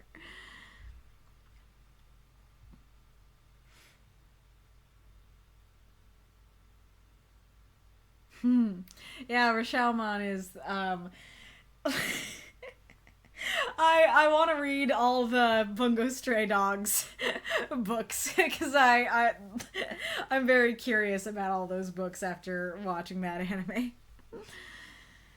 Oh yeah, I see Doc talking in the other chat here. I got Samurai, Vagabond, Wayward vibes out of this, because historically, as Samurai weren't used, they kind of dispersed, died out. They got way less use than modern weapons and bullets, and gunpowder became the status quo.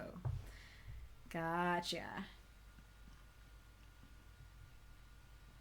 In the moment of finishing a story, I'm always so ecstatic about having finished and being happy that I forgot to give it another critical thought. Very fair. Very fair. Yeah, how do I encourage you guys to, like, write your story? Write it the way you want to write it. Enjoy it. Savor it. Just go burr. But then afterwards, like, take another look at it, both looking for, like, grammar and just technical stuff, but also with the eyes of, like, can newcomers understand this? And, like, again, I do that and I still mess up, so, like, it's fair. But that's definitely something I want to encourage, because I know that not everybody does that. But a very good story, Reinkarnitor. I really love the message of it. Neat use of the prompt. I enjoyed it. I didn't see Reidrev replying, so I think Reidrev was in fact gone before I could ask if they wanted to go first, so we will keep the rest as is. I mean, I guess I don't know if Katie or Decoy are here, so I guess maybe I should still ask. Are Katie or Decoy here? Do they want to be moved around? Thanks for reading. Thanks for the feedback, everyone, says Reinkarnitor. You're welcome. Because this is why reviews are important. We need fresh eyes whenever we can get them. Very true. Well, it's kind of an element of, like, yes, I agree, but also you can use your own eyes first. Like, we need fresh eyes, yes, that's good. But let's run over it a second time with our own eyes before we ask for other eyes. I have eyes? Finish the story, use that high to do something else, and then once the high has died down, reread it aloud. That's great advice. I like that a lot. Hello, Stardust. Stardust is here. Is Decoy here? Has Decoy been tagged? Because I could switch Katie and Decoy if Decoy is going to be here later. Hi, little kitty. Hi, little kitty, and your little kitty paws. There's a cute little kitty. My kid has eyes. Oh gosh. That feels like a horrifying creature trying to be cute and mimic I Can Has Cheeseburger, being like, I Can Has eyes.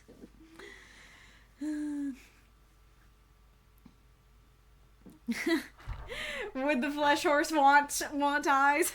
Grant us eyes. Yeah, no, it's just every character in Bloodborne. Or at least the characters that followed Master Willem's train of thought.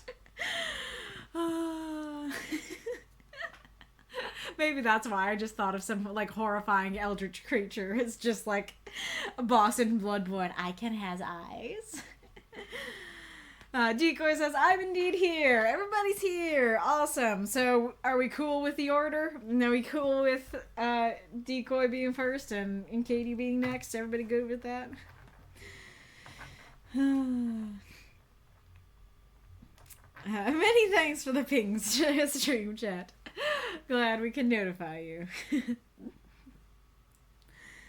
I think that's a thumbs up from... No, it's a lighter. It's not a thumbs up. It's a zebra trying to light things on fire. Oh, kitty. Alright. Yes, it's fine. Okay. And Decoy gives us a heart. Alright, let's do this. Nose. My nose wants to be a problem again. Alright. The Last Gasp of a Dying Star by the Real Decoy. 350 words. I listened to the weak peal of the emergency beacon as I huddled with every available blanket. I'd made a nest by the coolant pipes of the reactor. Last vestiges of heat and oxygen left on the ship. Someone would come. Surely. As captain, I'd stay behind on the Arakoko when the shuttles launched. It wasn't nobility. The shuttles were short-range hoppers. They didn't find help soon. They'd be like me. Plus, someone should be here if a friendly ship chanced to cross us. That 1 in a million chance. I shivered as I ate a portion of frozen rations, hacking at them and splintering off icy shards of what might be ham. The asteroid strike had disabled power, life support, and the engine. The emergency generators had given me a day, but that was it. I opened a valve, venting a little bit of the coolant. It tasted acrid, sour, and oily, but it was warmer than the rest of the oxygen-lean air on the ship, and wouldn't give me hypoxia. Sure, the radiation wasn't ideal, but if I lived long enough for that to have an effect, I'd be blessed. I gazed at my tablet as the scan results came in. Nothing. No one was coming. I thought of the little shuttles, Kari in one, tears running down her face as she promised she'd see me soon. Lhasa in the other, stoically stating what measures I should take to preserve heat. I'd seen his lip twitch as the airlocks closed. The most emotional I'd ever seen him. I wouldn't cry. I needed the water, and the frozen tear tracks peeled the skin from my face. I lay against the residual warmth of the piping and felt sleep take me. I knew I wouldn't wake up, but the thought didn't alarm me. I woke with an oxygen mask being pressed on my face, a foil blanket around me. Lhasa and Kari were talking with our rescuers when they spotted my open eyes and leapt to my side, embracing me. I breathed in their warmth and wept. Throw out those moths and monsters, cheer for the story if you loved it. I'm gonna try and blow my nose, because it really wants to be an issue.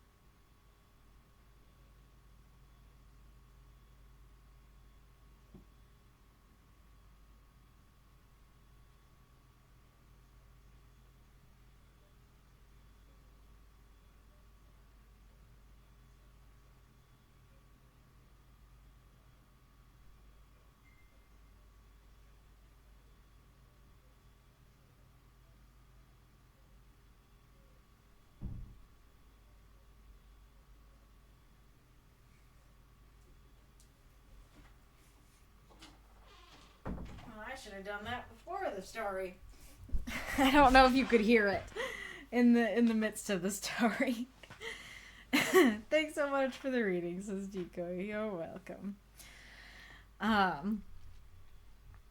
We say the flesh horse too often. I read a breath of fresh air as a breath of flesh air. That sounds horrifying. But anywho, very good story, Decoy. Very, very enjoyed this. Very much enjoyed this. That makes me think of the... Oh, I don't even know how to describe it. But those, like, fake product things where there's, like, an unpeeled egg, and it's like, I enjoy, as one of the things on the side.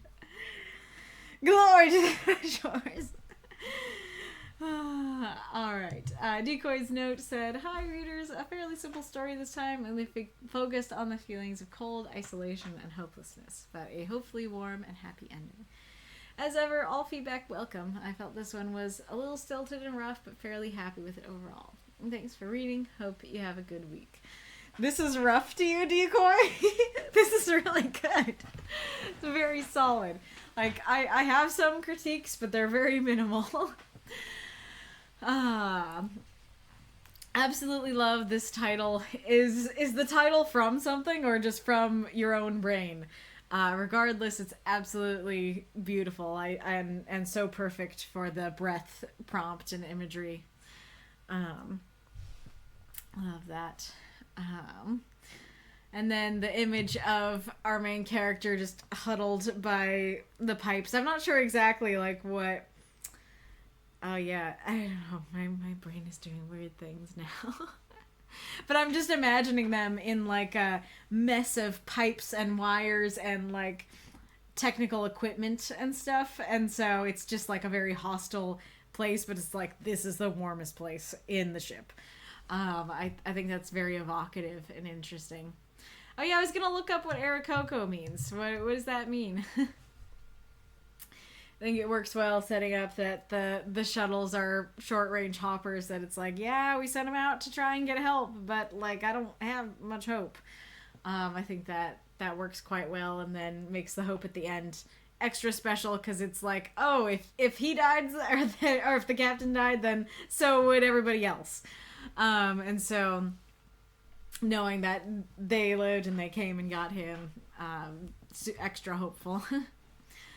And then I like the, hey, I should be here in case somebody chances across us. That 1 in a million chance. And you can just feel the hopelessness in that phrasing. I think that works well. So I think that the frozen rations image is very very evocative and works quite well. And like, what might be ham is kind of funny.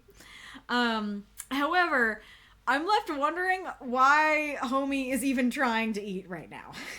Because it's like, they said somewhere that like, oh, I had a day.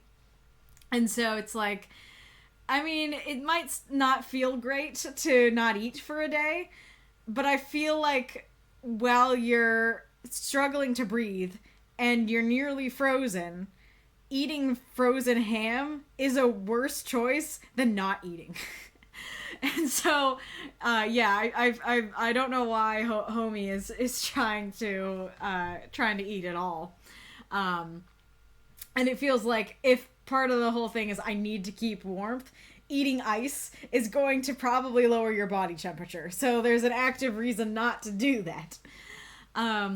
It also, like, I don't know where the rations came from, and so I don't know if it froze wherever it was being stored, or if it, like, froze in his hands. It froze here. In which case, I'm wondering why... Apparently this is my gender-neutral pronoun is homie. So... Oh, now I just lost my train of thought. Oh yeah, why is Homie not frozen? How is Homie... if being by the pipes does not thaw the ham is a chunk of ice. How is Homie not a chunk of ice? Y'all, is my gender neutral. This is not your answer. Fair.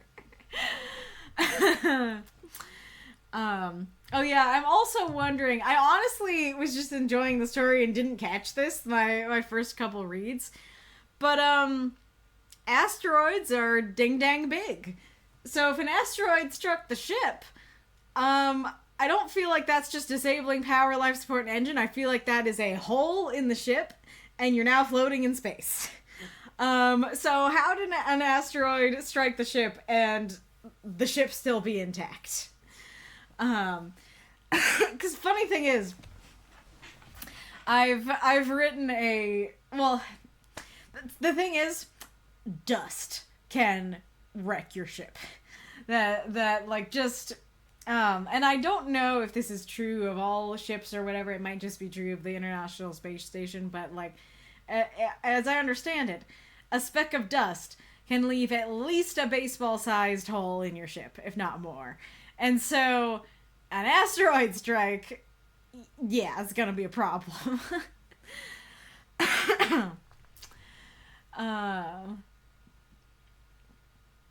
It seems like this paragraph is where most of my critiques are. So I like your description. I think it's very evocative and stuff. But why is Homie... So, 3 questions. 1, why is Homie venting the coolant in the first place? So what is the use of that? I feel like I'm gonna have a lot of questions, and I feel like just not mentioning them venting the coolant would be better, because just being like, hey, yeah, I have to huddle up here in the pipes near the coolant and stuff, this is the warmest part of the ship, works better for me.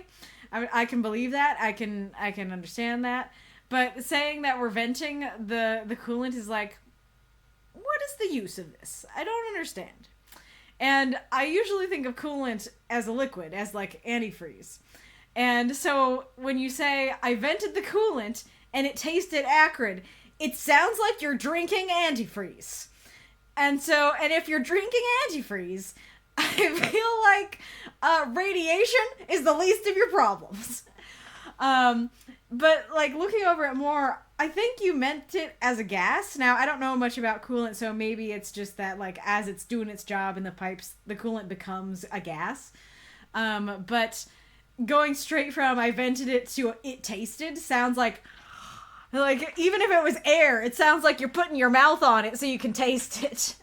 And so I feel like just either a more of a transition there, or something more descriptive of like, you know, it was acrid, sour, and oily in the air.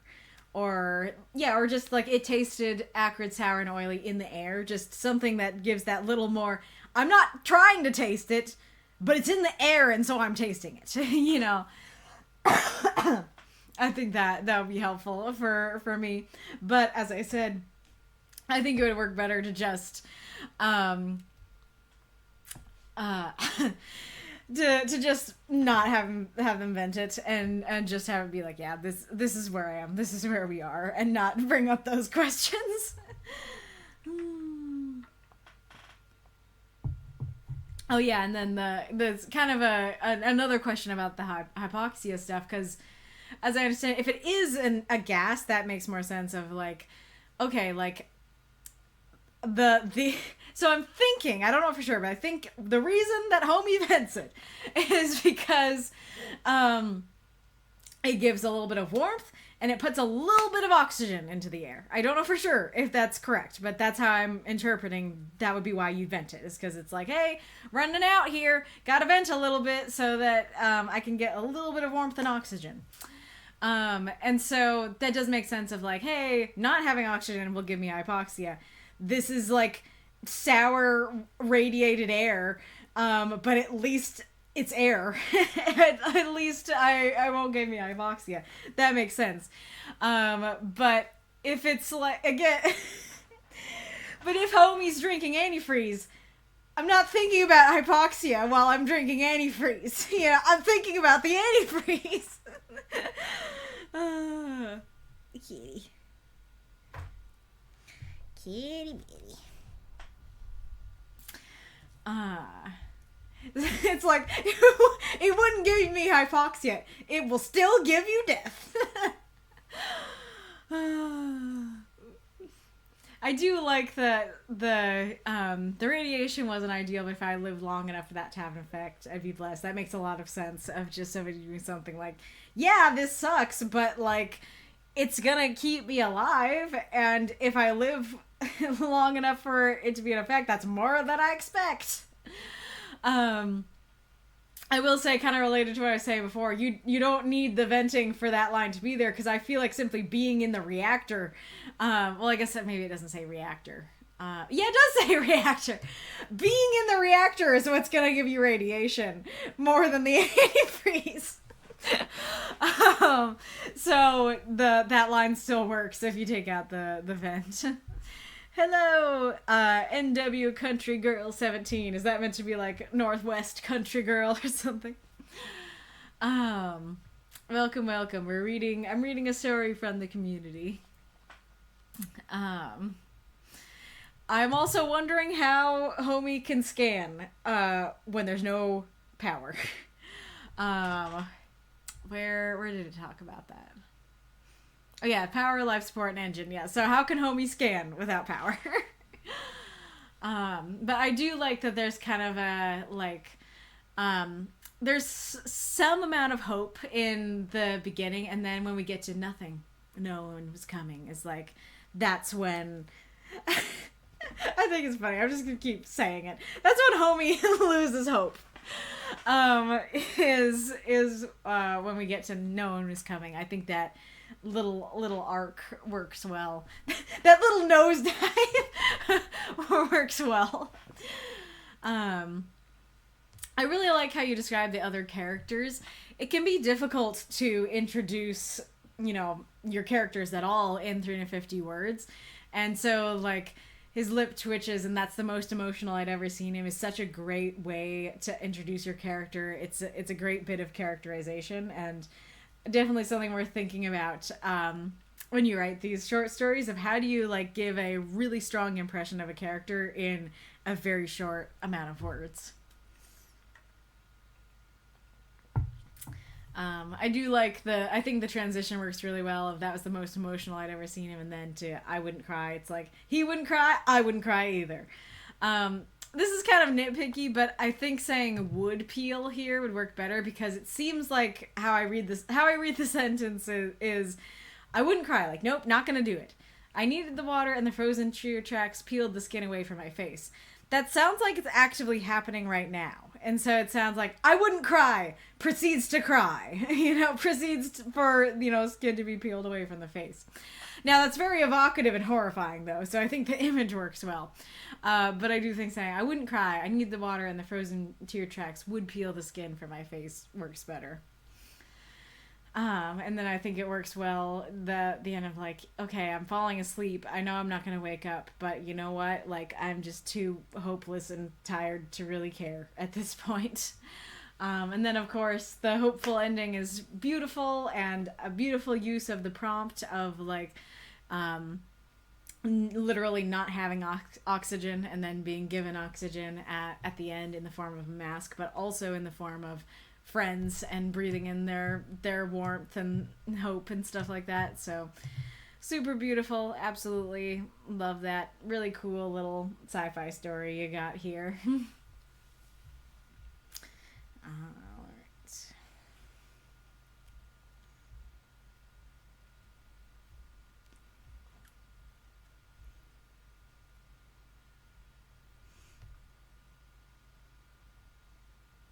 The zebra pyro, yes. That was the emoji Stardust offered. Hello, Dickus Magnificus. Yeah, we're, well, I guess if you arrived last time it would be different, but as always, we're reading submissions from the community.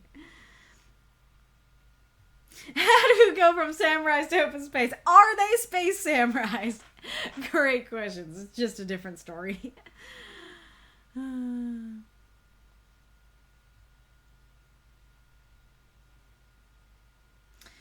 Decoy says, I thought it was a song, but I wasn't able to find it. The last gasp of a dying star. Gotcha. Ghoulish says, Google is pointing to a Star Trek episode. Ah. Good night, Reinkarnitor. Calories equals warmth.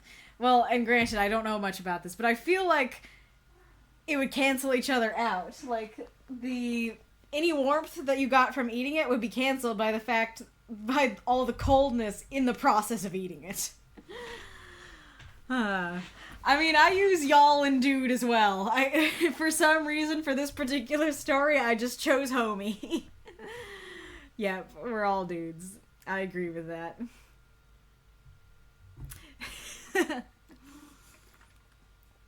Fam works. I don't think I say fam, but there's... Ship would be done with the asteroid, yeah. Decoy must have been a small asteroid. I mean, that's kind of what I'm saying. Even a small asteroid could destroy the ship. But, like, also, this might be actual rocket science. But also, like, these are just things I've heard. I am not a rocket scientist, so I could be wrong. Maybe a small asteroid would be fine. But I guess the question is, what could you do that would seem like it would just damage stuff without actually, like, fully destroying the ship? Yeah, I guess a small asteroid, yeah, I guess that is kind of the point, is that a speck of dust, you know, or a small asteroid could knock out the systems, but maybe not destroy the ship entirely.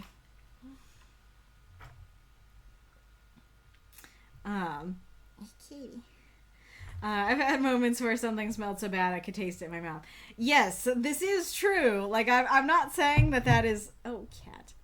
I'm not saying that that's a wrong way to describe things. It's just that coolant, which I think of as a liquid, plus it tasted, makes me immediately think he's drinking it. Not he. Homie!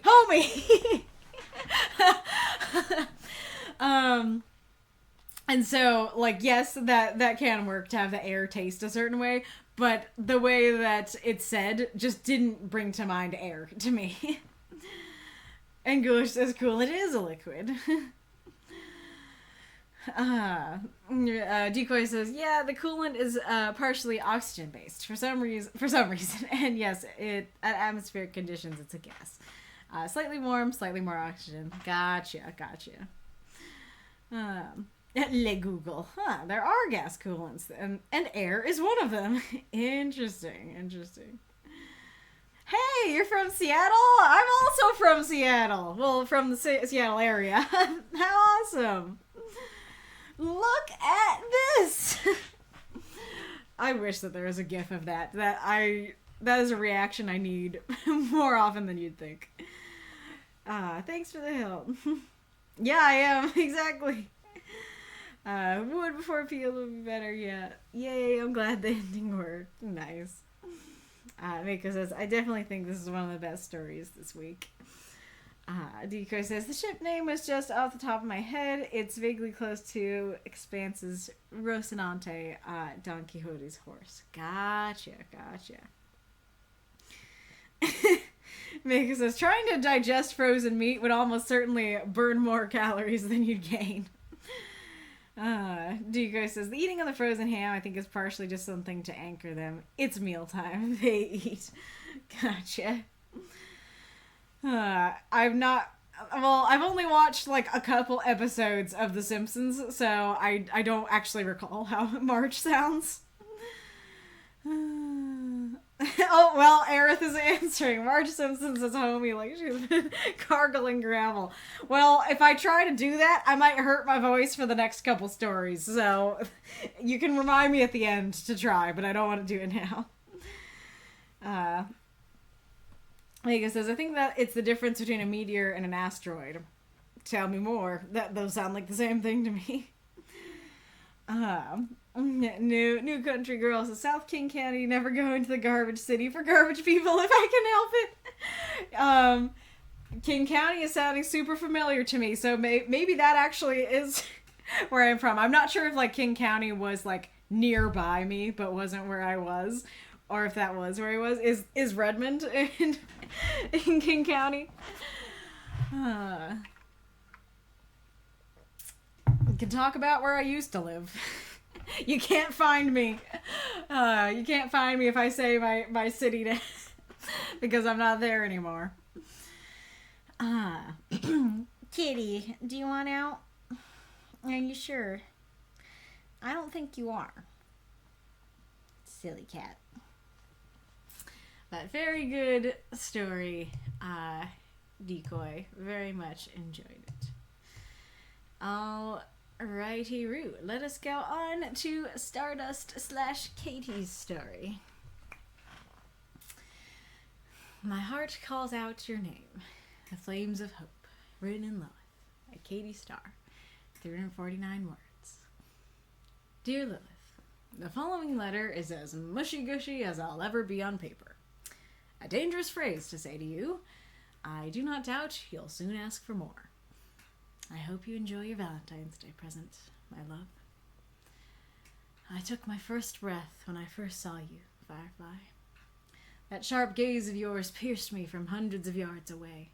Spring break travelers melting away as I locked eyes with you. Your gaze sent thrilling electricity up my spine. I wanted more.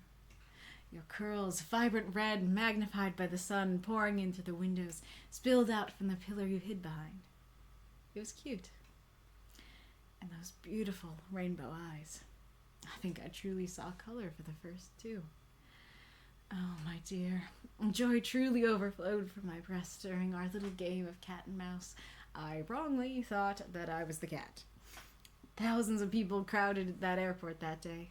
Hundreds in the terminal alone. And yet your nimble steps took you out of my grasp, inch by inch, as I chased you. My desire to catch you, to know you, was illogical and childish. At least that's what I thought at the time. I finally caught you, after running around the airport twice, in the service tunnel behind the passenger train. The punch you landed quickly informed me that it was you who got me. And this realization sent another shock of electricity up my spine. Our exchange of blows, quick and precise, wordless, sang of your tenacity. I admired your relentless and precise attacks, your adaptability. I think I fell in love when you slammed me into that wall. As the concrete crumbled around me, the walls I built in my heart began to fall as well. That was when I took my second breath. It's been 2 years since that day. You taught me to love and trust again, Lilith. My heart, once stone and cold, now calls your name. Every day I strive to return love to you tenfold, Firefly. I love you, Lilith. Happy anniversary. XOXO. Rin. Throughout those moths and monsters, cheer for the story if you loved it. So you're gonna meow, huh? Yeah, you really want out that bad? Okay, if and you must. If and you must.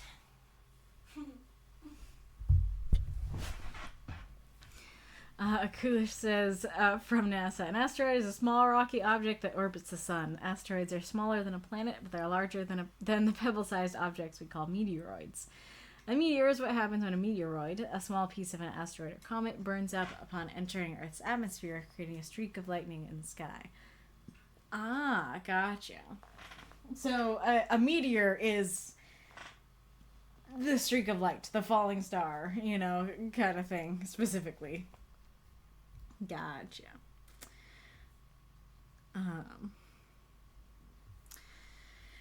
Alrighty, Roo. Very good story, Katie. Very cute and sweet. So feedback points, Katie says/asks. I'm gonna be honest, I have zero experience with romantic relationships. Too busy playing with swords, to be honest. Let me know if this is too unbelievably sappy. I'd also like to know what conclusions you drew about Rin and Lilith's relationship. Finally, what questions do you have about the first time they met? Thank you for reading my story. Well, my first question is I'm curious what you mean by too busy playing with swords. Like, too busy in fencing lessons? Too busy, writing stories about people sword fighting? Is this a euphemism? What does this mean? But don't worry, I have zero experience as well. I mean, I guess it depends on what you mean by zero, but close to zero at least. So of course I'll come back to your questions, but because it's right there at the front, I'll kind of start answering one of them, which is that this is super helpful in regarding this happiness. Because if you didn't have it, there's a chance I might have been like, this is super sappy. But the fact that you had him go, I hate this, I don't want to be sappy, but you know what? It's Valentine's Day, and you're getting the sap, you know? And so he's introducing it as like, hey, this is gonna be sappy, works extremely well. That helps a lot in actually making it not feel sappy, because it's like, well, he told us it was gonna be mushy gushy, so what else did you expect? kind of thing. And then a dangerous phrase to say to you, I do not doubt you'll soon ask for more. That's delightful. I am curious which part of the phrase if it's like the mushy gushy part, or if it's this is it, this is all I'll ever be, and she's like, is that a challenge? You know, if she's like, yay, mushy gushy, or like, oh, this is as much as you'll ever be, coward, you know, kind of thing. I hope that I'm right about that, because I love the idea of him being like, this is as mushy gushy as I'll ever be on paper, and her being like, oh yeah, coward.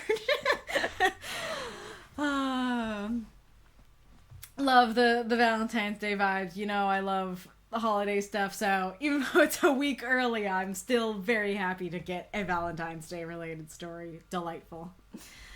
I love your use of the prompt that I took my first breath when I first saw you. I'm curious if others find it too sappy or anything, but personally, I really liked it. It makes me think of the song Two Breaths Walking, and I'll have to listen. I was gonna listen to it again. That song plus Android Girl are one of my favorite songs for Savion and Lanai's relationship, and so I'd have to listen to it and like think of what I know of Lilith and Rin to know if the song as a whole fits. But the song has this image of like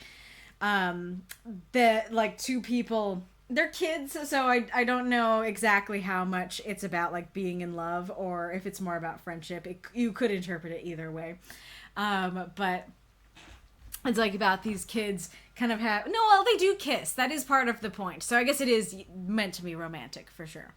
But yeah, so basically it's about them sharing the same breath. Like we're two breaths walking. We're like the. Yeah, if I listened to it more recently, I could describe it better. But it's a very interesting song, and so I like that image of like, I don't think I ever truly, you know, this was my first breath. It wasn't when I was a baby. Like, this is when I will truly live. That's the first day that I truly came alive, was when I saw you. I think that's very beautiful. Let's see. I always love how you describe her hair. The electricity is great. I like the image of her being behind a pillar. It was cute. Is cute. I like that the simplicity of that phrase of just like, oh yes, the electricity, the beauty, all the things. It was cute. You know, I like that. I think I'll come back to the spring break travelers. I don't know if you meant time here, but I like that image too. That makes me think of Your Lie in April. In the first episode, there's this image of, I saw everything in monochrome until I saw her. So I like that as well. This is probably my favorite line. I love the like, yes, our little game of cat and mouse. I wrongly thought I was the cat. Fantastic. From what I know of him, that makes a lot of sense. I'm curious why his desire to catch her, he considered it illogical and childish. Because if this was just a normal story, or like a normal world where there are not demons, where this is just like, just like a guy likes a girl, that would make sense of like, oh, tee, we're gonna play a little game in the airport, I'm gonna catch her. Like that, I can see that there's a childishness to that. But like, isn't she a demon hunter and he's a demon? So it makes sense that he wants to catch her. And so that doesn't seem illogical or childish at all to me. I don't know if it's meant to be like, she's a demon hunter, so she wants to catch him because he's a demon, but he just thinks that she's a hot girl, and so he wants to catch her because she's hot, you know, or she's cute at least.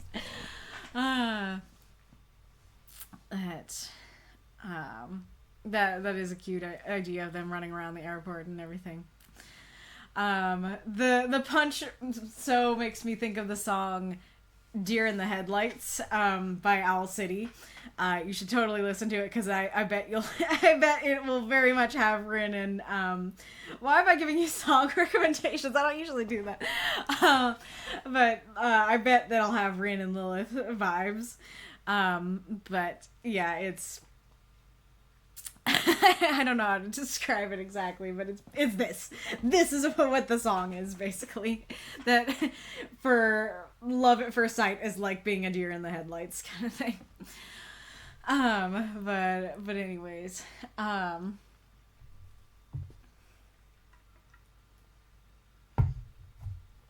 so I think that my biggest critique for this story is the setting. Oh, here comes an ad.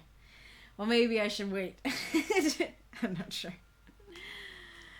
I just see it foggy. I can't find apple jelly. Is this related to anything, or is it just your woes at home? You need your apple jelly. What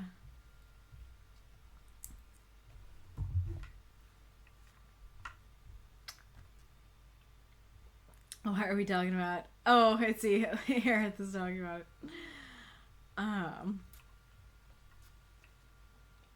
No, I wanted to be done spending money. I like that being used as a verb. I woe. Yeah, kitty.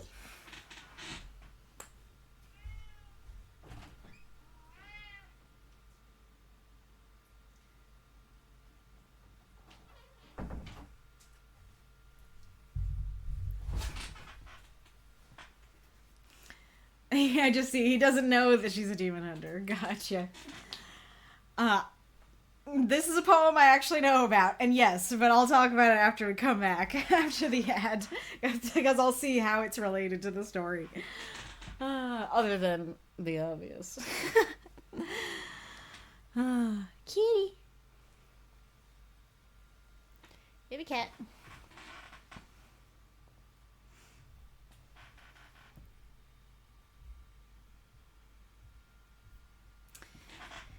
Come on, time to wiggle the dragon again. You like the dragon wiggles ASMR? I feel like it's too loud to be ASMR.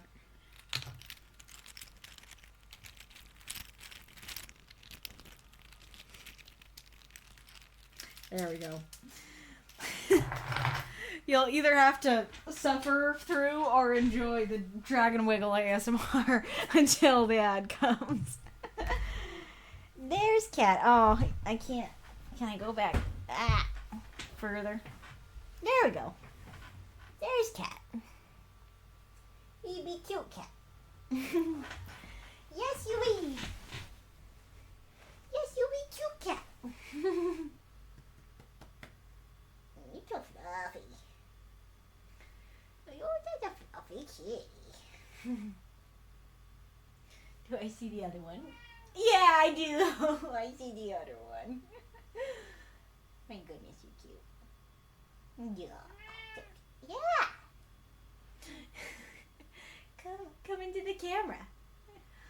Come into the camera, other one.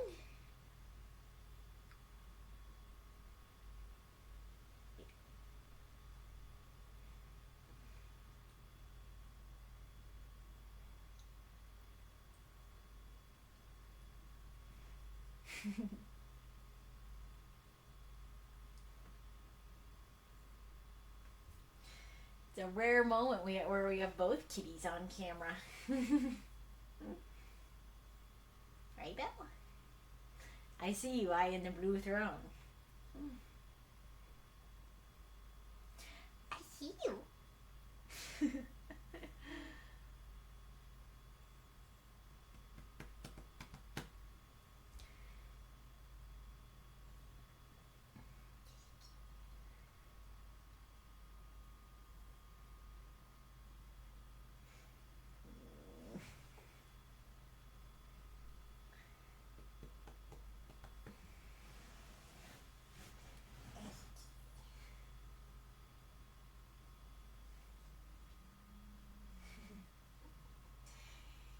perfect petting position. Oh, yeah. You're so precious. I'm kind of far away, so maybe people have, and I haven't seen it, but so I'm surprised Kitty is being particularly cute, and I see no chatting about the cat in the chat. Oh, it's your baby. Oh, it's your baby.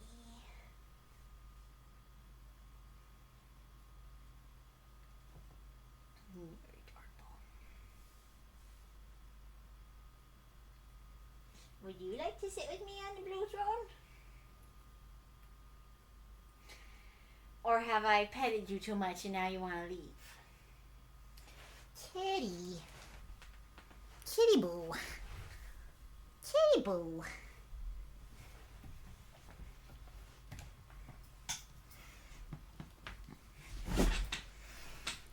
Are you sure? Are you sure? Baby, really? Baby, I can't pet you at all.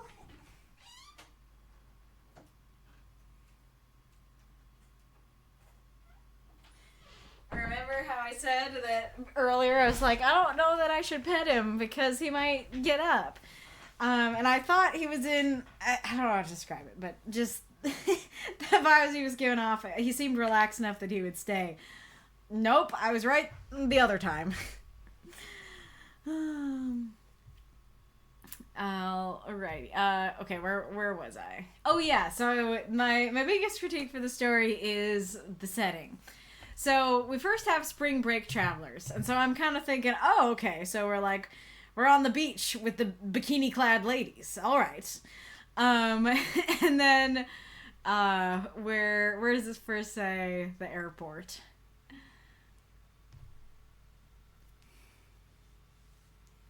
Right here. Yeah, so then, okay, it's not that far, but I'm not thinking airport, but it's halfway through the story when I get airport. And then, but all the way up until this, all of this seems like it could just be a normal modern interaction. That it could just be like, oh, I saw a pretty girl in the airport, and you know what? I wanted to go talk to her. And so, and I could see genuinely, a normal lady punching the guy. Because I could totally see, he's like, wow, she's so pretty. And, chases after her. And she's like, why are you chasing me? And punches him. Even that could be just, I was going to say, just your average airport interaction. Not your average airport interaction, but something that could happen in our world. And so then when I get slammed into that wall, I'm like, what? And even though, I know that this is a story about, demons and demon hunters and stuff, it still is a bit jarring. And this is meant to be a cute line of, I think I fell in love. It's meant to be impactful. But I'm focused more on this part. I'm focused more on the, wait, you were slammed into a wall? I guess part of it is that, even though I know they're, demon hunter, I would not expect them to tear apart an airport. Even knowing that, I was still thinking they'd be civil in the airport. And so I think that's part of it, is that even knowing who they are, I was not expecting this. And so I think that having more setting of the airport itself earlier, and then I don't know how you could do it, but clarifying, hey, I'm seeing I saw your comment that he doesn't know she's a demon hunter, so maybe you couldn't answer that. Because he thinks it is a normal interaction, but it's not. But it's just, I guess the issue is just, he does think it's a normal interaction, but when he slammed into the wall, at the time, he was probably surprised, but now he's reminiscing, and so now he's like, wow, good times, And so us as the reader are like, what? Huh? And so we're not really on the same page with him, exactly. There's also a question in there of, do you want this to come off, and I'm trying to think, because I know a lot of movies do it, but the only one I can think of is, Red Shoes and the Seven Dwarves, where there are shots where it's just either like a normal interaction or it's like a fight or something.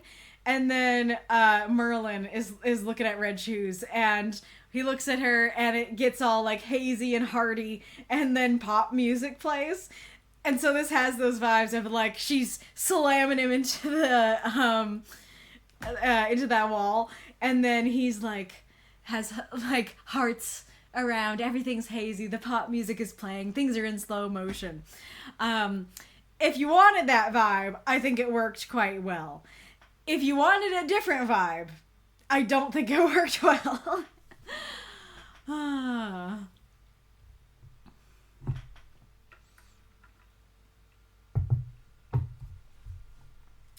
I'm trying to think if somebody in a letter would say it's been 2 years since that day, because there's kind of an element of like, yeah, I know, I was there.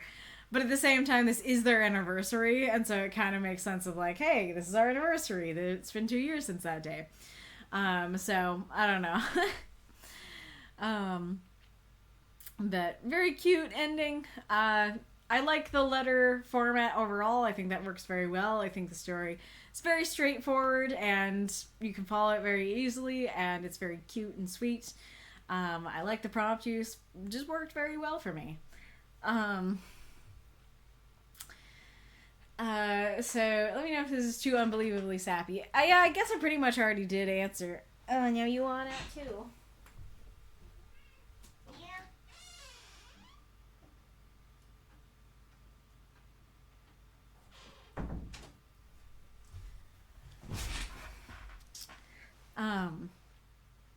Yeah, I pretty much already answered. Like, is it very sappy? It is very sappy.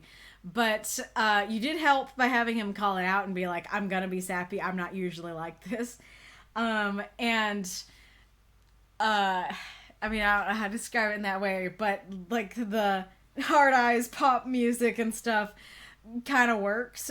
But if you wanted me to take it more seriously than that, then maybe that is a sign that it was a little bit too sappy.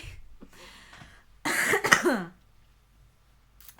like to know what conclusions you drew about Reid and Lilith's relationship. I'm not sure exactly what you mean. Like, I mean, I know from the other story that I know from the story we read last week that he's a demon. I know from the story you wrote with Drago that Lilith is a demon hunter. And so it seems as though, this is a story of a demon and a demon hunter falling in love. And like my conclusion is that they love each other. Like, I don't know what particular conclusions you're looking for. They seem like they're in love. I see no reason to doubt that. They seem cute. Let's see what question do you have about the first time they met?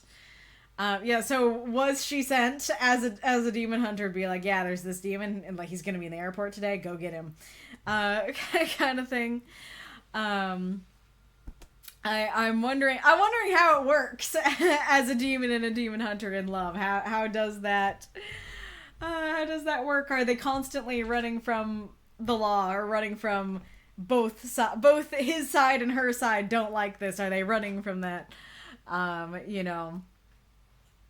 Kind of thing. I don't know. Let's go through the comments and I'll see if I have anything else to say after. About the sword thing. Both. I'm currently training to be a fencing master. I'll be taking my master's exam towards the end of the year. Wow, that's awesome.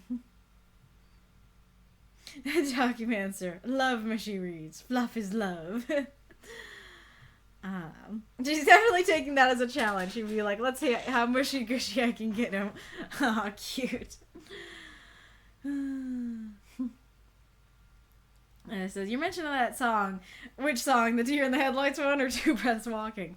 Made me think of the poet John Donne, who wrote The Flea, in which the narrator speaks of a flea biting him at her, and argues, why should the flea share something that we should not share? Donne wrote a lot of romantic poetry about seizing the day. As someone, I think Ghoulish says later, yeah, that poem is very sexual. this is gonna be kind of gross potentially, so I don't know. I don't know if some people might want to look away for a sec, but basically that poem is like, people, as far as I remember from learning about this in school, that people used to think that blood mixed when you had sex, and so the flea like bites her and bites him, and so both their blood is mixed in the flea, and so he's like, hey, the flea like has our blood mixed in, like, but we could like mix our blood, you know, like thing. If I recall correctly, again from school, John Donne, he like had these like raunchy, sexy poems, and then he found Jesus, and then the rest of his poems were all Jesus, you know. But I remember I remember him being a good writer, and like maybe not so much the flea, but I remember enjoying some of his Jesus poems and stuff. But yeah, the like, in a less sexual way, that yeah, like, we both have breath, why shouldn't we share our breath? That is kind of the thing.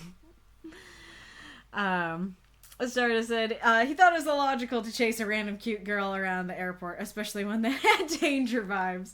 Fair.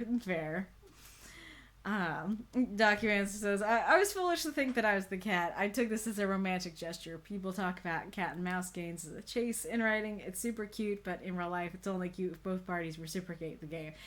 Super good point. Super fair. Which is part of why, like, the punch makes sense. If he's like, we're doing our cute little cat and mouse game, and she's like, the heck we are, you know. Yeah, so it was ghoulish who said that. Stars didn't know that she's a demon hunter. Oh no, the flea was, they were talking about a poem. Arith, probably. He used a lot of things for symbols for sex. There's also the compass, where he says, like, the drawing compass, his life circles around her, and as he draws closer to her, well, grin. I think we read that one too. I seem to recall that, yeah. Yes, it is the vibes of that meme. I think of the Michael with a B video. My name is Michael with a B, and I've been afraid of insects my entire life. Wait, where? What? He said there was a bee. There's a bee? Yes, exactly. The Hardy Bonk Hammer, yes. John Donne certainly was a randy sort of guy. Like I said, as far as I know, it was pure randiness and then pure Jesus.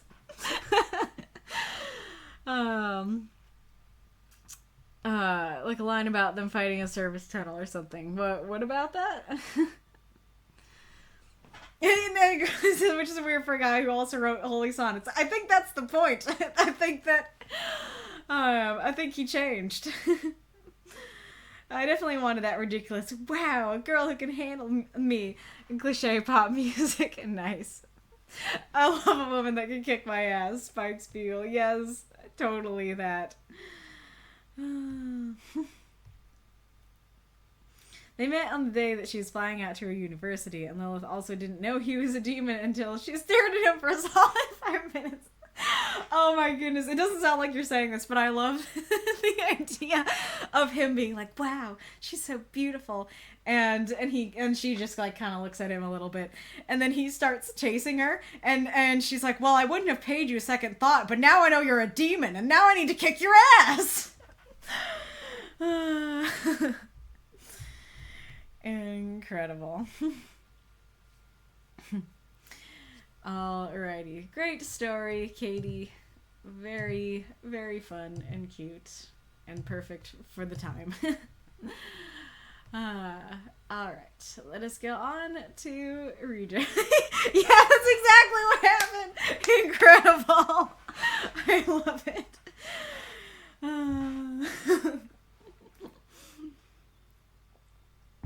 Thanks, Andy. You're welcome. Alright. After the fall, Morgan and Alea by Reidrev. 313 words.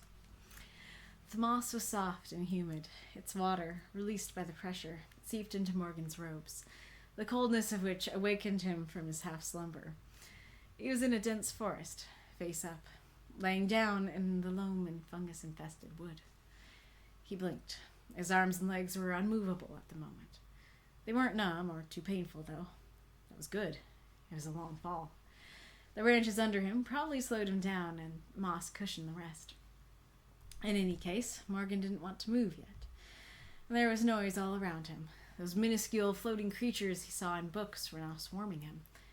It was odd, uncomfortable, but they shined so brightly as they flew through the sun rays. He took a breath. At least he tried to. The air was thick and humid. He was drinking it more than breathing it. That was odd and uncomfortable as well, but it was new, and the smell of old trees and moss after the rain was such a delight. Finally, as one of those creatures tried to land on his eye, Morgan tried to wiggle his fingers and toes. He could, so he sat down. A few silent birds flew away. The young boy wondered. He didn't have anything to eat, nor a proper place to stay. His clothes were drenched and his bones freezing before he jumped out of the atrium. Morgan had seen a town not that far from this forest. If he walked now, and if he went in the right direction, he would arrive before sunset.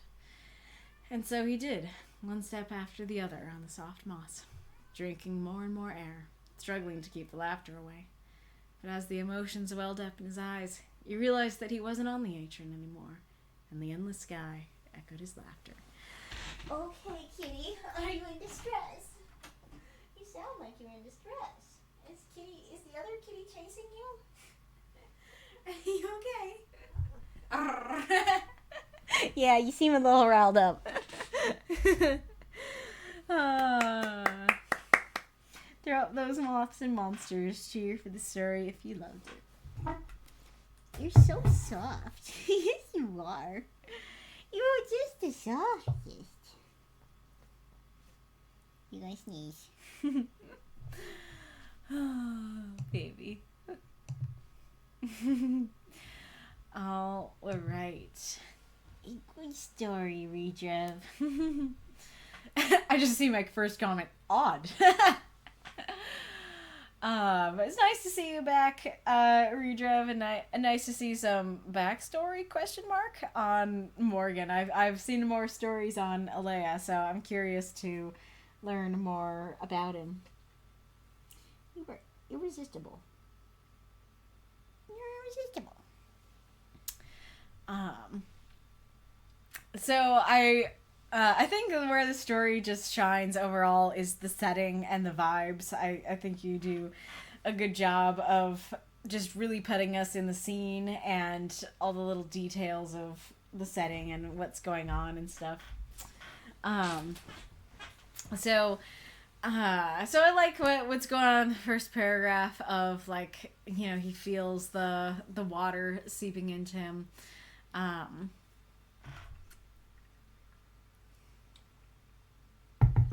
Now, the issue I have with that first little bit is that Homie fell out of, I don't know what an atrium is, but I'm presuming it's some sort of airship, or at least it's a thing that was in the air. He fell out of it through trees. And so, it feels a bit odd that he's like, it's the water that woke me up. Wouldn't the fall wake you up? Like, wouldn't the impact wake you up? Are they running after each other again? Hang on.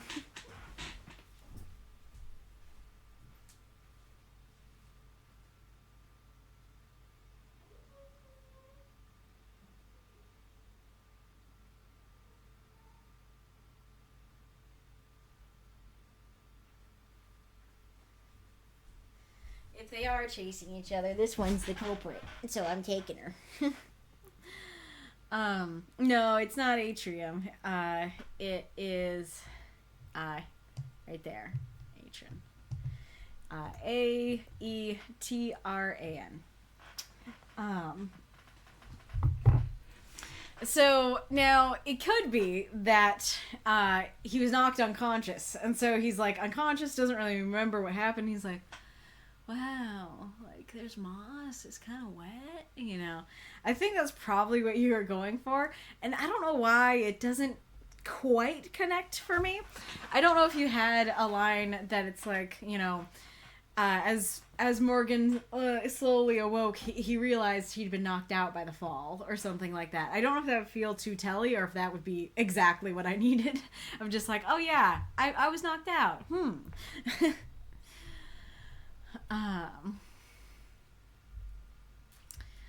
And then I don't know how much I need to suspend my disbelief, but on the one hand, I feel like it makes sense that it's like, oh yeah, like the trees and the moss, they helped. Like he fell a long way, but the trees helped. On the other hand, I'm like, I feel like the trees would either not help enough or would be an active hindrance because you're still smacking branches. It makes me think of fun fact. I don't remember the name, so you'll have to like just. Well, I'll say the fun fact. So, you know that scene in Frozen where Kristoff and Anna fall for quite a distance and they fall into the snow, and Kristoff is like, yeah, it'll be just like a pillow, and then she falls and she's like, yeah, it was just like a pillow, and you're sitting there going, that's not realistic. You know, like, it wouldn't be like that. Turns out it would. Turns out, I don't remember the name, but there was like a pilot that fell out of a plane into a giant bank of snow that survived because the snow was like a pillow. So knowing that, maybe moss works the same way. Maybe trees and moss really could cushion your fall, but I am sus. Google said it was a town in Sweden. Ancient. Yeah, I think it's something for Reidrev's world, but because it's for Reidrev's world, I don't know what it is. I just am kind of imagining an airship.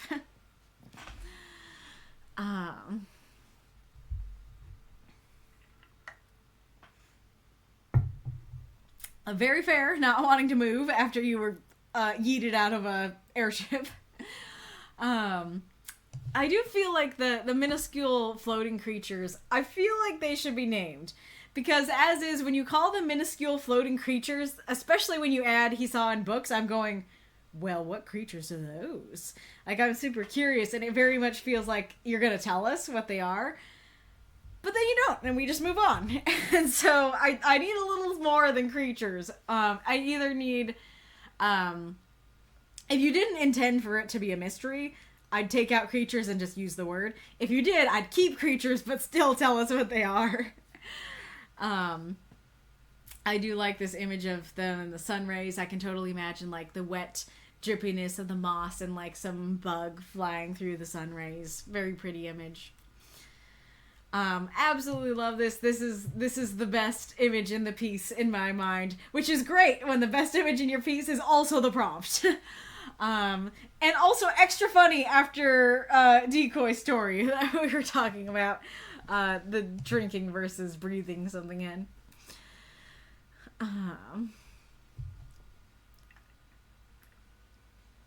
So I think probably part of why the beginning doesn't 100% work for me is because overall, Homie seems incredibly nonchalant about having fallen out of an air thing. I don't know if it's an airship, but it was something in the air.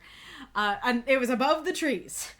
So Homie seems surprisingly nonchalant. I don't know why he's going like, wow, like, you know, the smell of trees, like, and like petrichor.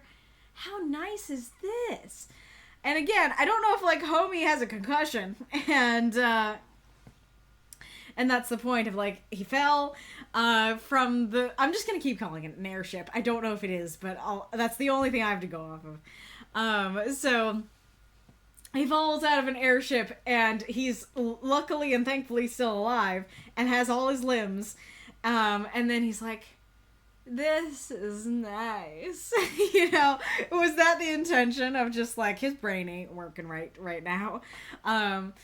If that was the intention, it does kind of work. But it is from his perspective, so we don't have like anybody more sane to talk to us right now. But but if you didn't intend for him to have a concussion or anything, I'm wondering why he's thinking about why it's a delight and why he's not going like, I'm not on the airship. I just fell. I can't believe I'm alive. Oh my gosh. You know, kind of thing. And then kind of, similar but different. Like, I'm curious why he's laughing at the end. And like, it feels like the climax of the story is him realizing he's not on the Atron anymore, which, again, goes along with the concussion thing of, like, maybe his brain, no worky so good right now. And, like, it takes him a while to realize, oh, wait, I'm supposed to be on an airship, you know? Which, that kind of works. The problem is that you said that he jumped out. And so, like, this is all from Third Limited, from his perspective.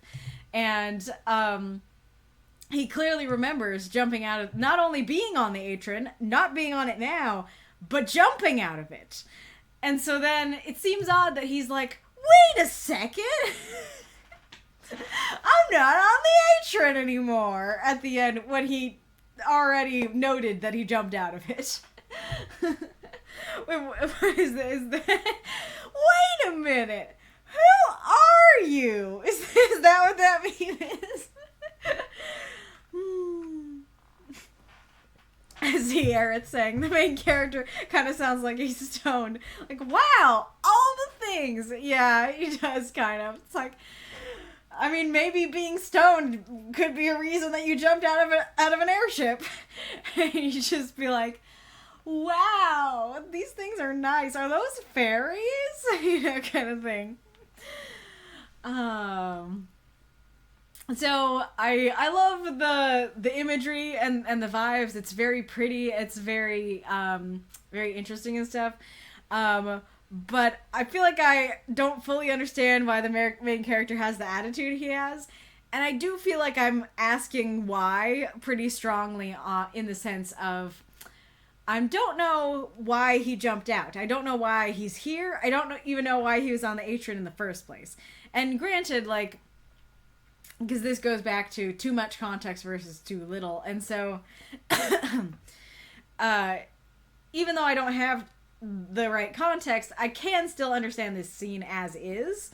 However, I do feel like I have these big questions that I'm wanting more context of, like, okay, like, I get that the homie jumped out of this thing in the air, somehow survived the fall, and now he's trying to get to the next town over. I can't understand that, but to really get into the story, I feel like I need that information of, here's why he was on the Atron, here's why he's not anymore, and kind of thing.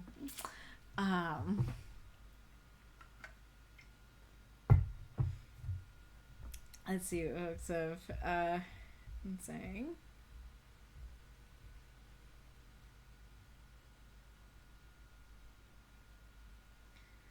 Was spaceship a hidden prompt I didn't know about this week? Amazing. It's like, yeah, that could be a challenge that I've never done before of, like, include this word in your story this week. Include a spaceship somewhere in your story this week. Yeah, moss is not as soft as snow. That's kind of what I was thinking. Ghoulish, in fact, it usually attaches to hard things like trees and rocks. Very good point.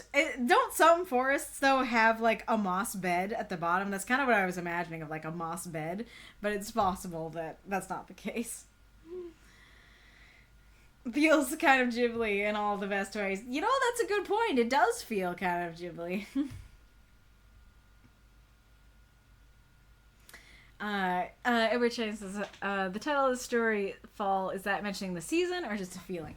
I think it means the action of falling, that homie fell out of the sky, and so it's after that fall. Bro is dazed and confused for sure. And then in the other chat, more like dazed and concussed. Wish Reidrev was here to talk about this. Yeah, that would be nice. It's too bad that Reidrev can't answer our questions. Also, like, if you guys, FYI, like, as long as, like, everything's unlocked and stuff like that, and you see in the break that somebody is saying something like that, they're like, oh, I won't be awake for my story. reply to them and say, hey, if Kaylee does you first, can you do it? And try to keep them. Because I'm not near my phone or the computer when I go down and have my snack. But if you can grab the person and keep them and be like, wait, but she could put you first though. Then, because it doesn't work if they're not unlocked yet, but as long as they're unlocked, I can reverse the order. Yeah. There are organic layers on the first floor, but they're mostly leaf litter, which is not that soft. I know this from experience. Fair enough. Alright. Great little story, Reidrev. Good to have you back. Oh yeah, a question I had. How old is Morgan here? Because I think Morgan's been an adult in the other stories I've read about him.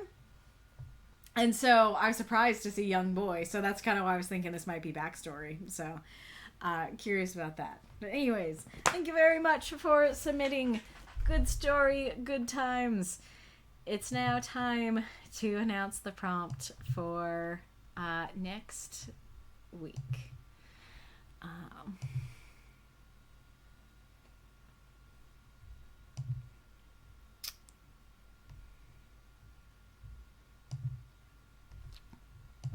I love this background. More people are Jacksepticeye. What are you doing? Oh, that actually seems very that actually seems very interesting, but then I ended up closing it. Alright. Now let's head to the Secret Supporter chat. Okay.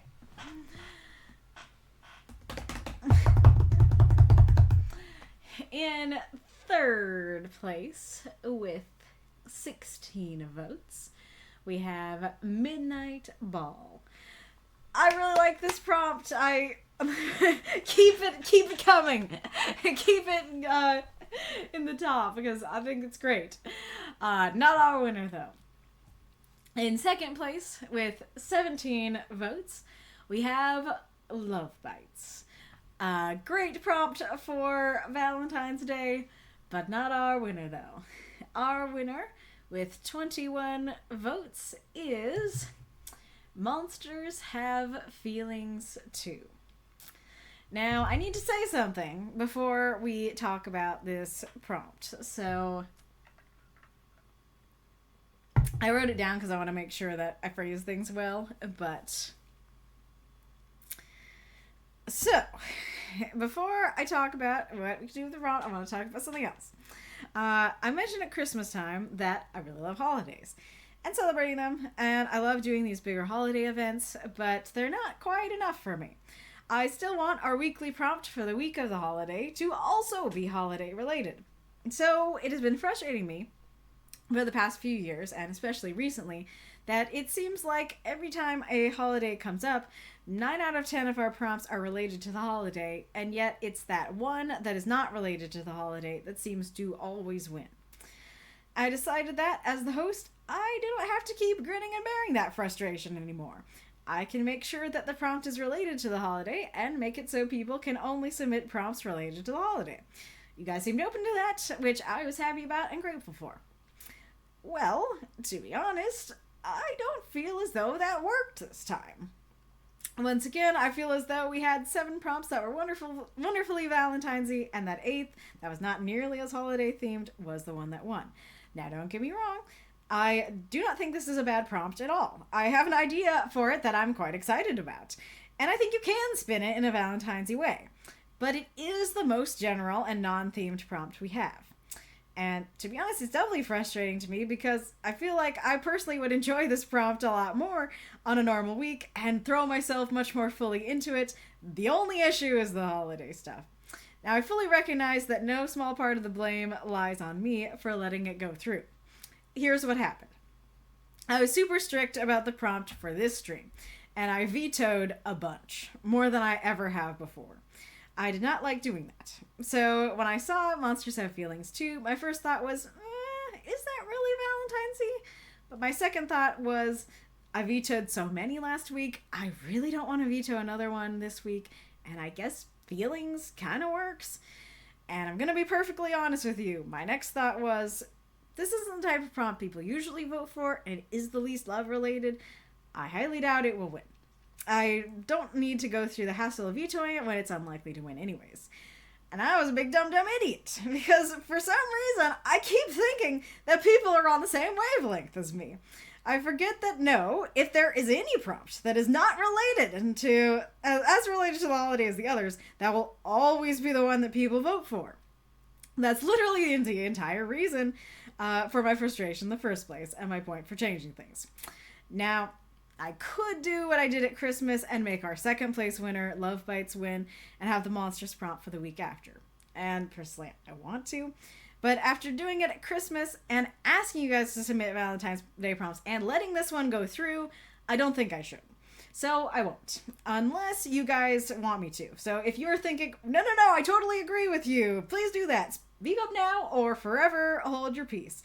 If a bunch of people want that, I'll do it. Otherwise, we will stick with the prompt that we have. But the reason I'm talking about all this is because my new plan didn't work and I'm still dealing with the same frustration that I changed the rules to avoid.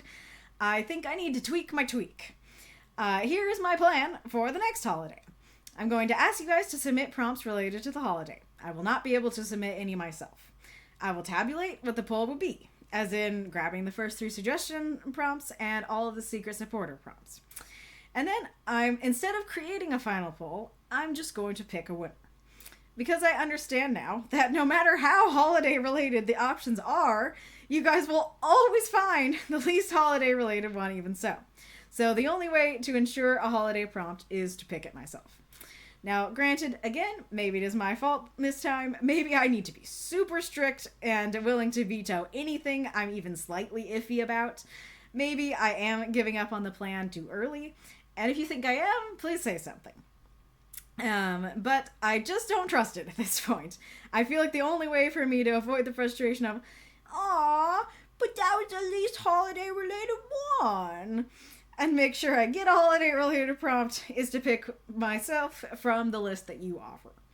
Now, as I said with Christmas, if you absolutely hate this idea, you have a voice and you can say something. If everybody thinks this idea is ridiculous and selfish, I won't do it. So please say something if you think that's the case. Otherwise, this will be the new plan going forward. There you go. Alright.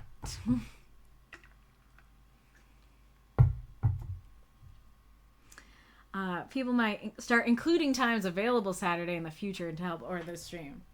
That's actually not a bad idea. Yes, I'm sorry, Documaster. Like I said, I actually really do like the prompt.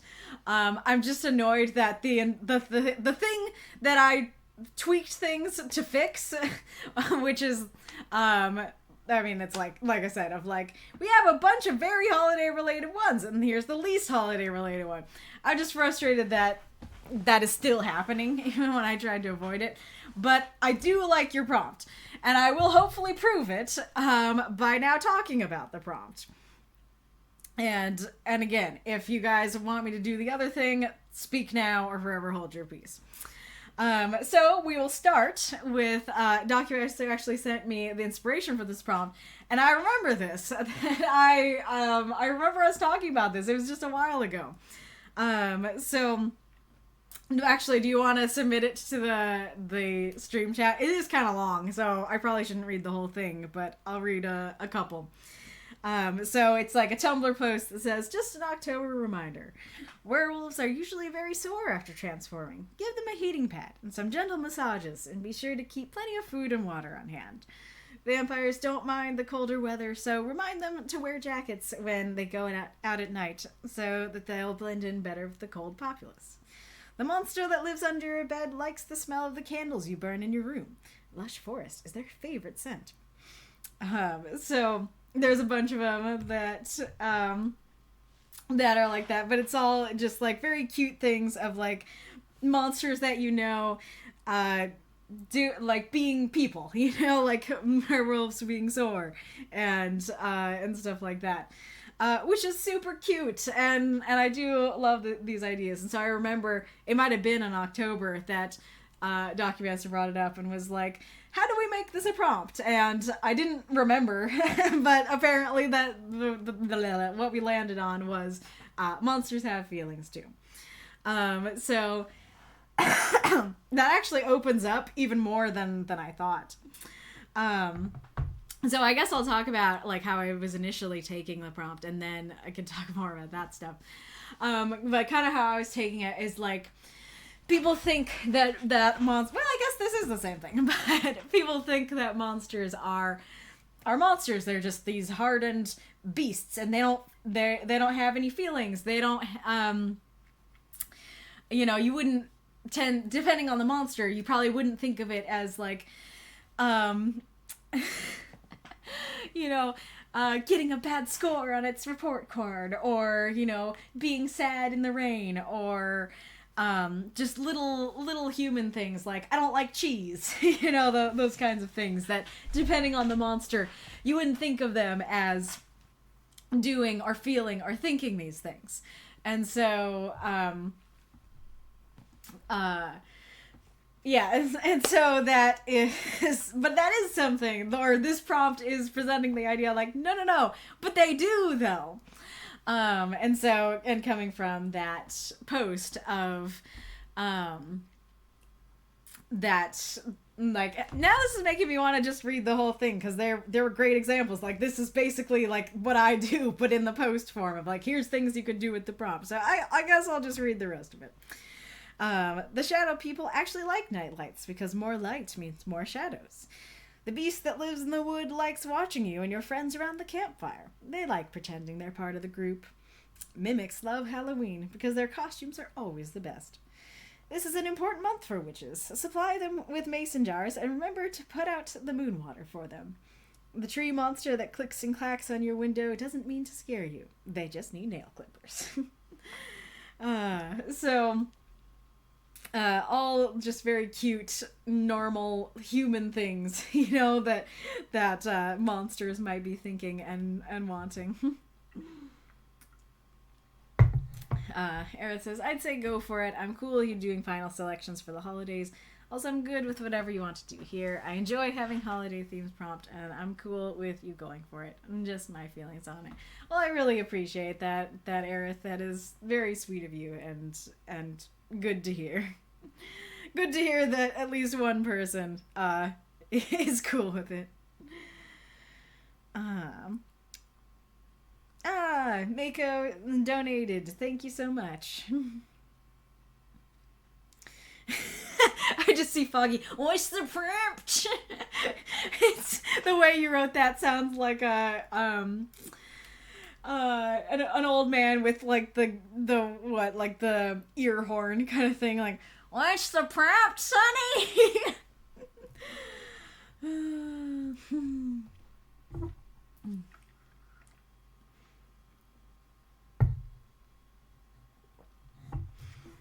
Interesting. So Ghoulish disagrees. So Ghoulish says, I still want us to vote on it, but you not submitting to have veto power is a fine power stain. I always have veto power, even regardless of if I vote. I don't mind you being a little stricter during certain holidays, but I do want there to be a vote, even if there's only a few choices.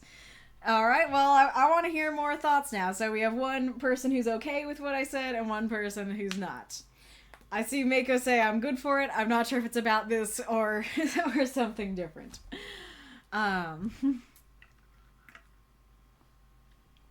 That's what it says. I think that given how choosing the prompt by vote is so central, I think getting rid of that is too far.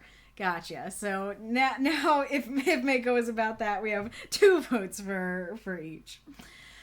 And like I'll try and think, like, again, like maybe I'm just giving up too early and I just need to be... Hi, kitty. I just need to be super strict. I'm just, like I said, I'm just nervous that it's going to keep happening where it's like... And well, again, like we can see, but it's like, even if I am super strict. I still feel like you guys are gonna go for whatever the weakest link is. Like, whatever the one that's the least related feels like always what you guys are gonna go for. And that's my issue with it, is that, and like I said, that's the frustration I'm having. That's why I'm feeling like I need to change things. Because, like I said, maybe I'm wrong, maybe I'm overreacting, and if I really, like I said, I have never vetoed as many as I did for Breath of Fresh Air, so if I don't have that, like, oh, but I vetoed so many last week, I don't want to veto any this week, maybe if I don't have that problem and I'm like, all right, Sergeant Kaylee's coming out, I'm vetoing anything I'm iffy about. Like, maybe I will be able to do that other times, and maybe that will make it completely fine. But yeah, the reason I'm reacting the way I am is because it just feels like no matter what, you guys are gonna try and weed out whichever one is the least related, and it'll just keep the cycle going.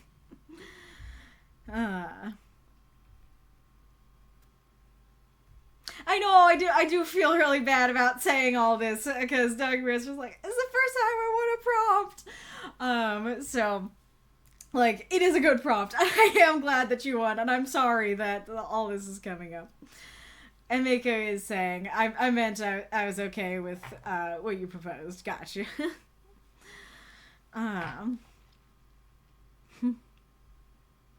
Aw, that's too bad, Documancer.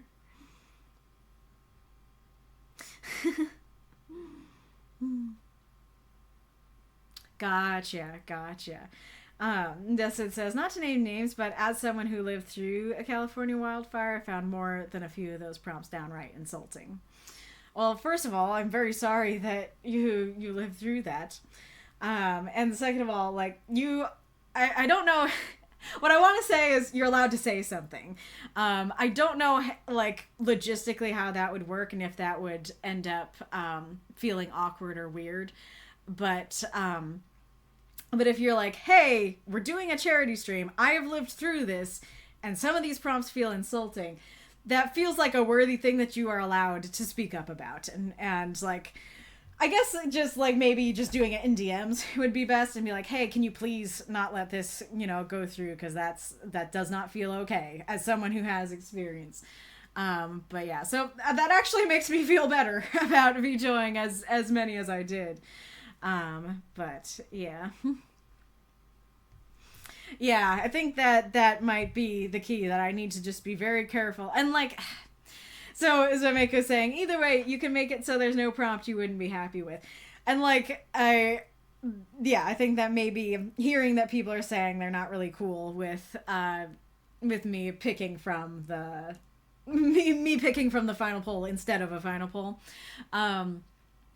Maybe I do just have to be very strict and careful of like, nope, I'm slightly iffy about it, it's out. Kind of thing. Gotcha. So it says, yeah, the ones you vetoed, I was not sorry to see eliminated. Okay, that is encouraging and good to hear, and that is making me feel better about like using the veto system in the future. I just need to, yeah, be better, but like I would hurt people's feelings if I vetoed things. But like to what Mako was saying, and I want to be clear, like that's not that I'm like, oh, I'm super mad and unhappy with this prompt. Like I said, I like this prompt, and like I'm excited for what I personally can do with this prompt. I think you guys are going to do awesome stuff with this prompt. And like from the very beginning, when Documancer submitted the Mimi thing, I was like, yeah, that's great. I love that. And so I do really like the prompt. That's not to say I'm unhappy with it. It's just that, like I said, it's just the holiday stuff. I'm just disappointed that it wasn't more related to the holiday. I'm just disappointed that it seems like the same problem is happening. And I don't think I would have any problem at all with it if this wasn't a problem that I felt like kept happening. Like, that really is, I think, the only real issue, is that it feels like for like, I don't know for sure, but I want to say for at least like the past 5 holidays, we've had 9 out of 10 be related and the 10th not be. And so it's just that keeps happening. That's why I'm so frustrated and why I'm like wanting to tweak things and change things and stuff like that. But I do like the prompt itself, and I will do my best to just be like, no, like either like, nope, it's a great prompt, like put away the holiday, it's great, you know, or be like, hey, you still can do Valentine's-y stuff. There's a reason you didn't veto it. It's about feelings. Feelings is Valentine's-y. You know, that kind of thing. Let's see.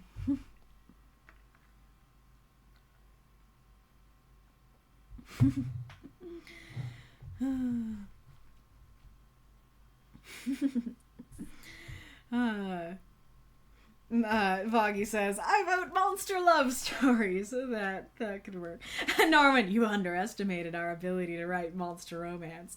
Very fair. I guess that's part of it too, because I want this prompt to be like open to you. I don't want it to be limited to only romance. Only romantic feelings. Because there's so much you can do with this prompt that I think you can make really great stories of all kinds with it. But because it's for the Valentine's week, I'm like, I want to make that at least the challenge, though. You know, I want to make it the challenge. But anyways, let's see. I feel like there's more I wanted to actually suggest about what you can do with the prompt. I guess kind of related that, like, feelings is very broad, so there's a lot you can do with that. And so it could be like a monster has a crush, a monster has romantic feelings. It could be that it could be familiar, like going along with the idea of many different kinds of love. Like a monster could love its family, right? It could be that there's a monster hunter who is like, who's like chasing after a monster, and then they go back to the monster's den and realize that the monster has a family, and they're like, I feel less good about hunting it now. You know, it has feelings, kind of thing. You could do something about like monsters, they never talk, and like they, I don't know, what am I thinking of? Because this feels like it's from something, but the idea that they all made an agreement to never talk, and then one of them is like, hey, could you stop hunting us? Like, we're people too. We have feelings, kind of thing. Makes me think of the like meme thing about like your dog turning to you one day and being like, no one will believe you, and then going back to barking. So it's like, hey, can you just stop it with the calling us monsters and hunting us business? All right, thank you. And then going back to the thing. But as the meme thing says, feelings could just apply to lots of different things. Like it could be a physical feeling, like feeling sore or being sad that they were hurt or something like that. It could be like, I really like that you left this nightlight out. Like it could be this feeling of, I appreciate that you did that for me. What were some other ones?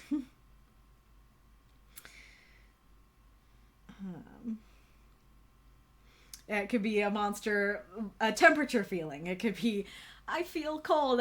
You could find a little monster shivering in the cold.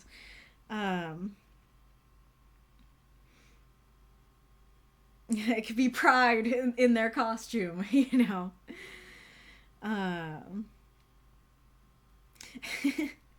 The feeling that your nails are too long. I guess that could be a feeling.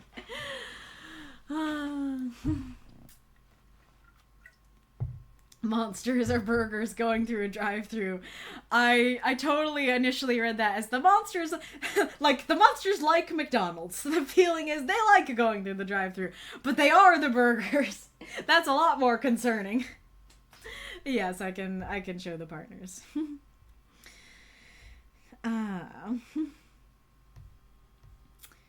But yes. Yeah, and that is true that Foggy's kind of pointing out that love bites would be all vampires and lycanthropes. So that is a good point, that, like, that prompt might be a lot more narrow. But this prompt is monsters of all kinds and feelings of all kinds. So it's a lot more broad, and you can do a lot of things with it. But yeah, let's see. A kid doesn't need his nightlight anymore, but notices the monster under his bed is scared of it, so he leaves it for the monster. The monster becomes his protector. Aw, that's super cute.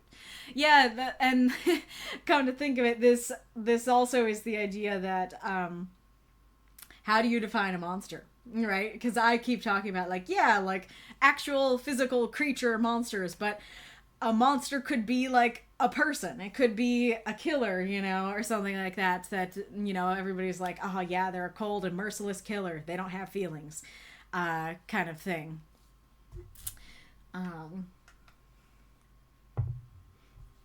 It could be the evil overlord having a kid and loving that kid, or something like that. So yeah, like, this is a really good prompt. Those kinds of things make for a good prompt. That broadness of, you can do a lot with this, and this is one of those prompts where, like, pretty much every word, well, at least two of the words are like, yeah, how do you define a monster? Because there's a lot of different ways you can define that. How do you define a feeling? There's a lot of different feelings to pick from. I guess come to think of it, you could go really dark with it, and you could have it be that, like, the monster has the feeling of, like, hunger or I want to eat you. It's like, monsters have feelings. Those feelings aren't necessarily good or wanted, you know?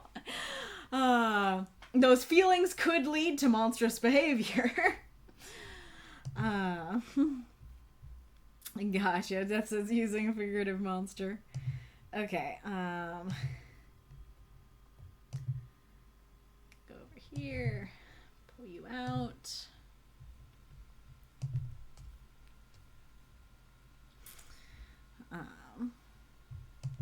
Alrighty. Alrighty, Rue. Okay, so it is on the side. I'm not sure how well you'll be able to see that. Let me see what happens when I don't think you can see it at all. Nope, that just made the page bigger. Okay, let's try a new method.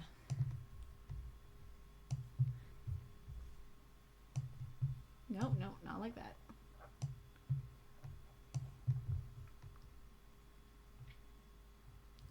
Oh, come on. There we go. Okay, let's see if this works. There you go. Hopefully that is readable. Alright. Wolfsbane, you are paired with Solo Adrian. Stardust Fair, you are paired with Ashikon. Nyrus Seeker, you are paired with Val/Macabre Plaza. Luna, you are paired with Nightwolf. Death's Head, you are paired with Reidrev. And Makokam, you are paired with Autumn Create. So you are free to message your person. I will send out, like I did before, I will still send you DMs, and I will give you some of your partner's answers so you have a little something to go off of. But those are the things. I can't zoom in on the side. It just, look at what happens. It just makes the the actual page bigger. But yeah, you'll get your DMs, if not tonight, then probably tomorrow. Hopefully. So do you want me to voice them again? I guess I can go through the list again aloud. So, Wolfsbane, you're portrayed? You're paired. I don't know why I said portrayed. Wolf, you're with Solo Adrian. Stardust, you're with Ashikon. Nyrus Seeker, you're with Val/Macabre Plaza. Luna, you are with Nightwolf. Death's Head, you are with Reidrev. And Makokam, you are with Autumn Create. Foggy and Norman, I wish everyone good luck. Lovely. Alright. But yes, if you are not read here on the stream, you're not out of luck because our Discord is awesome and they do backup readings. They happen in the writing group chat, the writing group voice chat, and the backup queue. You can submit to the backup queue now, and it's first come first serve. So you can do it. you'll be early if you submit now. There's a lot more back and forth discussion in voice, and and you can submit your story and read it to everyone. You can have somebody else read it. You can just lurk. Whatever you want. It is a good time. Yes, those rules will... I mean, they'll pretty much be the same as usual, but they'll go up later. I think the word limit will be the same. I think it'll be 1,000 to 3,500. And it's like, I kind of said this before, but the thing is, if you don't care about being read, you can just go over. You'll have to, tell us that you went over, but it's like, I mean, I do that like pretty much every other week with my stories that when I can't be read, I just allow myself to go over. So you're allowed to do that with the Valentine's event. If you're like, I would like to write something, I don't care about being read on the stream, I would like to go over 3,500 words, you are allowed to do that. Join us or else you'll hurt my feelings. That's nice. Well, not nice, but a funny one. Alright, is anybody in our category streaming? Anybody you'd like to raid? Can let us know now. And thank you to everybody who donated to the wildfire relief. Really, really appreciate that. Death says that he himself can stream. Nice. Podcast. Oh no, headpads. Alright, a story for the new prompt. Nice. Well, if there are no other suggestions, we can do that. Well, the ad will come. Well, actually, I don't know. But if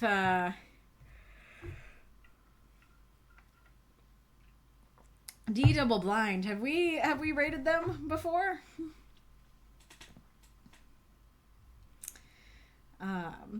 Because if they're a new person, gotcha. Okay, well, what are people, Coffee Quills, did we raid them last time, or did they only join us? What are your guys' votes? Do you want to do Death's Head, D Double Blind, Fable Storyteller, or Coffee Quills?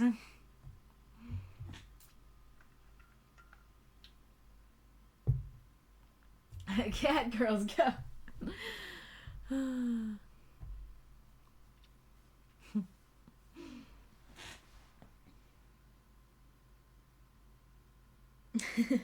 All are cool, Mako says. Well, that's not very helpful. I'm down to wait for death. Things we say in this chat. Or coffee. I think we read them to... We're joining their streams way more than I ever did. Not sure what you're referring to. Yeah, so I feel like Coffee Quills, either we raided them last time, or they were here last time and we didn't. And if they were here last time and we didn't, I feel like we should raid them this time. But if we raided them last time, we should raid someone different this time. Double Blind, gotcha.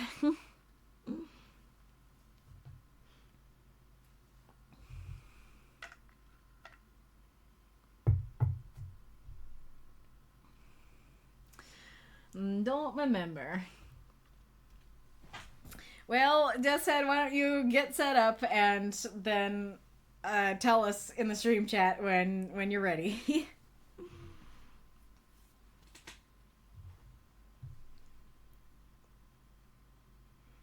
I know Coffee joined our stream. I just don't know if... Oh, we've raided Fable last time. Okay, so that seems to be like we should read Coffee. Read Coffee? Raid Coffee. Alright. Is it coffee quills all lowercase?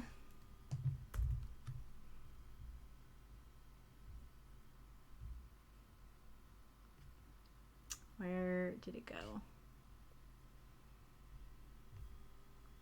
Yay for coffee. Well, let's try it all lowercase and see if that works. Oh, no, it's not. I see Dr. Answer said.